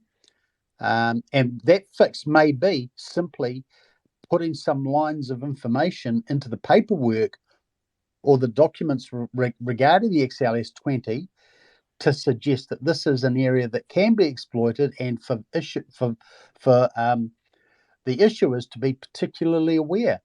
But it needs to be in there before it goes live, and it needs to be input into all that documentation, and which is included in the code that runs with it. So you know, if it comes down to being informed, and if it needs to be fixed, the fix can take many avenues. It could be simply documentation to suggest it's an exploitable thing, to be very careful of it. It could be by virtue of a fix that blocks that loophole. It could be a complete removal of that particular feature. But there is a change that needs to be discussed because it's not currently in the documentation to say that that is something that could happen.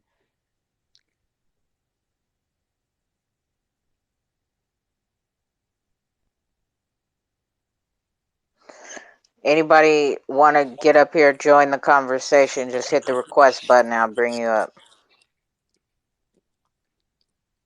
Yeah, thanks for answering all my questions, Riplet in New Zealand. It's just, yeah, we need to just all get together and just explore these ideas of what could be, right? Versus making amendments and voting on them prior. So with me, it's not going to change. It's just more so let's test these different theories out before we implement an amendment.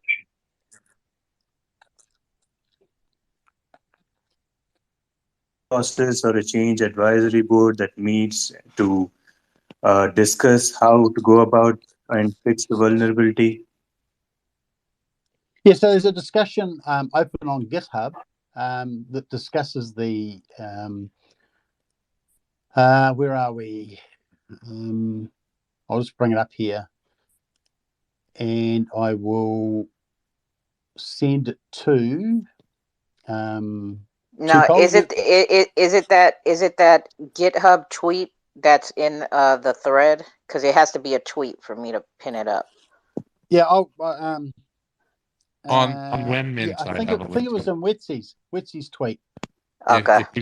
If you go to WenMint, it's at the very top in an alert. Okay. That tweet. Okay. Yeah, so it's on. I think it's on the native XLS 20 token page. But anyway, it's discussed there, and it's open to discussion by absolutely anyone, and it's reviewed by the initial code writers, and they can make an amendment or make some changes to their code. They can discuss it, and you know, generally what happens is people discuss it. A consensus of agreement is reached as to the best way to deal with it. A proposal is made as to what the change will be, and then however that change is going to be implemented, whether it's just purely in documentation with a warning, whether it's a change to the actual XLS 20 amendment v1.1 and a v1.2 comes out, or whether 1.1 stays and a new amendment comes out with a small fix for the other one, which will adhere. But all the information is there on that website, which will be in the Jumbotron by now. Is it not too cold? Yeah. So the GitHub thing, trust line flag set. So if you join, I guess if you join that, fuck my thing. Do you guys see it on top of there? It's not showing me. There it is. It's expect our tweet. It says github.com. So if you open that, that'll take you to the GitHub link where I believe it's an open forum, right? Yeah, a totally open forum. So if you're not a member of GitHub, you can create an account. Anybody can.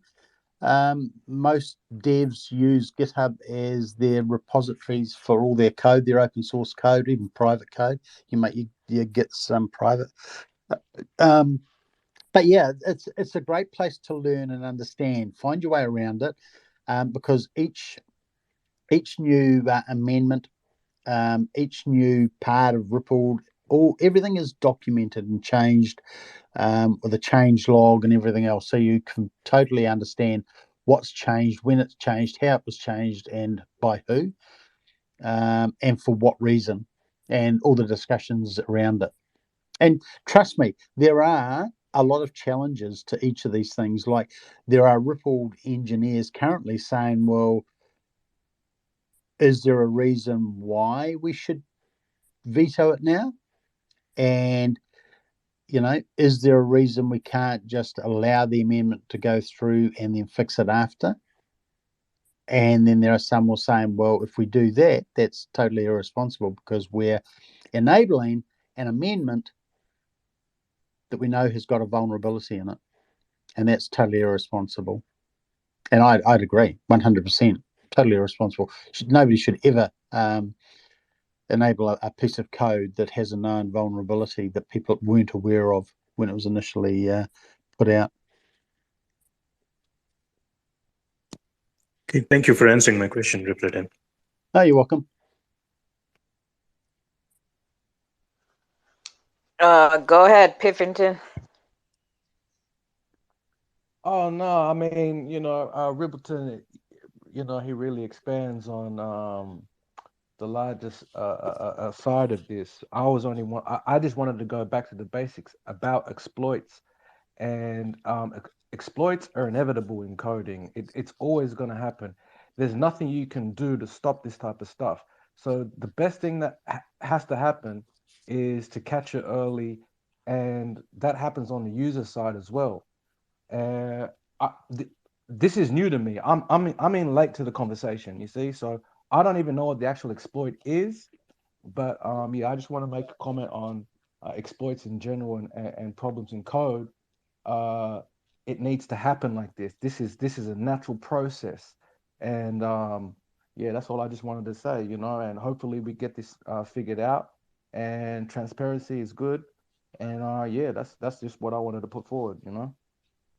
If you whip to the top of the jumbotron and have a look at the link, there's a link there to the Git issue 4300 on the XRPLF's Ripple GitHub, and it talks about the issue and the underlying issue. And what it is the NFTs utilizing flag 1213 on NFT token mint transaction with a transfer fee greater than zero are susceptible to spam trust lines and an increase in their reserve requirement, while also allowing a currency issuer to create infinite currencies for no cost or reserve requirement. So in other words, they can just sap up your the issuer's reserves by spamming their account with transactions, and that's been exploited and the vulnerability was found, exploited, and tested fully before it was brought to light. And there's if you follow my tweets at all, there's a tweet there that gives a link to one of the exploits history. XRP Scan also shows one as well. Okay, I appreciate that. I just needed to catch up to date, So but yeah, I appreciate that. Yeah, so whilst it's it's a piece of code. There's not, as I've said many times, it's not necessarily because the code was bad or it shouldn't have been there. It was just that it was exploitable in a way that may not have been perceived, and as a side effect. And now that's been identified, people are just saying, well, let's back up the bus a bit, take a breath, see where we're at, see if it needs to be fixed and how to fix it, and the best way around that, and then we can move forward before it gets implemented. Yeah, and I think that's a great thing. I think that's a great thing, and that's how it really should be like that, because exploits. If something goes live and someone figures out the exploit, and starts doing what they got to do, that's when it's a problem. That's when it's a real big problem. So, Yeah, the earlier the better. And yeah, I'm gonna have to brush up on this and see what's going on. a classic example of an exploit that was acted upon under silence was when XR Phone issued their token. And what they did is they used a method to create their own create their own account using a secret that they created themselves. All right. So they used their own words to create an account. But what they didn't realize is that everybody who used that method and used their own words, didn't matter what words they used, would create the same account number, would create exactly the same account. This was only a few months back. And so what happened was he issued his token based on this account. And somebody who knew about this exploit had been sitting back waiting and waiting and waiting. And then they pounced as soon as he bought an account that had some value. They issued another 20 million tokens and sold them. Yeah. You remember that, See? the XR phone? Yeah, I So remember. Yeah, I remember. yeah. So So that's and so that's so he had no idea how his accounts were hacked, or exploited, or how somebody found his secrets, because he made his own words himself. And so he was issued an account based on his words, his mnemonic that he used himself. And yeah, and it was just everyone was scratching their heads. We looked for video evidence of where he shared his secret via videos so or code. so when you say he created his own words, so when he created the issuer account for his project XR phone with the Zum wallet, or did he use a No, toolkit, or how did he do that? no. So when you issue an account on the XRP Ledger, there's a number of ways you can do it. And the most common way is you just issue a command to the to your Rippled instance, which is a wallet create, and it spits out a number of lines of information. It gives you your secret, your seed phrase. It also gives you a mnemonic for the same account. It also gives you some private keys and other information. There's about 7 or 8 lines of information it gives. Now, there's also another method whereby you can create your account based on your own words. So you can create a 12-word mnemonic using the words of your choice and spit that into this method, and it will spit you out an account number relative to those secrets that you've used. So there's 2 ways you can do it. One is that you can ask the XRP Ledger to issue you a secret and an account relative to that, or you can give a secret to the XRP Ledger, and it will spit you out an account based on that secret. And what it was that there was a problem in the coding that allowed everybody who used that method, and thankfully it probably hadn't been used much, but anybody who put in a secret to have an account issued got exactly the same account number. And of course, somebody knew about that exploit, and he used it, right? And somebody got into his account, and they took 20 million tokens and they sold them and emptied his funds. So it's very easily done if somebody finds an exploit. Now, the person, ironically, there was a person who identified this exploit after it had occurred, which brings into question whether that person was the perpetrator. And thankfully, because the wallet and the situation, it was a one-time problem. It would only ever be a problem once, because the account then became inactive after it was frozen. The master key was disabled, was black holed. So yeah, just a bizarre set of events, but easy to have happen. It could be just a very simple thing that people don't realize. That was an error in the code that caused the wallet creation problem, whereas this problem is a result of the code, as opposed to a problem with the code. And not to go too far off subject, but since you brought up that exploit, is because the wordings was the same a few weeks later with X Corgi. They said that they were quote unquote hacked and lost. Did you look into that? Was that the same type of situation? No, I didn't look into that. I know nothing about it. Oh, okay. It's unlikely that it would have been the same exploit, because the exploit created only one account, and it was the same account every time. But because XR phone, that account got black holed, the master key became disabled, right? it then was no longer able to be used. So even then, it didn't matter what you did with that secret, you couldn't do anything with it because the master key had been disabled. So the account became null and void after that point. And the problem was repaired, I believe. But it wasn't so much to do with the XRP Ledger itself. It was one of the JSON side projects that that uses that feature, uses that ability.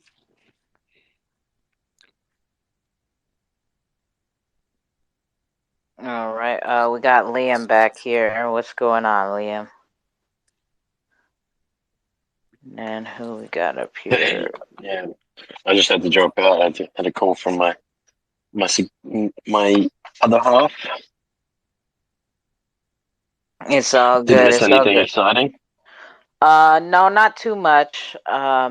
Still same conversation. Just heading. I guess. Yeah, just same conversation. Isaiah, you want to add to the conversation? You got some questions? Is that how you say your name? Isaiah. Hello.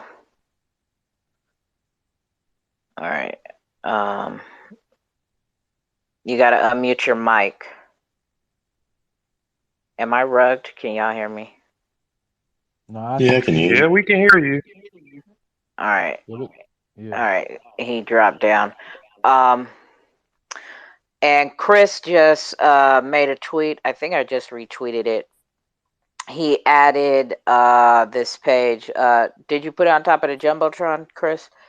So on the When Mint Day site is direct links to get to on-chain marketplace and NFT masters.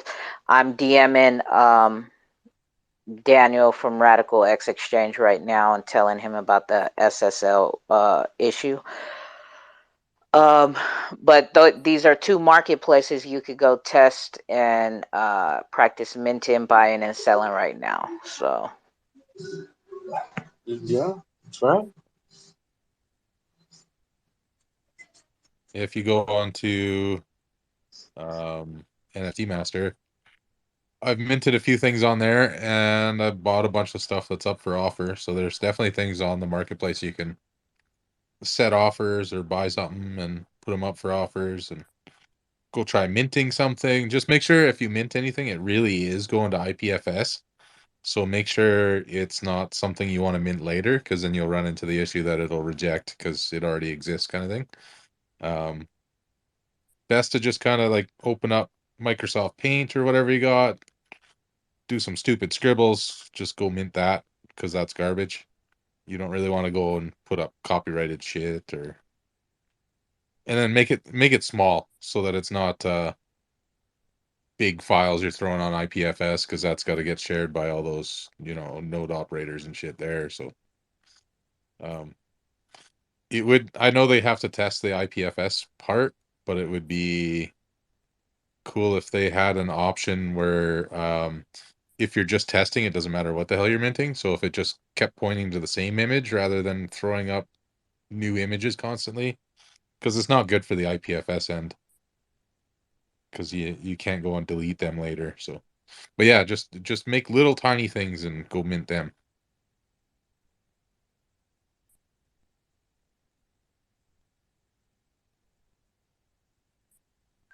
all right. Anybody else? Anybody else? This is open conversation for all of us, right? We're all learning and asking questions. We got a very knowledgeable people up here right now. We have Rippleton, who is a validator who can help answer any questions. We got technical people up here, right? We got marketplace up here. Like, come on. I might just add to what Chris Thompson said as well. And if you're having difficulty with like setting up a wallet for the XLS 20 or whatnot on your Zum wallet, you can head over to the On-Chain Whales Discord and go to Mint Test NFT and Wesley will guide you through the process to setting all that stuff up. And he'll make it super easy. So I really recommend doing that. Just make sure you can't accidentally send funds that you didn't want to lose.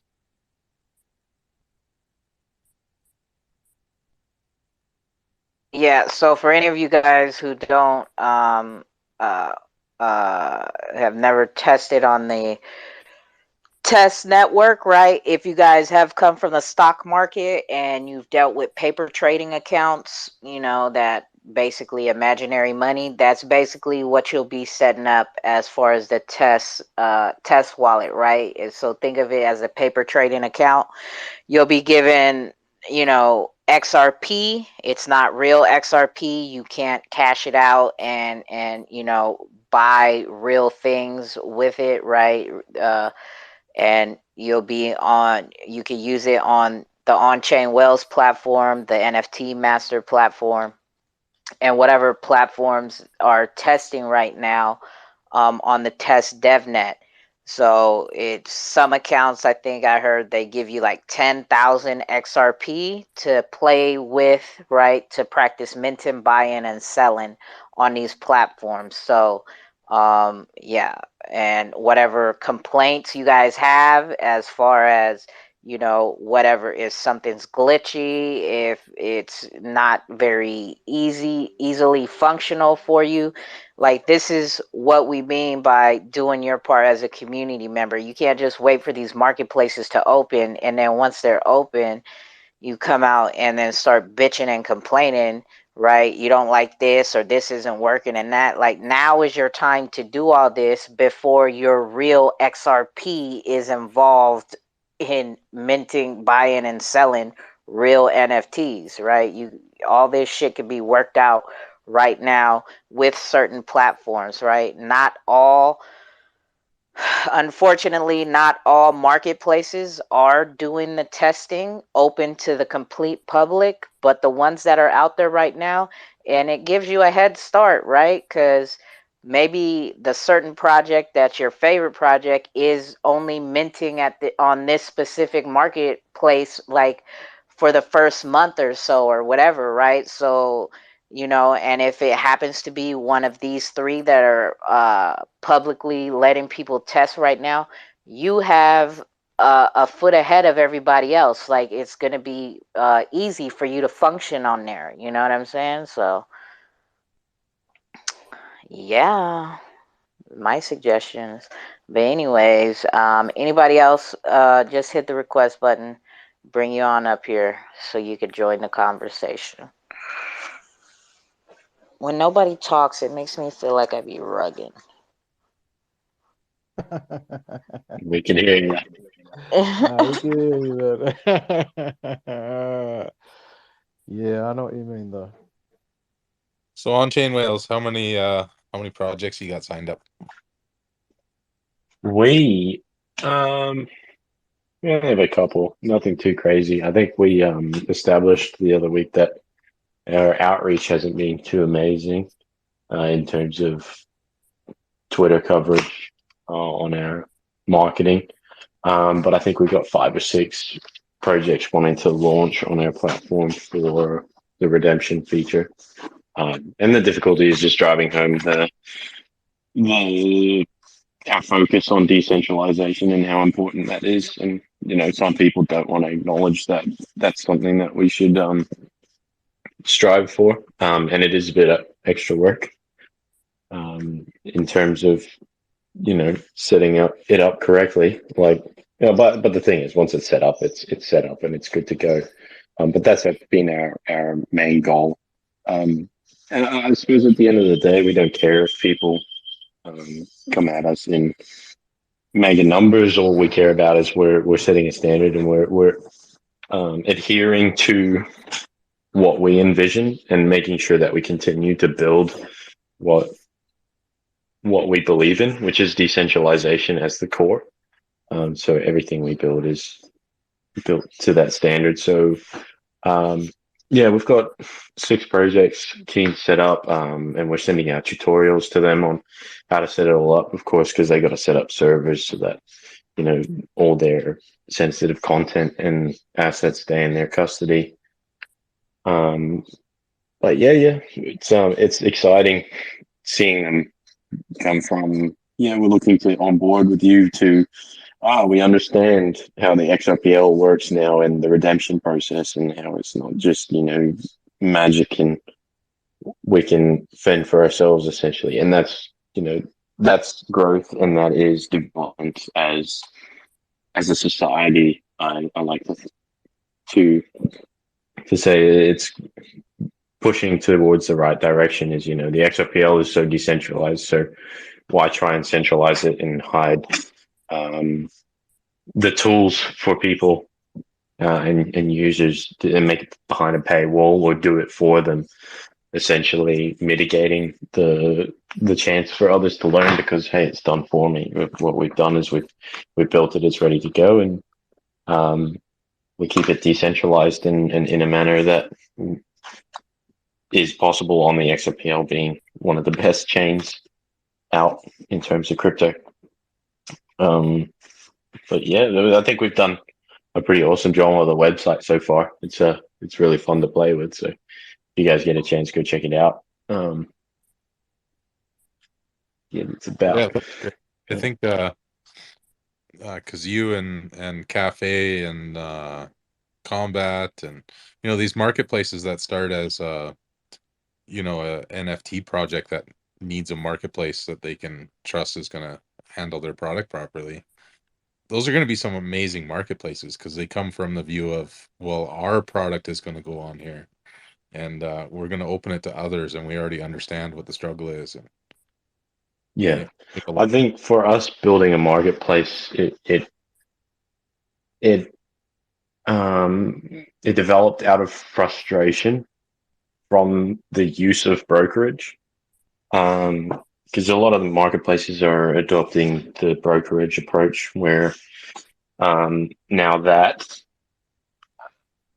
order, it quote unquote doesn't live on the XRPL. It does, but it has to be executed by the person who initiated the brokerage. And the owner doesn't necessarily have a say of when that sale goes through. It's kind of like an auction essentially. So we kind of didn't see people opening it up and like really opening it up, making it so anybody logs onto the platform, they can list a bunch of NFTs, not, having to onboard and be verified for their NFTs to exist on that platform. So essentially that's what OCM was born from, was just noticing the gaps in the market currently, or the gaps that we saw.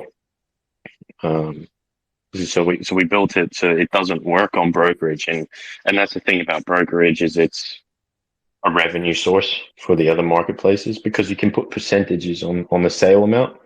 So sure, there's no upfront cost for the project or the listee, but come sale time, if the percentage is 2, 3, 4, 5%, they're taking a greater chunk out of what would have been earnings into your account. And essentially we said, hey, does this really matter that much to us? Can we build a business model that is built around what we believe in, which was decentralization and making sure that anybody can list? Because brokerage isn't as easy as just coming on listing. I'm sure. What about I don't mean to cut you off. What about royalty fees? You guys charge that? Because yeah, exactly. So what I was getting to was with not using brokerage and opening it up, it's difficult to put monetization on the marketplace. And that's why people use brokerage, is because you can put a percentage on it. And it works similar to OpenSeas where they, because they have smart contracts, you can, the marketplace can kind of put a percentage on your sale and it just go through with the sale. And it's decentralized still. But with the XRPL, the brokerage it's an awesome concept which should be used for auctions, not general buying and selling. So essentially what we've done is it's a listing fee. You pay 0.98 XRP and your NFT is listed. So there's no more fees to that asset. Like when you sell it, you get everything that comes through. If there's transfer fee on that NFT, of course, from the issuer, then that's going to get transferred to the respective parties. But your listing is 0.98. Sure, it's an upfront cost. It's a small upfront cost for people with small amount of NFTs. Of course, in numbers, they're things get greater. Yeah, so when I say royalties, I'm talking about for secondary market. You guys don't charge that? Because I've seen some marketplaces are taking a cut for using their platform and charging royalty fees. Yeah, so that's the beauty of us not using brokerage is we don't do that. So we don't charge royalty fees. We don't take a cut. No, nothing for using our platform. All you're paying is 0.98 XRP. Your NFT's listed, and that's that. Essentially, you can look at us as a shell around the XRPL, providing a user interface for people to interact with it. And your 0.98 is paying for our developmental efforts because working on this stuff every single day isn't free. I eat a lot. The way visions that brokerage would be used most effectively. I mean, auctions are a great idea, but landing page and featured items should be brokerage, in my opinion. Because if you're breaking out certain NFTs to be featured on the site when people land there, those are the ones that you should be trying to make money on. And it wouldn't take very many NFT sales to make your site profitable, right? Because you would feature ones that would bring you in the higher profit. Yeah, I think there's too much of a focus on profit, though. Like, it does kind of sound kind of intuitive for me to go, profit's not my main goal. Sure, yeah, I want to build a big and successful company, but I want to do it in a respectable manner. The money's not my first point of call. Building a reliable and building a good product for the community is my first point of call. Then we have people using the platform and investors coming along, and we can theorize and develop other avenues and business models that will provide more revenue to the platform instead of relying solely on the NFT and going against what our values are initially, which is decentralization, making sure that we're functioning with the XRPL. So if somebody logs or looks at the XRPL and a certain NF token for the orders on that token, if it's brokerage mode, they essentially won't really see it. But if it's an order on the XRPL, they'll be able to interact with it in their code editor or their Git bash terminal with Node.js. They'll be able to see it. So that's our focus, is making sure that we're not straying away. And sure, making money is a great thing, but sometimes it influences against the fact, the initial fact. It influences people to stray away from it. We're focusing all the power or all the control to one or two areas where it should be a new Web3 design is, like the XRPL is people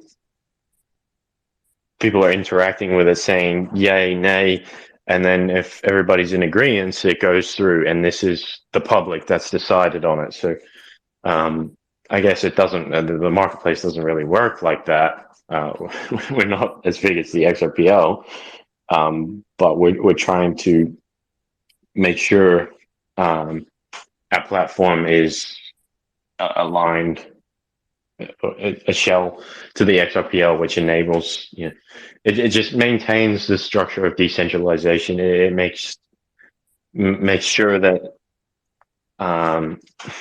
everybody and anybody They don't have to go through a marketplace to buy and sell NFTs. They can go on the ledger.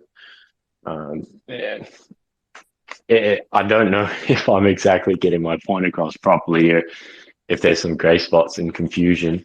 But yeah, what I'm trying to get at is, so we've built a very different product, and just the way it functions doesn't function like any other marketplace on the XRPL. Well, yeah, no, I understand what you're saying because using any marketplace, right? So if I bought NFT off of NFT Master, because the NFT is native to the ledger, essentially we could go to any marketplace and then resell it anywhere else. We're not locked into the marketplace that we've bought the NFT from. But that's if they allow other NFTs, because an example on XRP is using onboarding for buying and selling NFTs, and essentially I haven't played with their platform, so I can't speak with 100%. But what this is doing is, if Bob bought an NFT from NFT Master, and that NFT project hasn't onboarded with on XRP onto their platform, how does he sell that NFT on a different platform to a different audience? He can't. Because see, I was thinking from my perspective, any marketplace that we go to as a buyer, we would essentially have to create an account, right? Like if we wanted to resell our NFTs, we would have to have a account for that Well, your platform. Zum wallet should be your account for that platform. You shouldn't really need to make an account. But sorry, continue. Oh, okay. Because I mean, because unfortunately, when I've been gifted some shit, right, and I've even bought one because a collection was made for me from Sologenic, right? So it's like, I think I don't know if I could have got it or not if I didn't create an account, but there's that option to create an account, NFT account, to resell your stuff, right? So I mean, I don't know, but whatever. And somebody, Yeah. I don't. Yeah, so that's what I'm thinking. Like, so I know what you're saying as far as the Zum wallet should be our account because we just sign in with it, right? But And then like it should with, see your NFTs, and you should be able to list them on the marketplace. yeah, And the exactly. problem with this is, by using a onboarded only approach for buying and selling NFTs, if you haven't registered your backend to recognize these token IDs, when somebody goes to list their NFTs from their wallet onto your platform, if it's not from a project that's been onboarded, then they can't list the item on the platform. So it's essentially it's essentially creating walls between marketplaces and walls on the XRPL that shouldn't be there. That's for people to buy and sell. That's easier from a development standpoint to put up those walls, because discovering these on the XRPL is extremely difficult. You need to either totally database or you need to run a Clio node. Yeah, and that's what we've spent, excuse my French, a fuck ton of hours trying to build our code to be efficient and work with the XRPL. Because I tell you one thing, when somebody, like, this is the thing why they're not decentralizing it, is because it's quicker. And that's one thing Josh says a lot. You can have speed, decentralization, or cheapness. I mean, you can have two things out of the three: there's speed, decentralization, or cheapness. And you can take a pick. So we're cheap and we're decentralized, but we might be a little bit slower on speed. Others might have speed, but they might not have decentralization. So, of querying, the XRPL doesn't really like store all this data in one easy to get location. It's not on the smart contracts. It's not quick. You have to do a bunch of queries. If we want to find out like the transaction history of an NFT the first time it's been listed on our platform, but we have a special piece of code that we've written to do this, but it's not easy. Like it's a lot of bouncing in between. And that's where this, onboarding of the projects comes from, is because of this developmental curve, the effort that has to go in to develop these technologies. And it's once again, I repeat, it's not easy, but it's possible, and that's what I guess should be encouraged. But at the end of the day, having this diversity of different types of marketplace, someone might not give a shit about decentralization, and it doesn't really mean too much to them. And okay, cool. You just want to go on a marketplace, quickly buy and sell some NFTs, and not really think twice about it. Sure, there's a marketplace for that. But if you're someone who is like a nerd for decentralization, you give a shit about it. You see the future in it, and what pushing and trying to build these technologies, even if there's not monetary gain, but you see the value in adhering to quote unquote decentralization rules, and the future development and goal and gain from it, then you might want to go somewhere that has taken those extra steps to build potentially a slower website, but a more I guess decentralized, or adheres to what values you care about.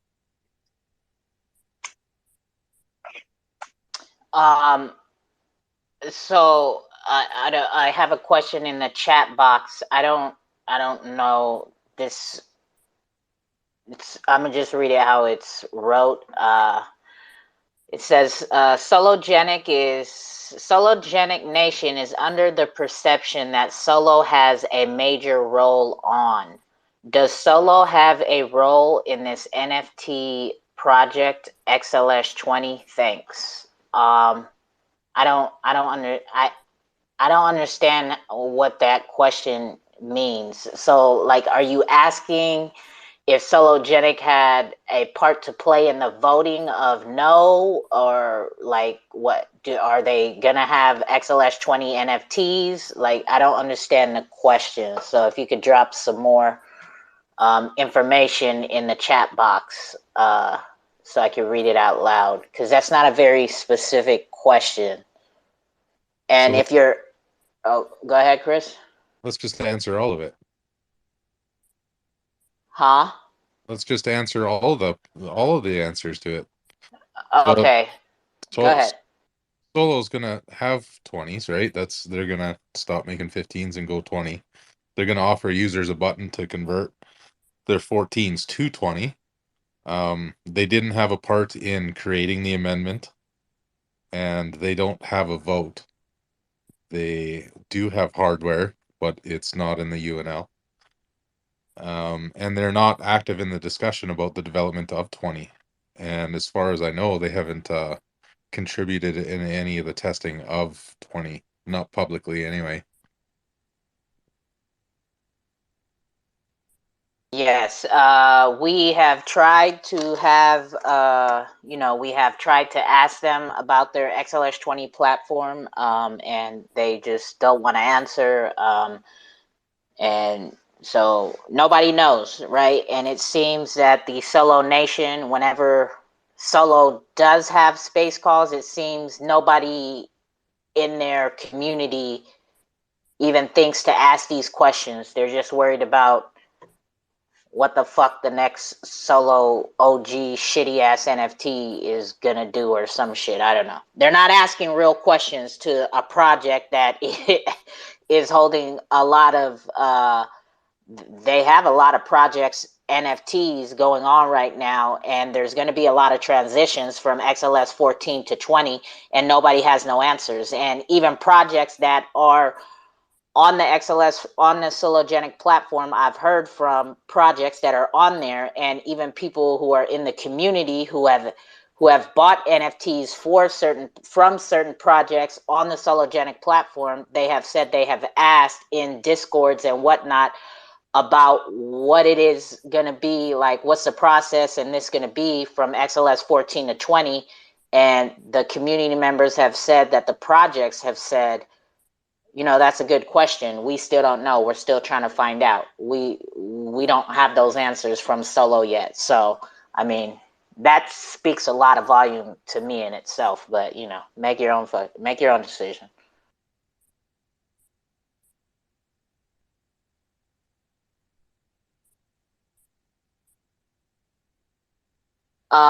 Anybody else? I see we got Junkies up here. What's going on, Junkies?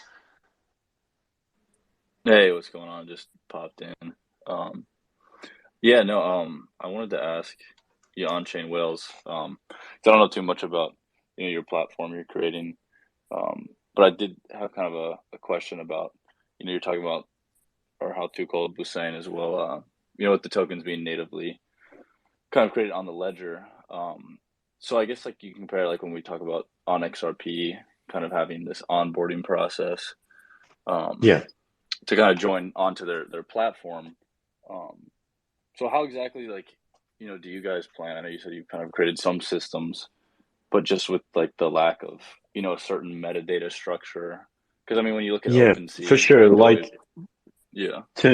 To work without an onboarding process, there's a lot more effort in the back end, I guess you could say, in terms of the amount of queries and communicating we have to do with the ledger to find out certain pieces of information on one NFT. It's just more work in terms of and it's slower work to get information on an NFT if you haven't already been given that information and you know what to look for in your backend. So because we've opted for a decentralized anybody can list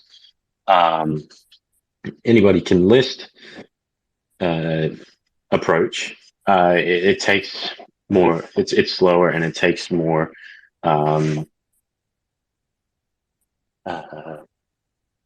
assets, more resources. I'm lost for the word. Yeah, resources. That's it. It takes more resources to get the information that you need. And this might be the one piece of information might be the transfer history, the history of who's owned this NFT. And you might be like, what, really? Just to find out where this NFT has gone backwards and forwards from? Yes. The XRPL doesn't supply us with that information. We have to. Josh, he's actually here listening.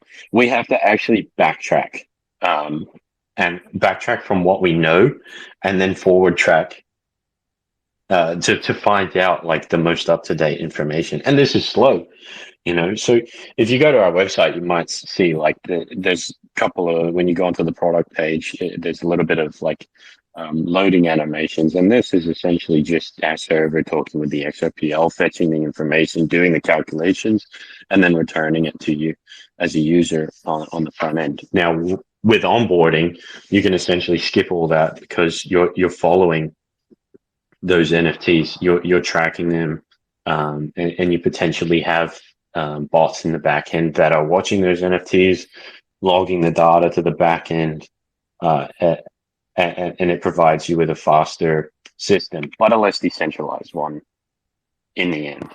There is an API that's being developed that'll take away all the work for you. Yeah, we've seen that. We're pretty keen for it. Yeah, if you haven't seen it yet, it's xrplmeta.org. Awesome. From they list on there is very promising, and if it's anything like their token data API, you'll be able to run your own node as well, which will speed it up so much, to have it on your own server side. So I'm Yeah. the gadget today actually set up the token data node in his home, so he's got that running there. That's Can't wait for awesome. the NFT one. Yeah, that's cool. I Yeah, was just looking at that the other day. I was getting very excited for that. They'll bypass, saves us doing 2 steps from someone else that already has the data stored cleanly for us. Well, this is something I wanted to build, and then I was kind of searching around how to build APIs, and then I was working on something where I wanted the token logos and ran into that, and I'm like, what the fuck? Like, I guess I don't have to do like, all this research to figure out how to build an API. And because I seen this as an issue as well. It's like, wow, like every marketplace is going to have to run Clio and Yeah. build their APIs and have a separate data. Like, it's so much the way that it's set up for XLS 20 for a marketplace to be able to discover NFTs. Because I don't know if everybody here knows, but you can know of an NFT, know who created it in what wallet, and because it's moved, never find it again, because you have to trace the hops, right? It was made in this wallet, and you actually got to go check the next wallet it went to. Is it still there? Oh no, it moved to this one, and you got to trace all of that until you find it. So that's like not scalable. In 4 years from now, it would take you hours to figure out where that NFT went. So exactly. That's how and that's why up for queries. Yeah, 100%. And that's why a lot of marketplaces. Sorry, Lou. No, all good. Yeah, like you're about to say, that's why a lot of marketplaces, I think, are opting to skip that, basically because, like you were saying there, Chris, there is a lot of steps going on the back end. But like you said, it's an issue that a lot of developers know and have seen. And with, people try and make this as easy as you can for everyone. And that's what's really awesome about the XRPL. Like xrpl.org has amazing files, and they're not the only one. We got like that metadata system that's coming up with their API that you were just talking about. And everyone's just so good at sharing information around as a general rule. And that's pretty exciting. It makes life a whole lot easier for developers and users. So one thing I've decided to try out instead of trying to make an API is I've been playing with a IPFS node that when you query when you try and pull an image from it, when it does finally pull it, it'll automatically pin it. And I'm hoping that if I share this with marketplaces on the XRPL and nobody else figures it out or whatever and abuses it, but it would essentially pin every single NFT on the XRPL and be instantly available, but then at the same time running a script that would resize all of the images so that you're not, because there was a discussion today, people want to mint 3,000 by 3,000 pixel images. It's like no marketplace wants to load that. Yeah. No, that would be awesome, actually. If you keep us updated on that, we'd be happy to chip in money-wise and stuff as well and help get that off the floor, because I can imagine that's something that we're kind of like got a solution, but one that's not necessarily a 5-10 year down the track solution for that, because as you're saying, it gets quite heavy quite fast when you're constantly using IPFS to query all sorts of different images and metadata too now. Yeah. The one I think I've seen a solution for like image resizing, and not like focused as a blockchain applications or anything. I forget the name of it. I'll have to do some searching. I can send it through to you, Chris, what the website is, but they essentially offer like potentially like image pinning and resizing on requests. So that might be somewhere you start your research and see how this will develop. Yeah, that'll be great. I found that the auto pinning is weird. It's not something that I've found any software you can use. Like none of the gateways that I've tried to run at home can do that, but I've kind of got it half-ass set up. And then the image resize isn't a big deal. Just, when a new image lands in a folder, it can make thumbnails and make them available. What I'm trying to do too is make it so that you just request the image, which would trigger an API just to give it to you without actually having anything in between. And that's been kind of tricky. I know it's possible because there's sites that you can call their URL with a website in the URL as a parameter, and it'll give you a screenshot of that site with nothing in between. It just delivers you an image. So I know it's absolutely possible to just have a parameter end up delivering you an image with nothing in between. So I'm hoping to figure out how to piece all that together, so you can basically just go to my URL / the hash, and then just instantly be delivered a marketplace friendly sized image without having to use IPFS at all. Yeah, nice. That would, yeah. So many people would find that useful. Yeah, I'm really excited to see where you go with that. Keep us updated on the moves and let us know if there's anything we can do to help. That'll be really handy for not only us but everyone. Yeah, this API from XRPL Meta would help too, because like if you use Cloudflare has an awesome IPFS gateway that you can use, that it doesn't even matter if the image is pinned, it'll deliver, not like the normal gateways, but it's still slow, right? Like it still takes a bit, and getting the metadata from IPFS is so annoying, because if you got to wait 10 seconds for that to figure out where you got to call the image from to begin with, like I made a little wallet, which is awesome, but if I go and load somebody else's wallet that isn't cached, like it can take 2 to 3 minutes to load the 4 NFTs in their wallet. I can't imagine trying to run a marketplace directly off of IPFS. It definitely wouldn't work. So I don't know what kind of solutions you guys were working on, or Yeah, so we've essentially got, like, to break it down badly, we've got basically two databases. Like, we got our own database for OCM that's with bots on the back, essentially, that are communicating with some IPFS gateways and communicating with our Ripple nodes, and basically compiling all that information into like an easily accessible OCM database, essentially, which is what a lot of the website runs off. But it comes into the issues, like you said, of where you load a brand new account that the database has never seen before, because then that requires you're querying the XRPL, again, the details from that. Then you need to query IPFS to find the metadata. Then you need to re-query IPFS to find the image location. And yeah, before you know it, you're taking 3-4 steps just to load one NFT. yeah, you would almost want to start that when they first log in with their wallet, so that before they ever hit a point to see their NFTs, it would be in your database kind of thing. Like you would almost want to add a little extra friction just to give yourself some time. Yeah, so there's not so much waiting time. Yeah, that's not a bad idea, actually.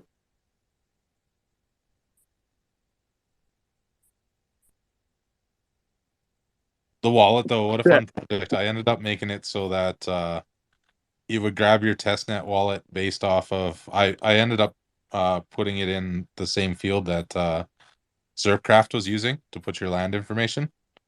So you can use your you can use your mainnet wallet to log in, and then it grabs your testnet wallet, and then because everybody's got their Flare address in the message field, you just translate that back to the ETH field, and I was able to grab all of your ETH NFTs using the OpenSea API.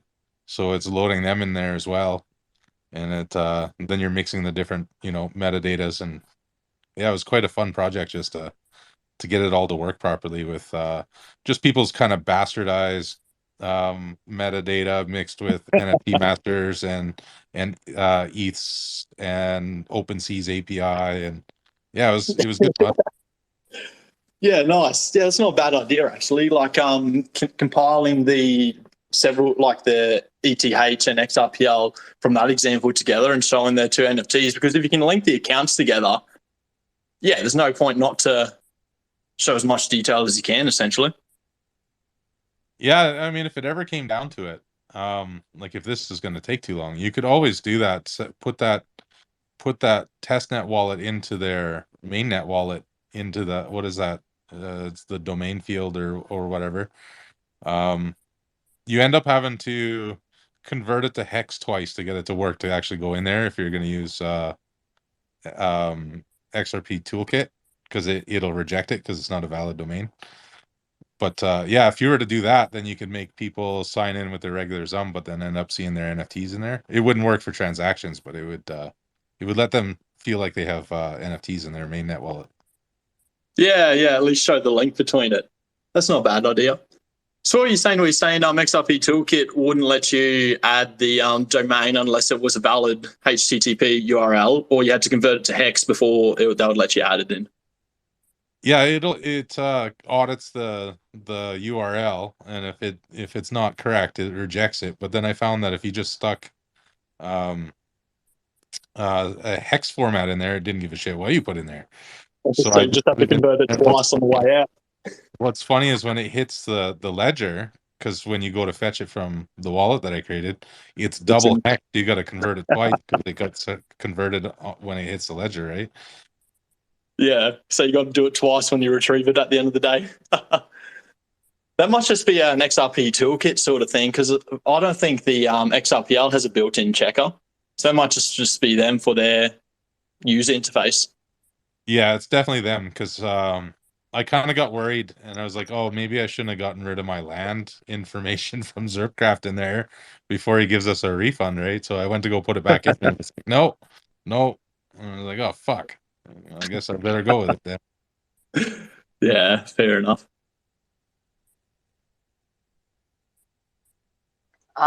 Again, anybody else want to join this conversation, ask any questions, all of that, just hit the request button, get you on up here. They went somewhere way left. That's like, they're speaking Spanish to me now. Very, very techie and devy, right? So anybody else want to hop in there? Too cold, you should start learning. Just jump right in. It's not as hard as you might think. Everybody starts with hello world. Get in there. Yeah, I remember playing around with that for ages, just trying to get a basic. Remember how long it took me to do my first query just to get the account balance on the XRPL? Yeah, I'm not gonna lie. Somebody did send me a link on some like free coding class, and I had looked at it, and then that was as far as I got, because I'm like, that's like, I haven't done any classes yet. I want to. I'd really like to go to a boot camp. Because I probably kind of screwed myself by just starting out fucking around and doing a year of fucking around, because I can tell when I look at my code, it's like super stupid.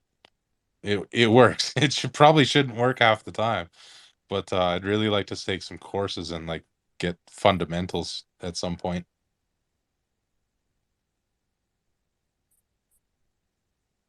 Yeah, it's hard. It's just about finding the time, isn't it, at that point? Oh man, my job, like I just got off of, I figured out, because I live at work when I'm working. And for 100-day stretch, I had only been at my own house for 6 of those days, I think it was. Oh, geez, man. Yeah, far out. Got to hit a wall at some point when you're moving like that all the time, don't you? Oh, it's funny because they're just like, can you stay another 2 weeks? It's like you realize that the longer I stay, the less I do, right? Like I'm at the point where I'm not doing anything all day. Well, we just need you here. I was like, all right, well, okay. Yeah, you're still paying the bills, so I'm happy. Chris or Josh, I just kind of had a question. Have you guys messed around much with kind of the idea of using like the taxon fields for anything specifically? You know, we're trying to kind of use it with a use case involving like gaming and interoperability between different games. I mean, specifically on the XRPL, but anything else interesting you've messed around with that kind of stuff? So, we were talking the other day about using NFTs as like subscription services. So basically you can tell which wallet has subscribed to which service based on which NFT they hold. And that's one thing we were thinking about the taxon would be good for, is you could just input a like a date into there and use things like that. Things like OCW, we use just the numbers 1 to 4 to indicate what corners we're using. I know Hadda is also using it. They've got a really cool setup because they have like a puzzle game built into their NFTs that you're trying to recreate the whole puzzle. And their taxon, they just released it actually, like the details on it. They've got it so the taxon number like indicates what piece of the puzzle it is. And basically whatever you can turn into a number and whatever use case. So like you were saying, like the puzzles and piecing things together, like that's what we're doing for OCW. I know Hadda's doing that as well.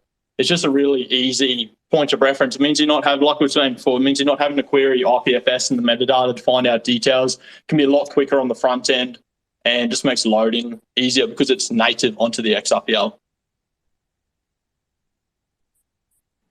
Yeah, no, I get that.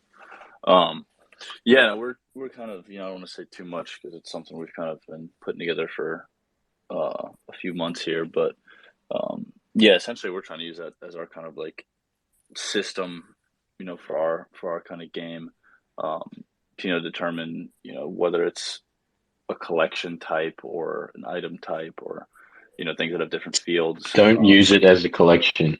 Yeah. I recommend not using the taxon as a collection identifier. I've told people this before. Yeah, not necessarily. I don't mean it like that. I just mean to kind of separate things within kind of our item fields and stuff. Yeah, not necessarily a full on collection. Yeah. I think what taxons are handy for is you can just query the XRPL for that token ID, like Josh was saying, and it's there. You get the taxon ID. So in your ecosystem and your NFTs, you can define the taxon as you can give it a meaning in your you can give it a meaning in your ecosystem. So, if you want to use a taxon for identifying, say, in a game, what NFTs live in what category, say like hats or something, you could easily figure out what like the NFTs this person holds for hats and use it as a taxon, use the taxon for that. But what I was saying, like you might be, that's the same thing as a collection. No, it shouldn't be used as a collection on a marketplace, but inside the ecosystem, if you know what the taxon is meant for. And that's the thing about taxons is it could be anything. So they have a meaning a different meaning to everyone else. But yeah, you can interpret the taxon however you like. I think that's an interesting and a cool thing about the taxon is it doesn't have one definitive answer. It's a number and it can be any number. So is it a single digit, or I haven't looked much into actually making NFTs? Can be any digits, I believe, right? Sorry, what'd you say? I said I thought it was an 8-digit number. I'm not sure where what the upper restriction is off the top of my head, but like I know you can just do like single digit numbers. Like on the testnet, all our OCW NFTs are just 1 to 4. So I don't think it has to be a certain length, but I wouldn't know what the upper length is off the top of my head. Sorry. Yeah, from our understanding, I think it is 8 digits. At least what we've been messing around with. But yeah, what I was saying to it is based kind of on our ecosystem and kind of our idea of the interoperability between gaming, games just on the XRPL and stuff. Because our idea is we're a gaming focused project. At the end of the day, so like the idea of having kind of that interoperability between games and items and the NFTs specifically, is just something that really hasn't been tapped into in just like a Web 2 perspective. So that's something we're trying to kind of use it for. But I get. No, it's a cool idea. It's definitely awesome. And with a game, you want a game to be quick. It can't be like slow like a website. It has, the flexibility where it can take, 1 second if you've got a fancy animation to keep them entertained. With a game, you need the items to load and be available. And if you can use the taxon to identify something quicker and it has a meaning, it's like a serial code, then yeah, it's sick. It's like that's an awesome use case for a taxon. Yeah, and I mean it's something we're doing with our junction. Our junction project is kind of, it's catering it towards a lot of, we like to say, gaming projects as well as like art collective projects. We've ran into some artists who, aren't as heavy on the dev side of things, but they do collections, they do monthly stuff, and whatnot. And the use case we're kind of using the taxon for is kind of to help them kind of kickstart doing some of these things in a way that is easy for them, but also functional in terms of like you have X NFT, and by like holding this grants you access to claim kind of Y NFT. And same thing with, we're building out kind of like the same kind of principle, but with like merging, burning, and minting of new NFTs and whatnot. But I don't know, it's something that we've talked about kind of internally a lot, and it's really it's cool. But that's why I was just asking if you guys have messed around with it at all. Yeah, that sounds super cool. Keen to see where that ends up. Yeah, nice. So just curious, what's the reason for not using it for collection? It has too many different meanings to everyone else, so it's not a reliable way to identify a collection. So, say X-Blades uses the taxon as like the blades are assigned a 3, and there might be some other blades assigned 4 or 2. There's no way for a marketplace to interpret what that means without the connection to the project, giving them the information. And secondly, not secondly, but then Xscape can interpret the taxon as it could be power, like how much the blade damages the enemy. It could be which collection in game it's assigned to. Sure, that's a collection there, but that's no way to identify the collection on a marketplace, because these blades could be from the same collection with different taxons, and the taxon being identifier of the boss it came from, or how much loot it can get out of an enemy once down. So it has too many different meanings, and it has no solid identifier. Thus, in terms of in terms of a reliable way to say it belongs to this collection is not there. You need more implicit and explicit information of collection, family, and name. And that is, that's the collection that it comes from. That's the family that it comes from, and that's a collection description. Whereas a taxon is a number. And how do you go, oh, this number for this NFT belongs to this collection? And they could have halfway gone through minting and changed the taxon for different kinds of items. So it's not reliable is the main argument. It's perfect for people like junkies and what they want to use it for using it within their interface, because they know exactly what it's used for. But it's more, and they can help them load quick, which is sounds like what they're talking about. But it's more so just like marketplaces don't really know what the number means. So if you're trying to use something that's for something to be represented on a marketplace, probably something that you want to put into your metadata instead. But if it's got a special meaning to you and you know what that meaning's for, then that's a perfect way to use it. Yeah. A weapon registry where you don't have to fetch the IPFS at all. You can just, this one is this without having to. Yeah, that makes a lot of sense, because that the actual NFT identifier is long and annoying. Yeah. No, I was gonna say, yeah, that's essentially kind of what we're doing, because we have plans to kind of have our own ecosystem marketplace just for anyone kind of in our thing, and uses like you said, an identifier, a filter, and whatnot is kind of our use case for it, at least like with the actual marketplace. But yeah, because you could have one issuing wallet creating X amount of collections, but if the marketplace isn't directly going in and querying like based on the taxon and whatnot, it gets very confusing.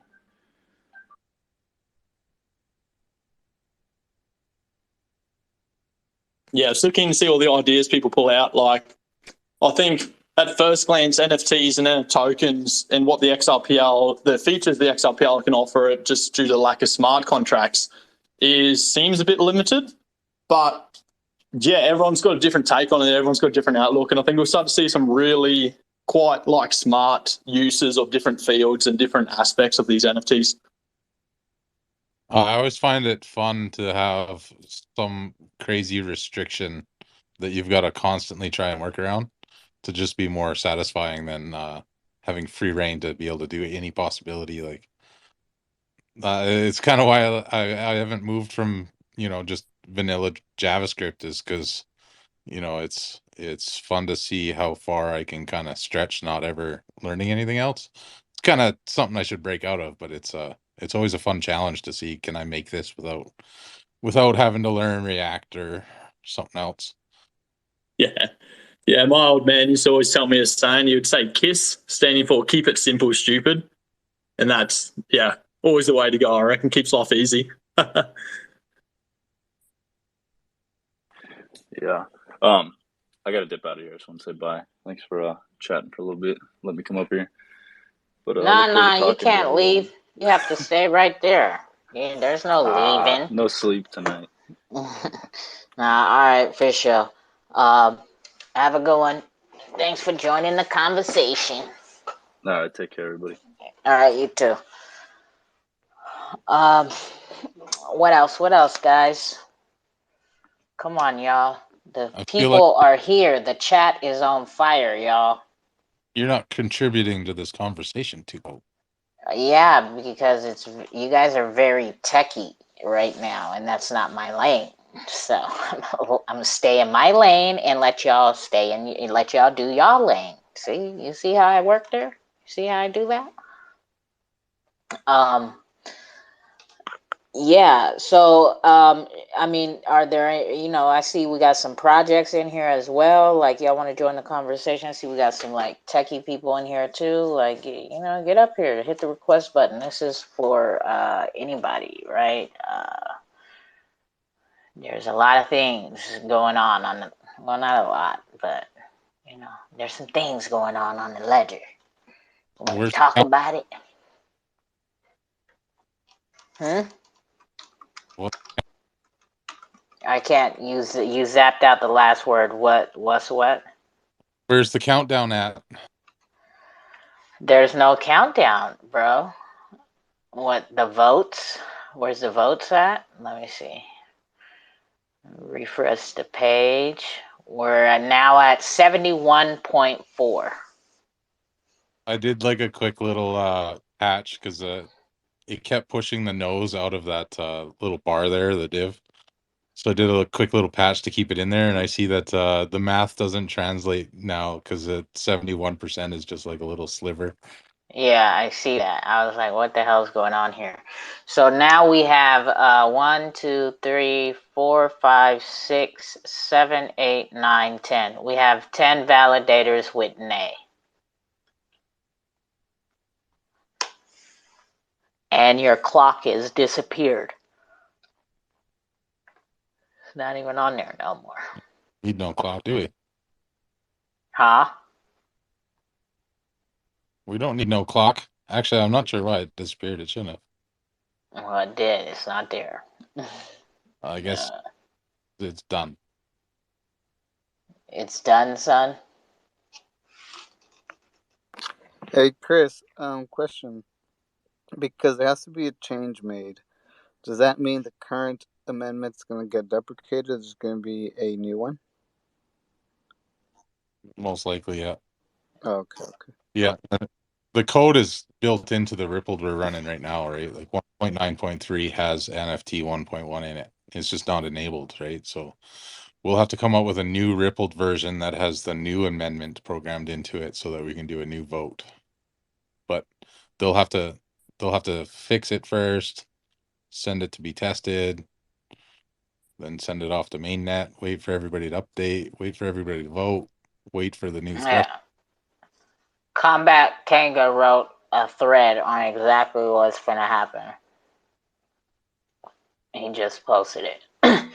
said, so what happens now? XLS 20. Question. XLS 20 has been delayed. Why? A nasty little exploit was found which could see NFT creators' wallets XRP chewed up in trust line reserves. Question. What was the problem? When an NFT is sold, the creator of the NFT can get a transfer fee like a royalty. This royalty is paid whatever currency the NFT was sold in. If the creator of the NFT didn't have a trust line to the currency, one could be automatically added.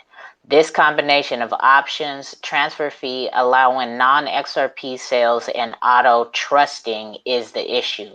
Once an NFT is minted like that, a bad actor, troll, etc. could simply sell the NFT between a few accounts for different currencies each time, adding a new trust line to the creator's account at the cost of the XRP reserve. So what happens now?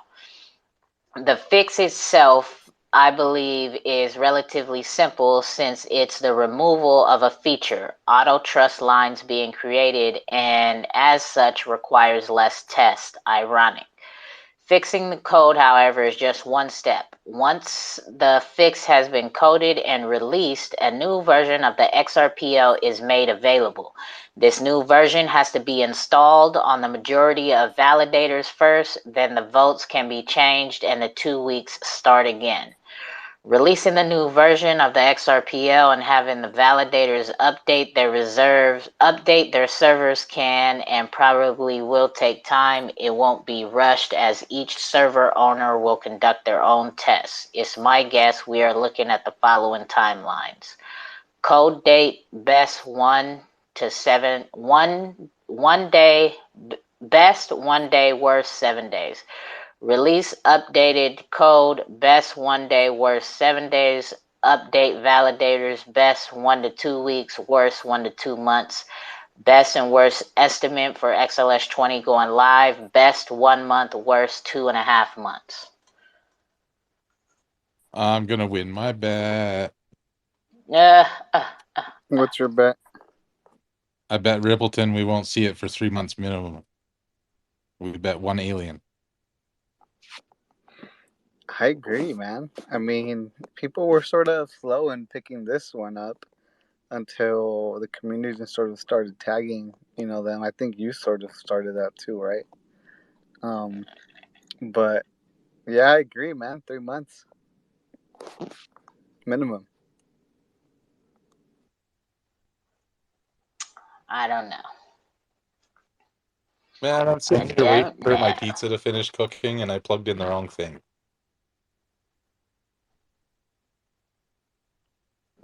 The wrong timer? Instead of plugging in the little pizza fryer that I got, I plugged in my satellite.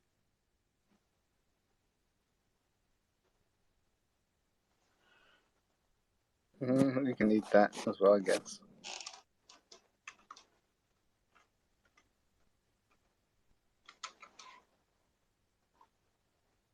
Wow, 3 months, huh? Damn.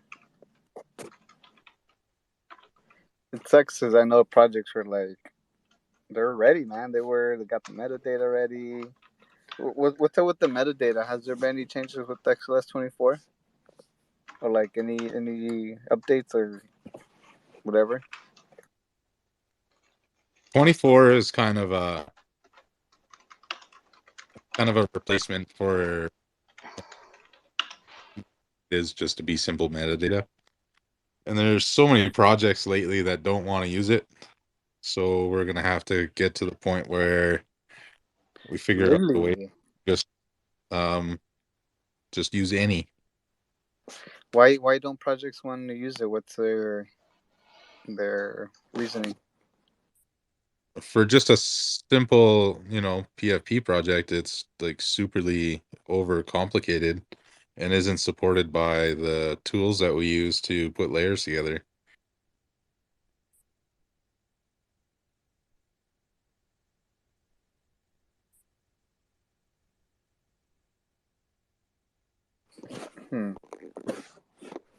What's not supported? The metadata? Yeah, it's not one of the outputs available in like Hashlips or Apsys, and then Yeah. What tool is that? It's just a tool that you put the layers together to put your collection together. Like if you're doing a generative. I mean, if you look at the difference between the metadatas, if we just use what ETH uses, it's super simple, compact. Like, bam, you're done when you create your layers. And to do 24 it's quite a heavy file and a lot of work. It doesn't really pay off in any meaningful way. I'm assuming each layer is a trait. Yeah, so to make your 10,000 collection, you would throw all your layers into a program and it randomly mixes them all together, and the same program will also make your metadata for each one, lining out what traits are in that NFT, and then you have a package that you can just kind of put together and upload to IPFS. Oh, I see what you're saying now. I see what you're saying. So some of the metadata fields aren't supported by that application. And what's You the look name of at that? Hashlips or Apsys are the two that I know of people use. Hashlips and that. Yeah, if you look at the two structures like side by side, 24, I mean, there's a lot of fields, and you're not going to use most of them anyway. You would just use the same thing that we already use on every other platform.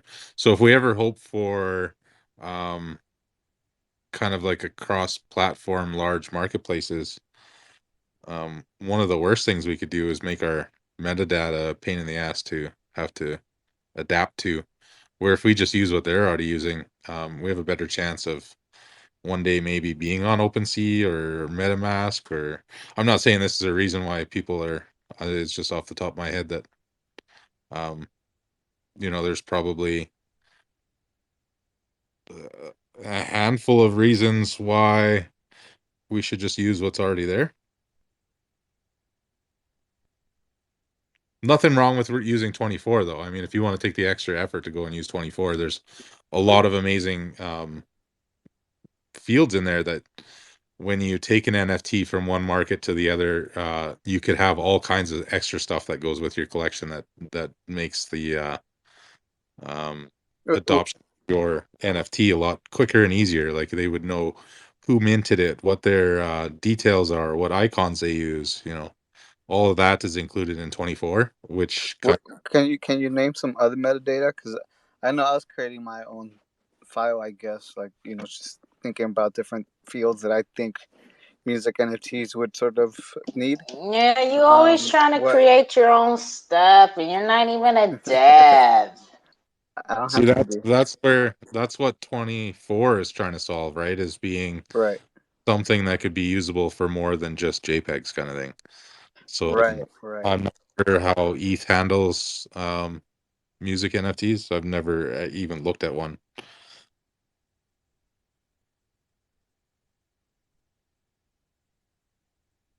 Well, Mookie's sitting right there. He knows quite a bit about metadata. We've had arguments over it. Monkey's been in here, man. Monkey do not want to get up here and talk to none of y'all. Y'all just now seeing him. He's been in here for hella, like probably about an hour or two now. I don't scroll past the speakers, so I'll get stage fright. You serious? Are you playing? No, I don't want to know how many people are in here. Fuck that. Bro, there's like 200 people watching right now. Man, It's a big topic. don't put that record button in. So what am I doing? Shut the fuck up.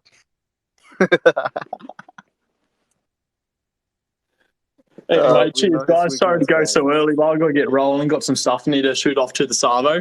But thanks for having us too, Cold. Thanks for chatting, everyone. Hope everyone has a good time, hey? Yeah, no problem, mate. All right, Wanker. We'll see you on the flip side, eh?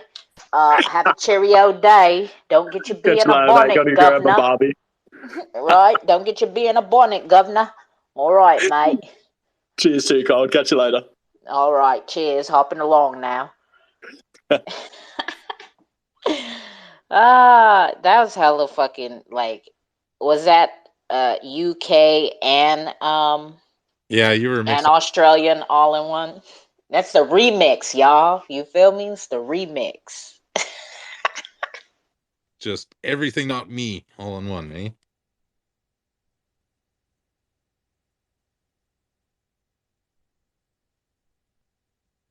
That's hilarious.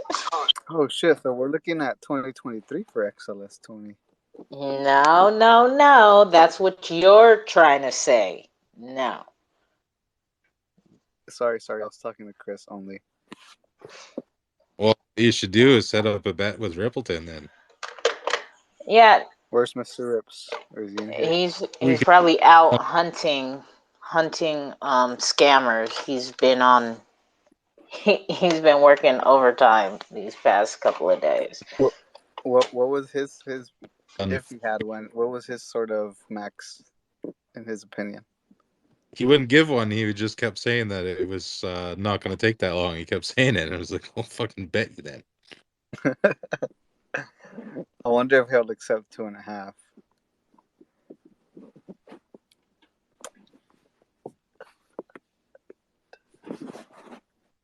I get where he's coming from, though. He's kind of thinking in the terms of how fast we can put out like an emergency patch.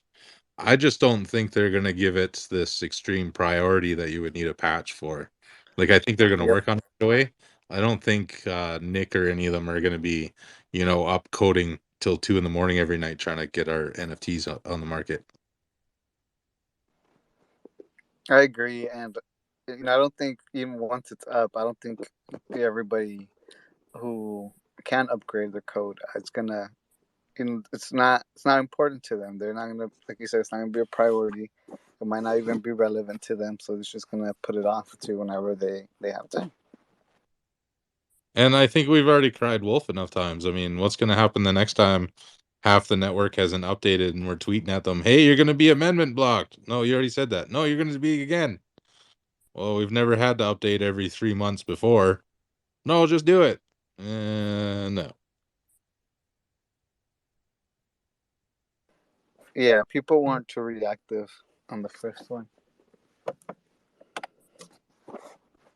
But how long did it take for it to get the 480? We're like well over 100 days, I think. 30, 60, 90. Damn.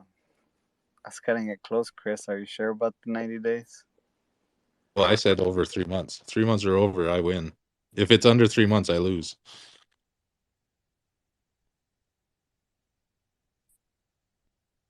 Wait, didn't you guys bet an alien? I could have swore that you betted an alien.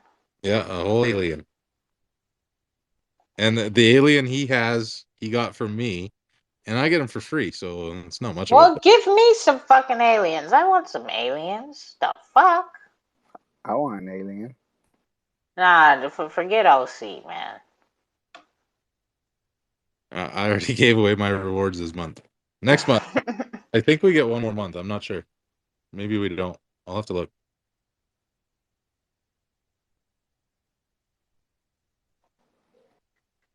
Should have had a bag and had it in the loyalty program. I get free aliens every month. Nice. What the fuck is a playground?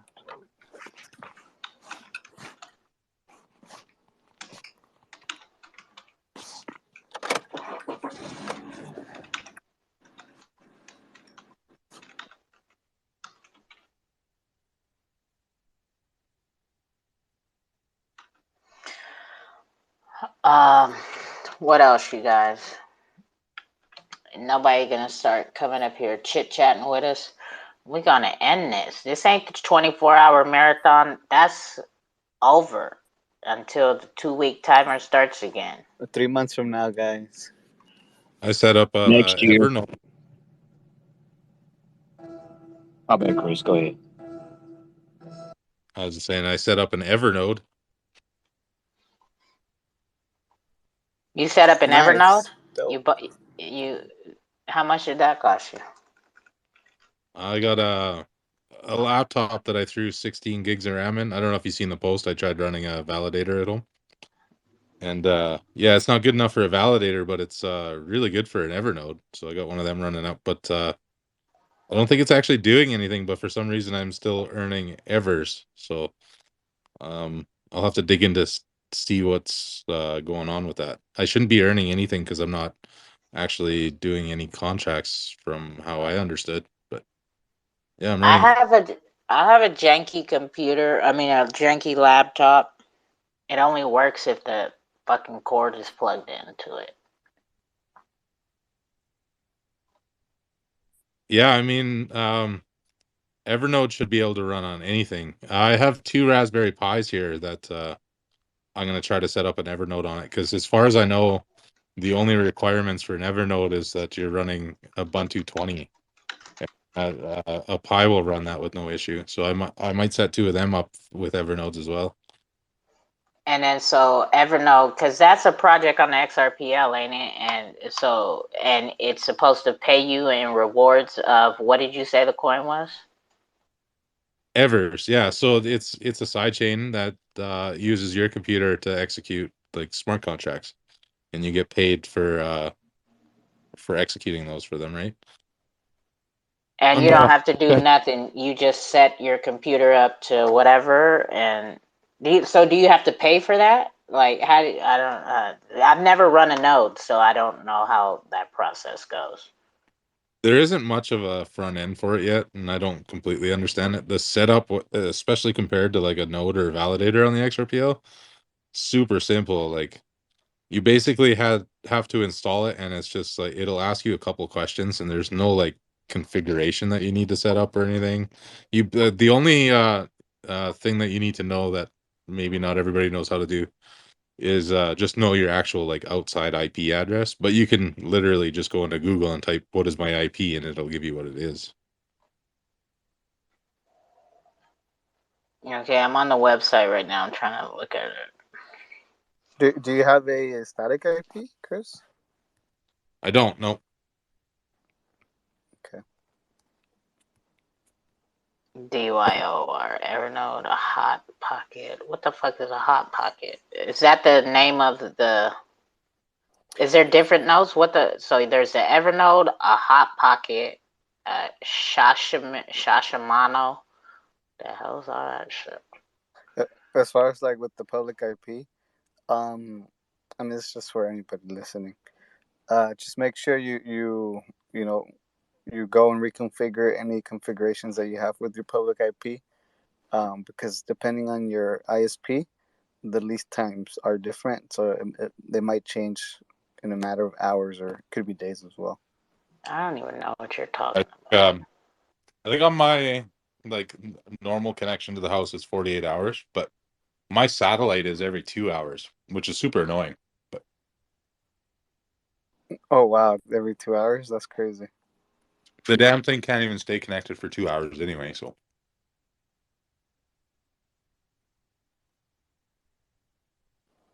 Pretty much too cold. Your internet service provider assigns you a number, and if you're not connected to them, that number can change depending on their time limit. That number being your IP address. yeah, it's like getting a new phone number every time you turn your phone on. Well, I don't do it. I don't have that problem. Well, your computer does. Yeah, your router does. Not that one, because I don't even hardly use it. I don't even use it because it's fucking janky. If I take the power cord out, it will turn. It will. I don't know what I did. The battery's fucked. No, it's probably just bad battery. Probably just need a new one.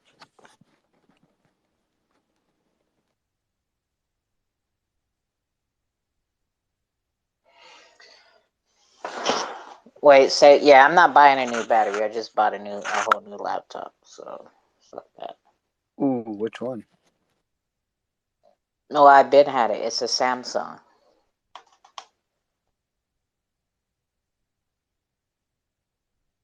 Because Android. You can probably get a new laptop battery for like 40 or 50 bucks on Amazon. Yeah, but I don't use it. I don't need that laptop really. So that's why I'm saying, like, if it's easy to do that, what you're saying, to run an Evernote or whatever, I'll do that shit on there. I'll just leave that motherfucker plugged in 24/7 somewhere.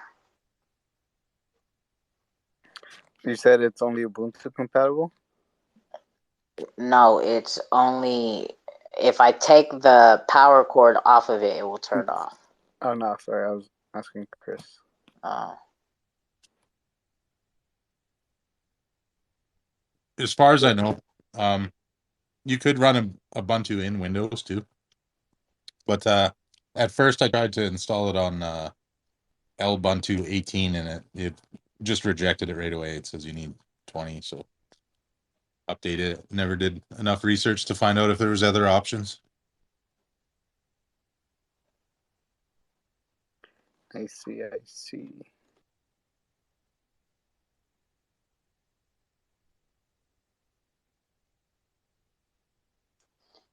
Yep.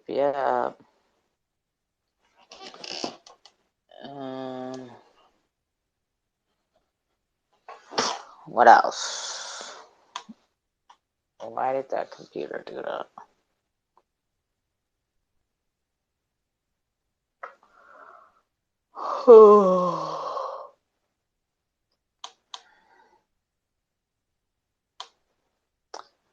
Yeah.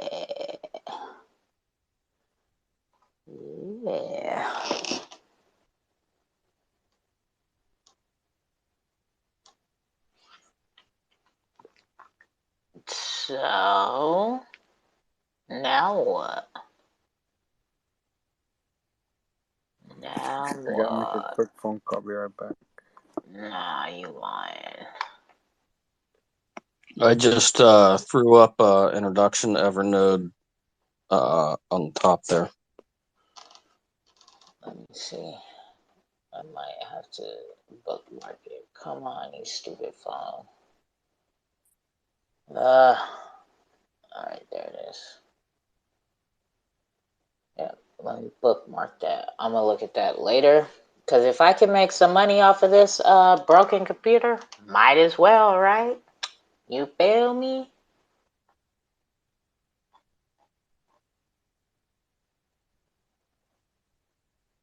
Yeah, so far I've earned 2,300 evers.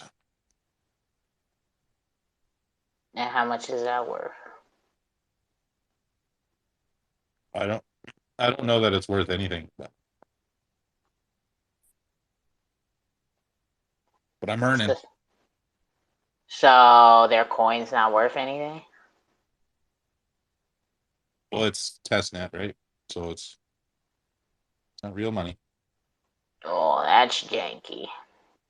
Well, maybe I don't start running it until it starts paying some real stuff.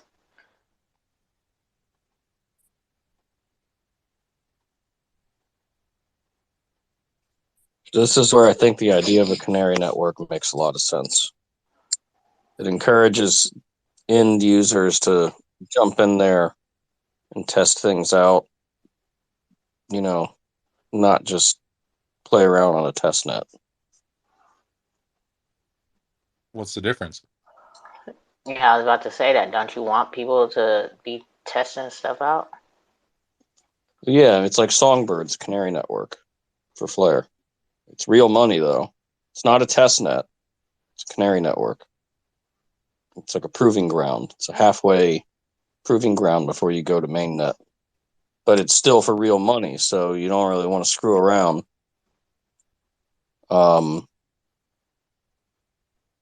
I just think it's a good idea. XRP Ledger doesn't have one. So it's just a production net. If it's not a test network, why'd they call it Canary?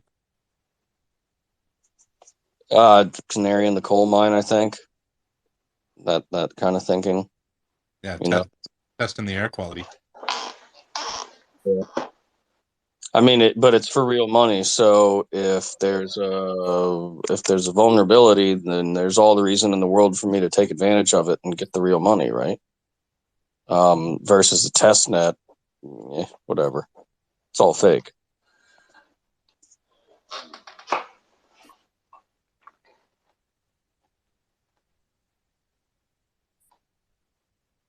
all fake. I kind of like Evernote's idea. I don't know if the Evers will ever be worth something on the mainnet, but like I suggested on chain, just having a testnet wallet would be pretty cool if mainnet applications gave you some kind of perk because you did. Right? So it's like StakeX could have it so that you get larger liquidity pools or however they do their thing. If you have a testnet wallet and you're like actively using it, because they do have an interest in it, right? Their marketplace is on the testnet needing testing, and they have an application on the mainnet. They could offer a larger incentive to people that have a testnet and a mainnet wallet.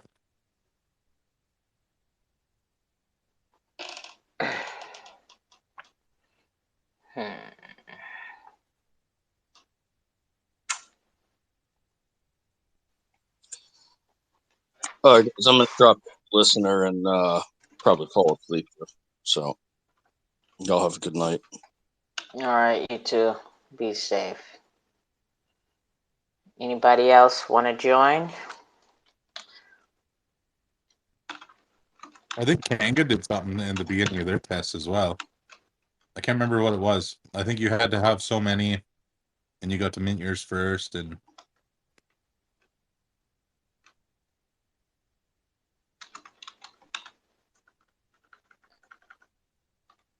Wait, they did what?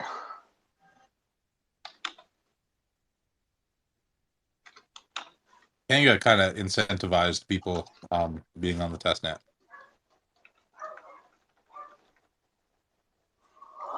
Well, I think that's what who was saying that? I think that's what On-Chain Whales was saying, to get incentivized to start testing on marketplaces.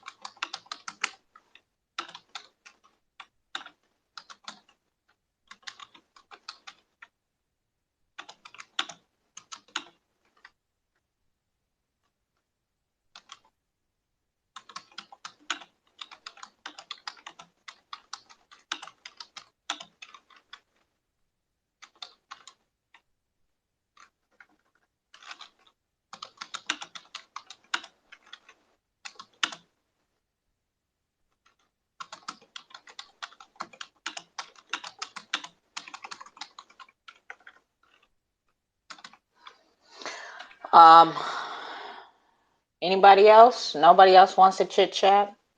We're gonna get up out of here then, y'all.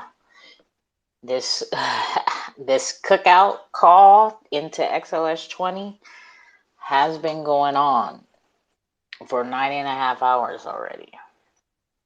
So if nobody's gonna talk, we can get on up out of here. You feel me?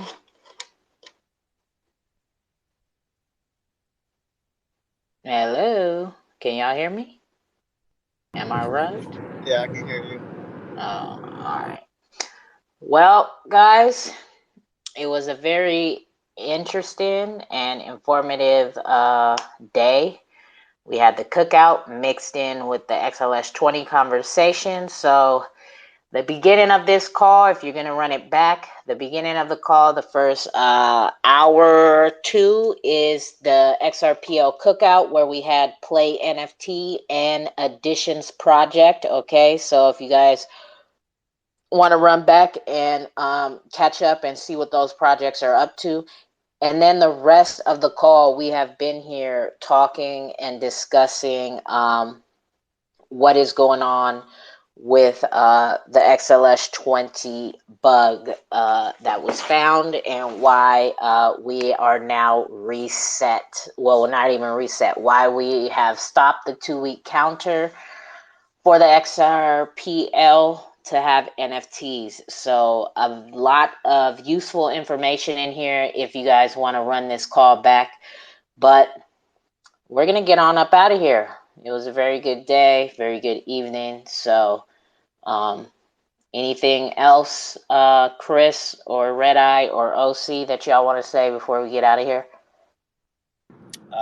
Negative. Everybody have a good night or good morning.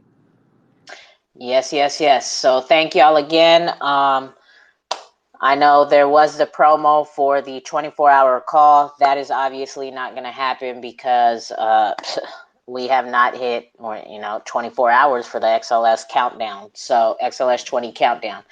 So we will revisit that when the timer starts ticking again, and we will be doing that 24-hour call with all those giveaways, right? We still will be participating in that. So I don't have any calls. Yeah, I don't have no calls scheduled for this week as far until Thursday is my next scheduled call. So that will be for the Wake and Bake vibes. But you can catch me in between, right? Throwing up a call and hanging out with the fam and keeping my finger on the pulse and my ears to the streets, right? So be safe, y'all, in them crypto streets and, in your real life. And always DYOR. Never trust, always verify. Go ahead, Chris. See you all in December. All right, y'all. We up out of here. 2 Code is gone. Thank y'all.